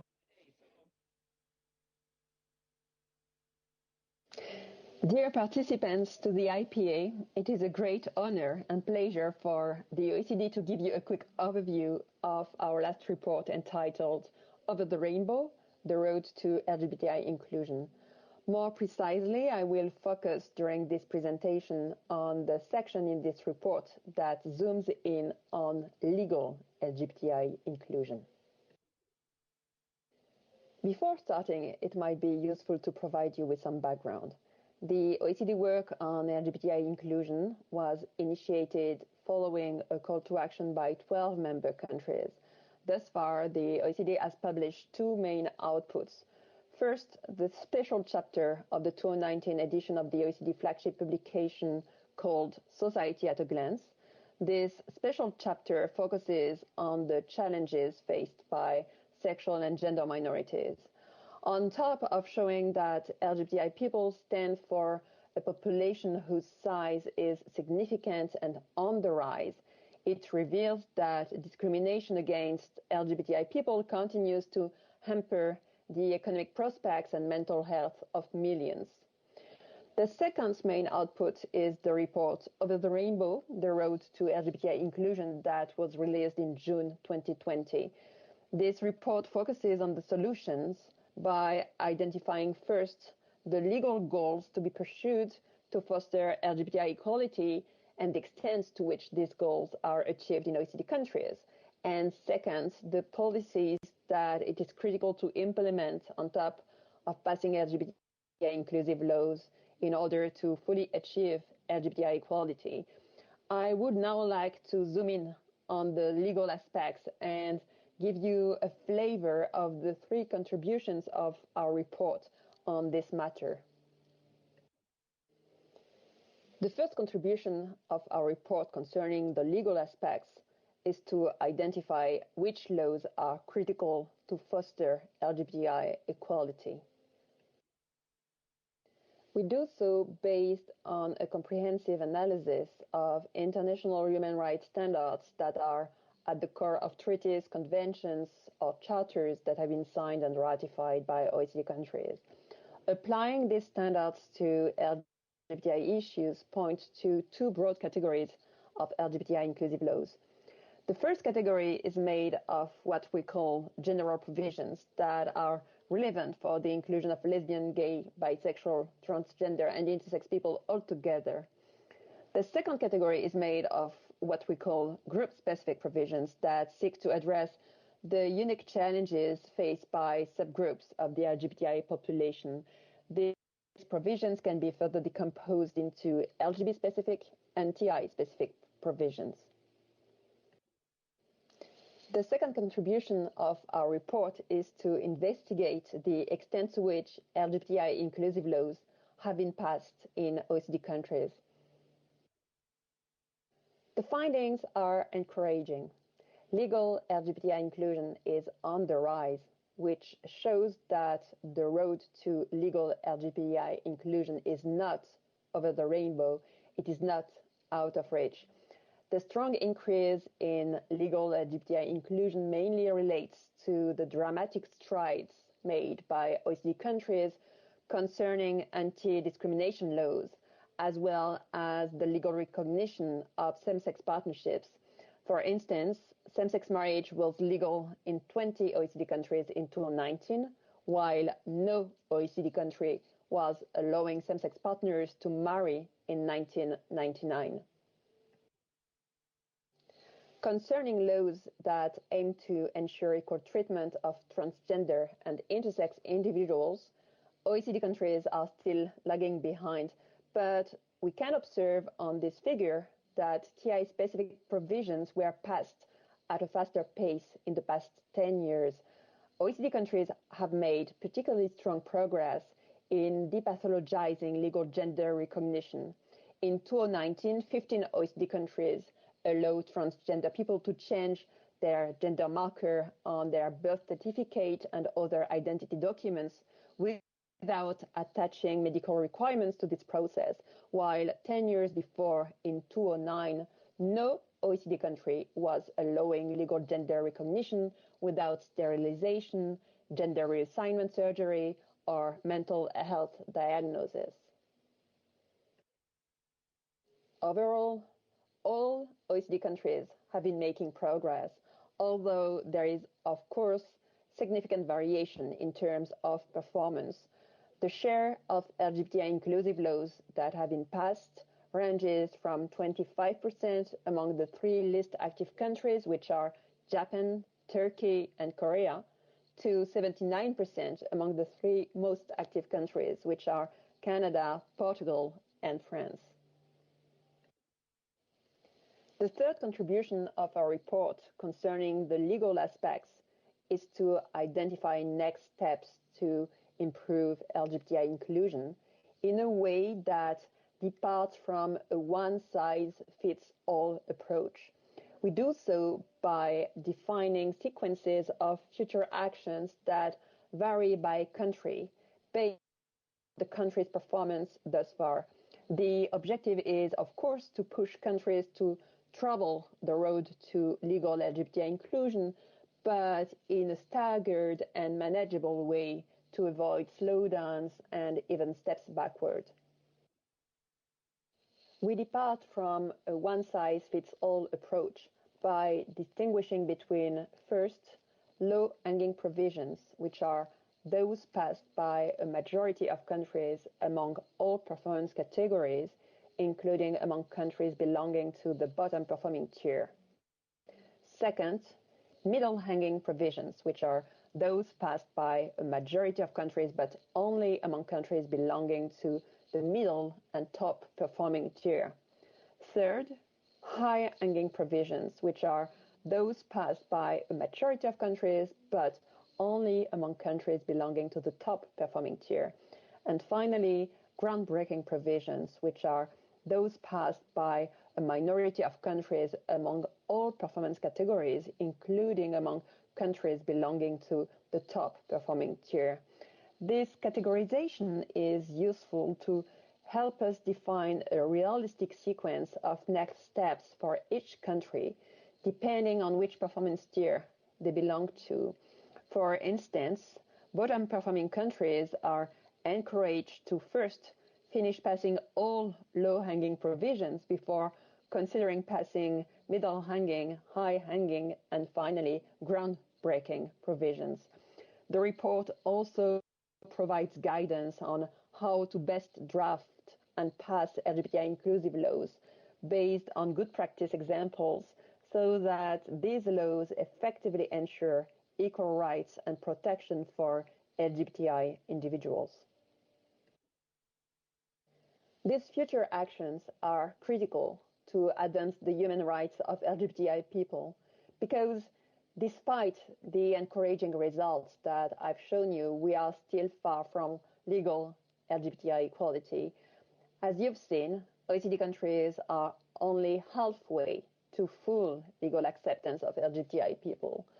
Moreover, even among top-performing OECD countries, several critical LGBTI inclusive laws haven't been passed yet, as you can see from this list of legal provisions that we call groundbreaking provisions. For instance, in 2019, no OECD country banned conversion therapies for minors nationwide. This is now the case in Germany since 2020, but more countries must engage in this policy. I hope this short presentation will make you want to take a closer look at our report and that you will find useful guidance in it. I look forward to continuing the discussion with you during the Q&As. Thank you very much for your attention.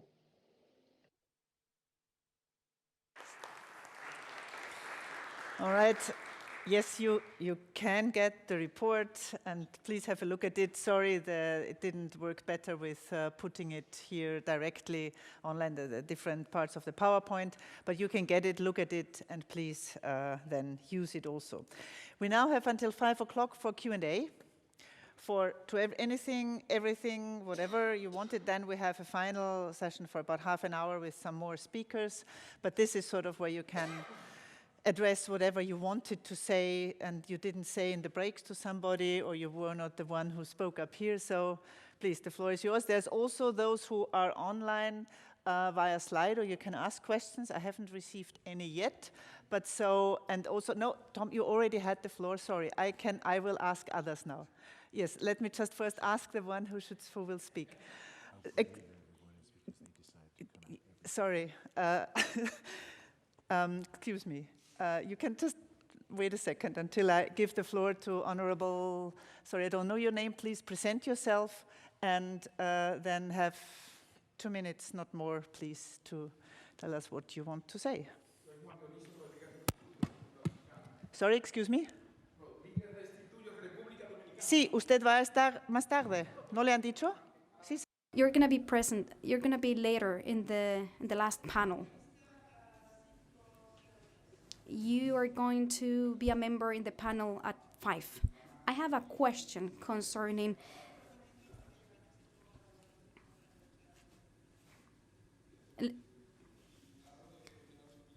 the US MP, he was talking about having a narrative, about the possibility. It's essential to have a new concept of family structure, the concept of family structure, the concept of father, mother, children, marriage. How can we advance and get a new narrative so that we, at local level, the LGBTQI community, we can advance in terms of education and training?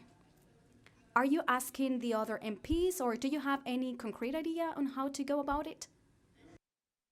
Well, I have some ideas. But are you going to talk about it later? Yes, but I would need help to improve this. So that's why I'm asking the question now. So that we can collect ideas, information, to get a better answer. So you are addressing this question to the other MPs. Is that correct? So I don't know if somebody wants to intervene. One of the U.S. colleague, he was talking about this new narrative, a new... Honorable, Rodriguez, yeah, Juan Dionisio Rodriguez Restituyo. If not, any other questions, remarks? I don't have any from the internet yet. Yes, please. And please state your name and where you're from. Hi, my name is Felix Kraft, and actually I'm just an advisor of the person who's just leaving the room, ashamed probably. But once a German court ruled that family is where children are, and I think that is maybe the best definition of family I've ever heard. It's very inclusive, it's very specific, it can be measured, and maybe that's an answer to your question. Thank you. Okay. Yes, I think it was the question of Honoracia. May I step out of the position of moderator for a second? And I know I've heard that definition quite often. I nevertheless think there could also be families where where no children are. You can have a family with people who are older than you or younger or some others. So I mean, I'm sorry, but yeah, I sometimes step out of this position as moderator. I think family could even have a wider position about people who simply decide to live with it. Well, you don't even have to live in the same place, but to take care about each other and of each other and sort of have them as a closest relative. Sorry, that would be my definition, very roughly drawn. Okay. Yes, you please. Mm-hmm. I have a very concrete question. Can you, say who you are and where you are? Nicholas Wilkinson from Norway. Okay. The declaration, is it only for MPs to sign it, or who can sign it? No, this is for anybody who wants to sign it. Okay. Okay. Anybody else? I mean, if you have no questions here, you might get a break of 15 minutes, if you prefer that. That's fine. Sorry? Excuse me? Okay, if you want to. I just need to check with the technicians. If that is... Yeah, I mean, if you want that, everybody agrees? Because we don't have, wait a second, we don't have any videos anymore, if I'm correct. We just should have everybody in who still is to speak, because then first it would be Diputado Juan Dionisio Rodriguez Restituyo de la República Dominicana. So you would be the first, you would be, you got the earphones on, so I'll say it in English. You would be the first one. And then we continue. And then it would be Fabiola Cardoso, MP from Portugal. You're inside as well. And then Diputado Temístocles Villanueva de México, que también habló antes, y Republican, sorry, excuse me, that says Representative David Cicilline from the US. You're in here as well. Okay, so if you all agree, we continue without a break. And then it's up to Mr. Diputado Juan Dionisio Rodriguez Restituyo de la República Dominicana. Por favor.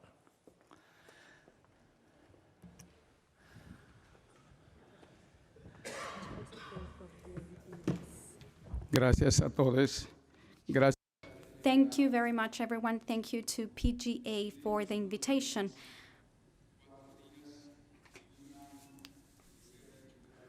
I've been working as an MP for 1 year and 4 days. And when I arrived in office, we presented a project on equality and non-discrimination that had been presented 6 years earlier. Of course, we faced a lot of difficulties and opposition from the church. They are asking me to leave my job. So in our chamber, in our Commission of Human Rights, in the Dominican Republic, we started to fight for human rights in the year 1511. Nevertheless, when it comes to human rights, when it comes to the LGBTQI+ community, we are still talking that we are completely deprived. And we need to get out of this situation of extreme poverty, so to speak. In our constitution, which was passed in 2015, same-sex marriage is prohibited due to the definition of family that it enshrines. However, the penal code in the Dominican Republic, which was passed in 1884, it prohibits abortion. And now we are trying to change it. So the penal code introduces 3 exceptions. Of course, we are, as a president of the chair of the Committee on Human Rights, we are fighting for LGBTI+ rights. And we are keep fighting, whether I'm in the parliament or not, because it's a matter of human rights. And the Constitution protects all human rights, regardless your gender or identity. Nevertheless, in the practice, there's still discrimination. So inclusivity, there's no middle ground. You need to be completely inclusive. I cannot be inclusive for one part of the population and non-inclusive for another group of the population. So LGBTQI+ community, HIV positive community, everyone, all human beings have the right to decide and to be included. In my country, this event is going to be very useful so that we can start educating our population. Thankfully, right now, pride parades are permitted, are allowed. Nevertheless, that's all. That's pretty much it. The LGBTQI+ community is discriminated in general terms. In our Congress, we don't have any representative of this community, and we have 90 members, MPs. We need to keep on working on that. So thank you very much to the PGA for organizing this event. I think that we should celebrate similar plenaries in the Caribbean. Why? Because we need to visibilize the issue. So you are leaders of the LGBTQI community, and that's why we need to go there. So the concept of community, of group, goes against individualism. And sometimes the LGBTQI community gets isolated. That's why we need to join forces and work together to break with the tradition of working in silos, and that prevent us from going further. So this is a great experience. I declare my commitment to be the voice of the LGBTQI community in the Parliament of the Dominican Republic, and in my committee we are keep on working on this cause, because love, this is a human value. Love is a human value. We need to protect it, we need to value it, and we need to allow it to flourish. Thank you. Muchísimas. Sigo un poquito en español. Thank you so much. I'll keep on talking in Spanish. Thank you very much, Juan Dionisio. What you mentioned about education, it's crucial. And you also mentioned that you are going to keep on working on these issues. You're going to take many of these messages back home with you, and perhaps we'll be able to meet one day there. So I'll continue in English. The next one is Fabiola Cardoso, a member of parliament from Portugal. The floor is yours. Thank you. You are included is the World Pride hashtag, and our visible flag is everywhere here in Copenhagen, showing us that. Thank you. We celebrate with pride our true colors, and our colors are the colors for diverse sexual orientation and gender identities and sex characteristics, yes. But there are also the colors for Black lives, for migrant lives, for the colors against violence towards any woman, any trans or intersex person. Here in the Europe we call united, but also in Uganda, in Brazil, in Syria, or even in Afghanistan. But we are here not just for a flag or a party. We are here also for a fight for human rights, a fight for dignity, a fight for self-representation. And we are here also, and probably mainly, because our fight, our colors, are a powerful vaccine that defend freedom and democracy in the present and for the future. Those who oppose right now LGBTIQ rights oppose much more than that, and they know it. We have to continue this fight in our parliaments, but also in societies, and even in our own hearts. The main challenge or challenges is to improve networking, support each other, and take self-care. We have to be in the game to play it, and we have to play the game to change the game. Defending the flag of human marvelous diversity all over the world is our mission, even now in COVID times, until the day that in all schools, workplaces, families, internet, media, arts, sports, health, in all laws, in all layers of society, and in all countries, we are all truly included like we feel here. We take home a lot of work to do and new alliances to help us doing it. I, for example, need help to ban conversion therapies in Portugal, and I found it here. Thank you all the team, all those who work for this movement. It was a huge privilege. If the fight is possible here, if the fight is possible in Poland, it is possible everywhere. Yes, we are unstoppable because we are together and we stand for human rights and love. Thank you.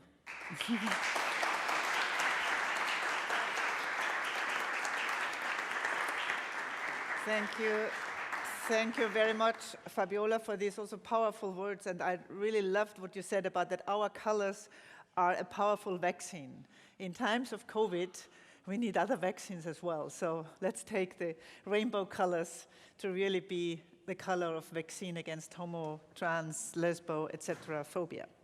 Thank you for that. And yes, I'm sure you will have others who will want to help you to ban conversion therapy in Portugal and in so many other places this is needed.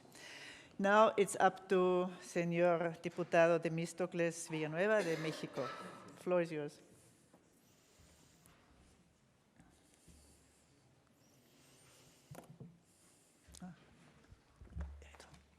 Saludo de nuevo.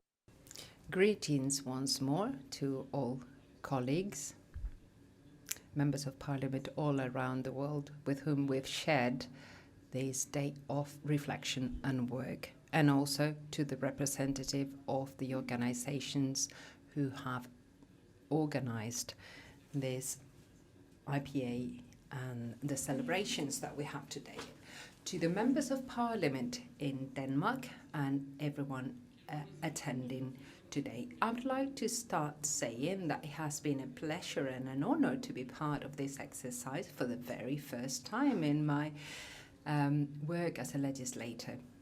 Sharing work with people who have spent their life fighting for our rights. I think in the world of today and the challenges we face today is more needed than ever that the people who have the duty of represent citizens have an internationalist point of view in our work.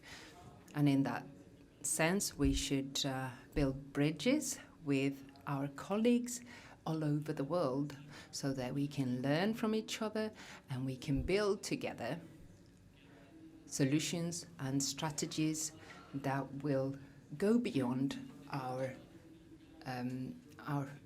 borders. In order to build global solutions, experience and learning on a local level is fundamental. Our international vocation as legislator can never be dissociated from the work we carry out on our districts and territories. Through our experience in the community, we will find the key to the solution to the problems that we have regionally and globally. The fact that once a year we can get together and we can show what we have learned on our day-to-day work from our respective trenches is an extraordinary opportunity that we have, and we shouldn't let it go. We have stories of fight and resistance today, but also hope and progress from Latin America, from Mexico. We receive them with faith and love, and we hope to be a lighthouse of idea of good practices that will translate in better life conditions for LGBTI+ people that are waiting for us back home. When I arrived in Copenhagen a few days ago, I was moved by the great amount of flags, of rainbow flags that you have in this beautiful city, the amazing one that you have in Rådhuspladsen, and those who represent other identities. I will never forget those images. And it made me think that in my region, we're quite far from being in the situation from our host country today. However, thinking about it, I thought that that future that we aspire to in my country and in my continent, we can see in the work that our colleagues, members of parliament in Mexico and Latin America, do every day. All together, we are working to that future of equality and social justice. We contribute to it with our work, with our dream, with our goals. And for as long as we have people working towards that cause, that future is like a lighthouse that guides us and comforts us. Obviously, there are regions that have advanced a great deal for all populations. I don't think we have finished our work until we have achieved that for all the people, all the LGBTI+ people all over the world. So we have to look at these items from intersectionality and looking at different inequalities that persist today are an origin for conflict, discrimination and violence. This leads us to believe or to think of migrants, not only the Middle Eastern people who travel to Europe, but also the Latin Americans who travel to United States, to indigenous people and to marginalized people, the LGBTI people who live in extreme poverty and those who face discrimination and violence together as another way of discrimination. As a future that we want, I've made a proposal that I have passed on to the United Nations independent expert, because the UN has helped us to materialize the equality that we all are all born with, but the construction of the international framework has not always led to international institutions that work more effectively. The culture of human rights slowly but surely has transformed the way that we live, that we understand each other, and that we relate to each other for all humans on this planet. In Mexico and Latin America, this is a visible reality. The building of a national and international framework has reinforced the rights of citizens and civil society organizations, with people who advocate for justice and equality. International law has given us a platform to find reparational justice, where all the institutions of justice have failed, and they have found ways to make justice something tangible for all those groups that historically have been more vulnerable. And this is why I make this proposal. Let's take this initiative to our countries in order to advance internationally, so that all the countries can sign to promote our rights, so the rights are a reality in every corner of our world. Thank you.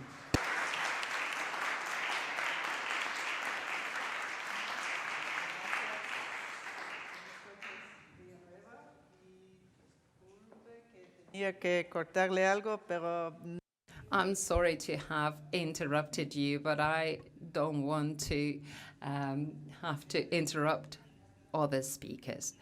Yes, we have talked about the idea of the convention, and as Louisa Walsh said, I think it was her who said, this is a beautiful universal idea, but we also have to think what we do here and now. What can we do here and now? And once again, I'm not speaking as a moderator, I'm speaking as a participant. I think that this is something we have to fight for, because maybe there are things that are easier to achieve in an era where we see quite a backlash. The last one on my list here for the closing statements is Representative David Cicilline. You're waiting.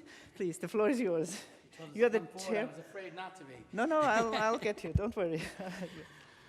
Good afternoon. It's wonderful to be here. I want to first say thank you to the organizers of Copenhagen 2021. A special thank you to the governments of Denmark and Sweden for their hospitality. And thank you for giving me the opportunity to provide some closing remarks at the end of a very inspiring and educational conference. It's been a real thrill to meet so many counterparts from around the world and to hear so many beautiful words. This has been a really incredible gathering, a gathering that reminds us of the strength and beautiful diversity of the LGBTQI community, but it's also important to remember those in our community who cannot be part of a gathering like this because of the danger it would present. And for them, we must raise our voices louder and deepen our commitment in our fight for full equality. I think it's important to start by taking stock of where we are right now.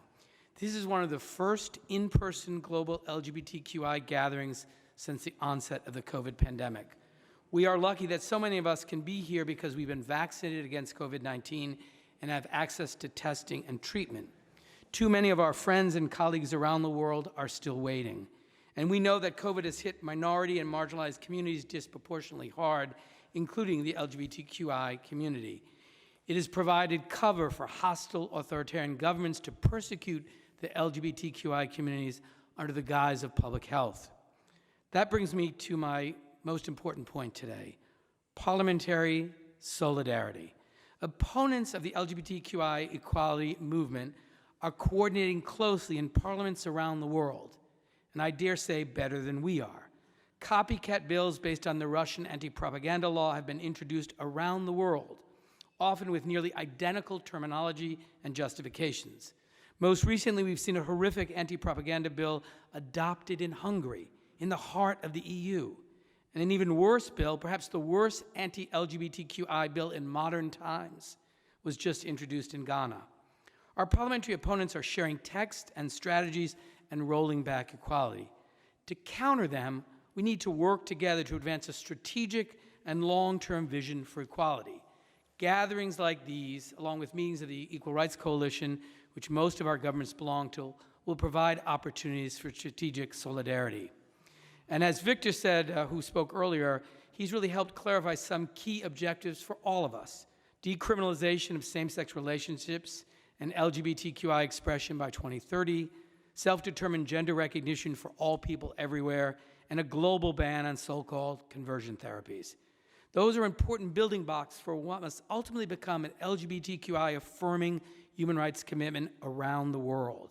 And as we work together to secure these rights, we must learn from one another. We can learn from Argentina, which began issuing non-binary identification cards and passports in July, making it the first country in Latin America to do so.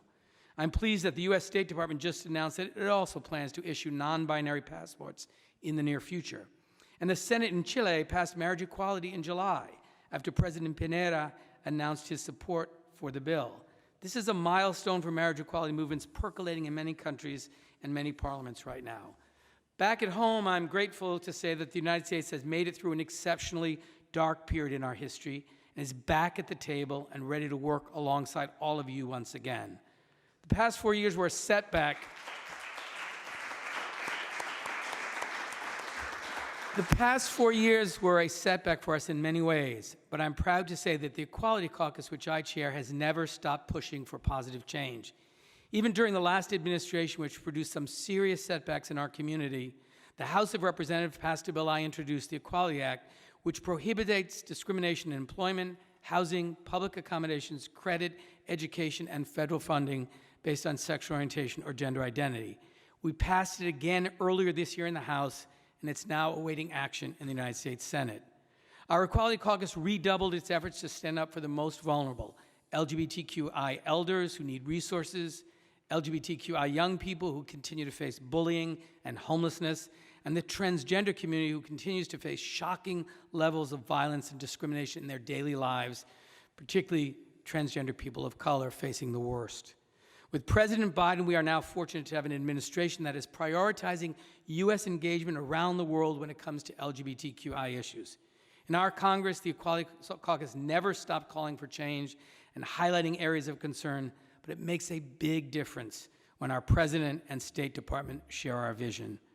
We look forward to many more productive meetings and conversations and actions in the future. Together, we can ensure that every member of the LGBTQI community all over the world can live a life free of discrimination, exclusion, and violence, and instead live a life filled with dignity, respect, and freedom. We can settle for no less. And so on behalf of my colleague, Mark Takano, Congressman Takano, and myself, thank you again for the kind invitation to be part of this important gathering. Thank you for all the work that you are doing in your respective countries, and we look forward to working together on many more things that will improve our path forward to a day when we can achieve full equality for the LGBTQ community everywhere on this earth. Thank you. Thank you very much. Thank you very much also for, as you and also others have mentioned, mentioning the dire social situation of poverty that so many of our community are in, and many others as well.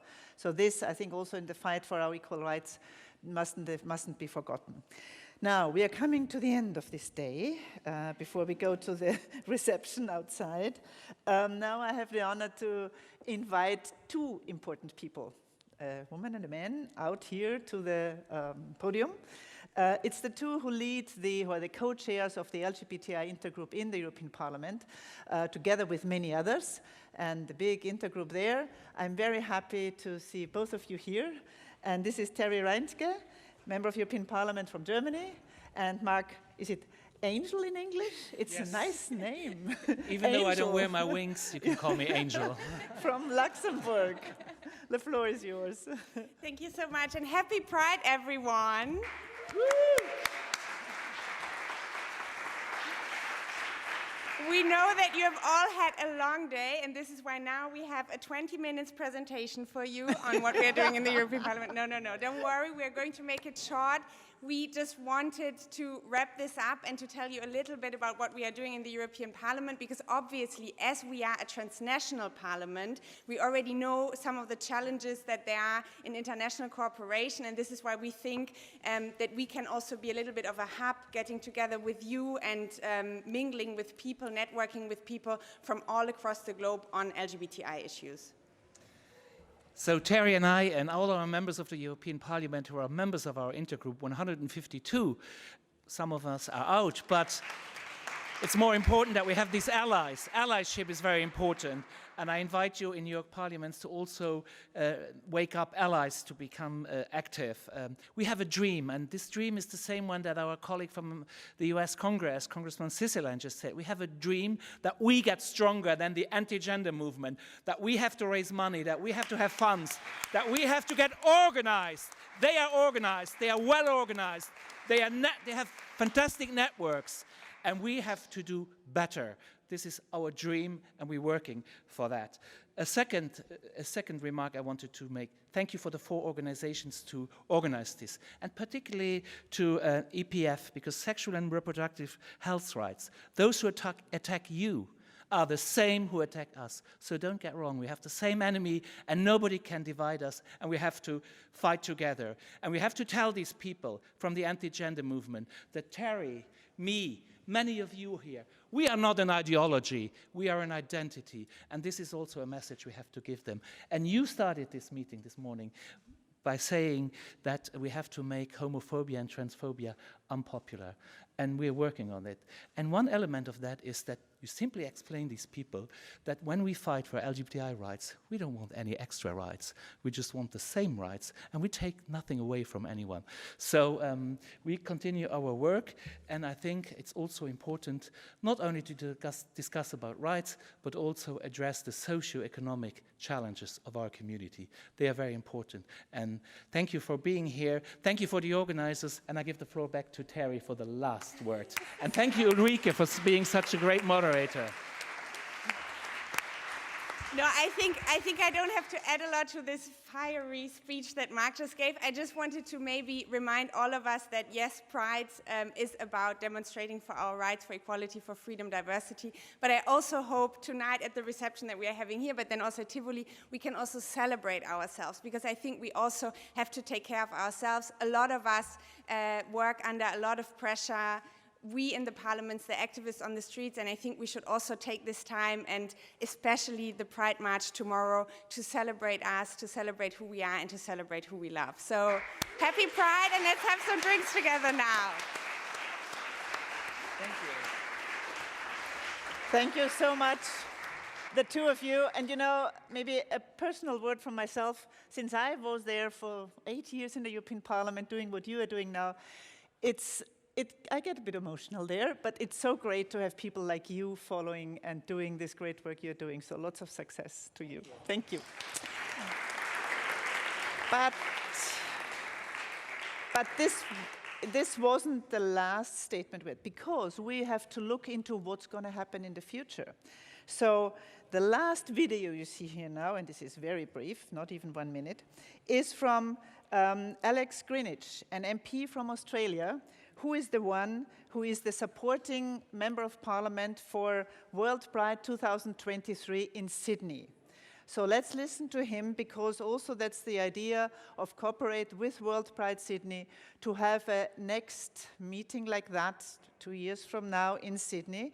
So also to make it a habit. I mean, that's just the idea now, but I think there's a good chance to do that. Like every 2 years with World Pride, to have a meeting, a physical meeting like that. This is, I guess, something that we could manage. But let's listen to Alex Greenwich, MP from Australia.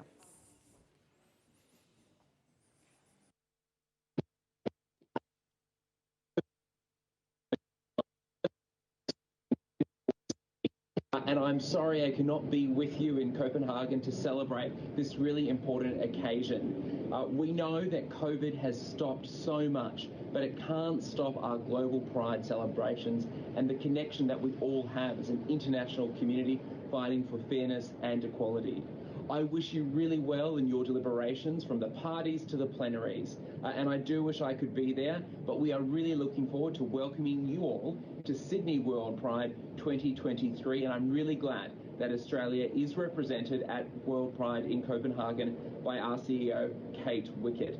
So enjoy your celebrations, enjoy your deliberations, and remember, we're all in this together, and we must always make sure we are fighting for fairness and equality for people all over the world.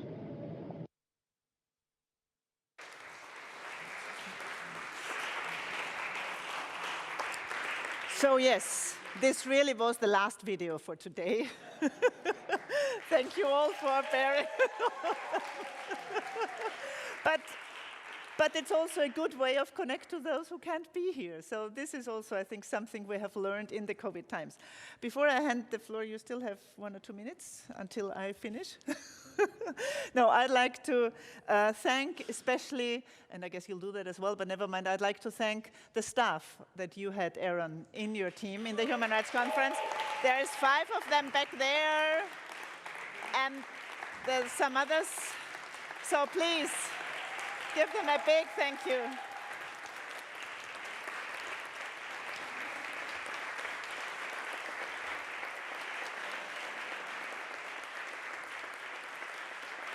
You really have done a wonderful job.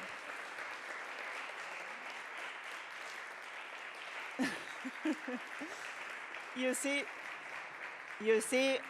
how much your work is being appreciated. Isn't that good to see after so few hours of sleep, so much stress, so much, oh, I just want to get out, I want to have some rest. So also on my behalf, thank you very much for the great work you have done to make this happen. I still need to do some other technical announcements. You will all get the names and addresses, the email addresses. I hope that's okay with, data protection, but yeah.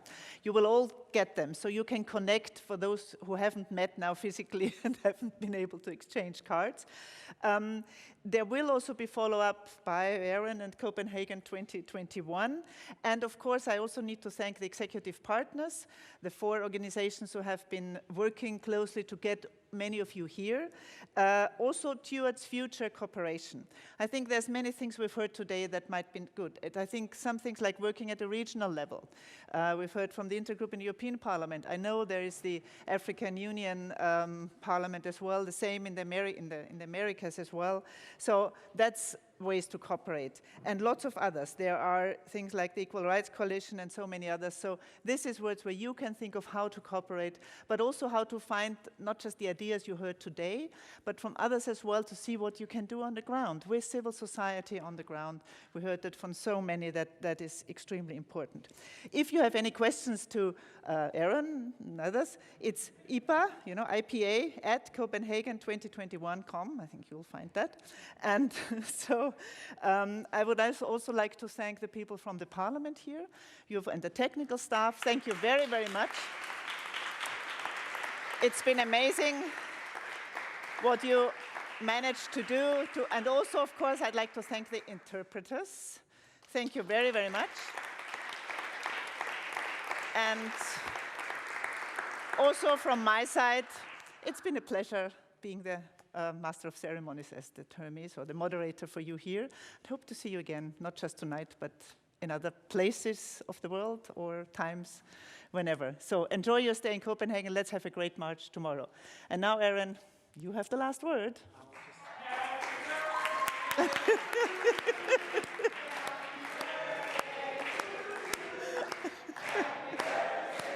Yeah.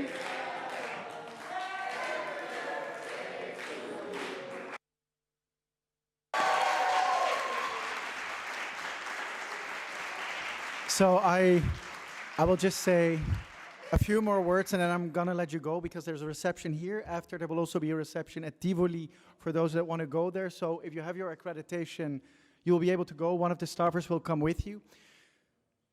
The 2 years were not easy, I can tell you that. I started 2 years ago, somewhere in the beginning of August, coming from Washington, D.C., all by myself, with an empty desk, with a lot of very good ideas, and with a lot of hopes and dreams.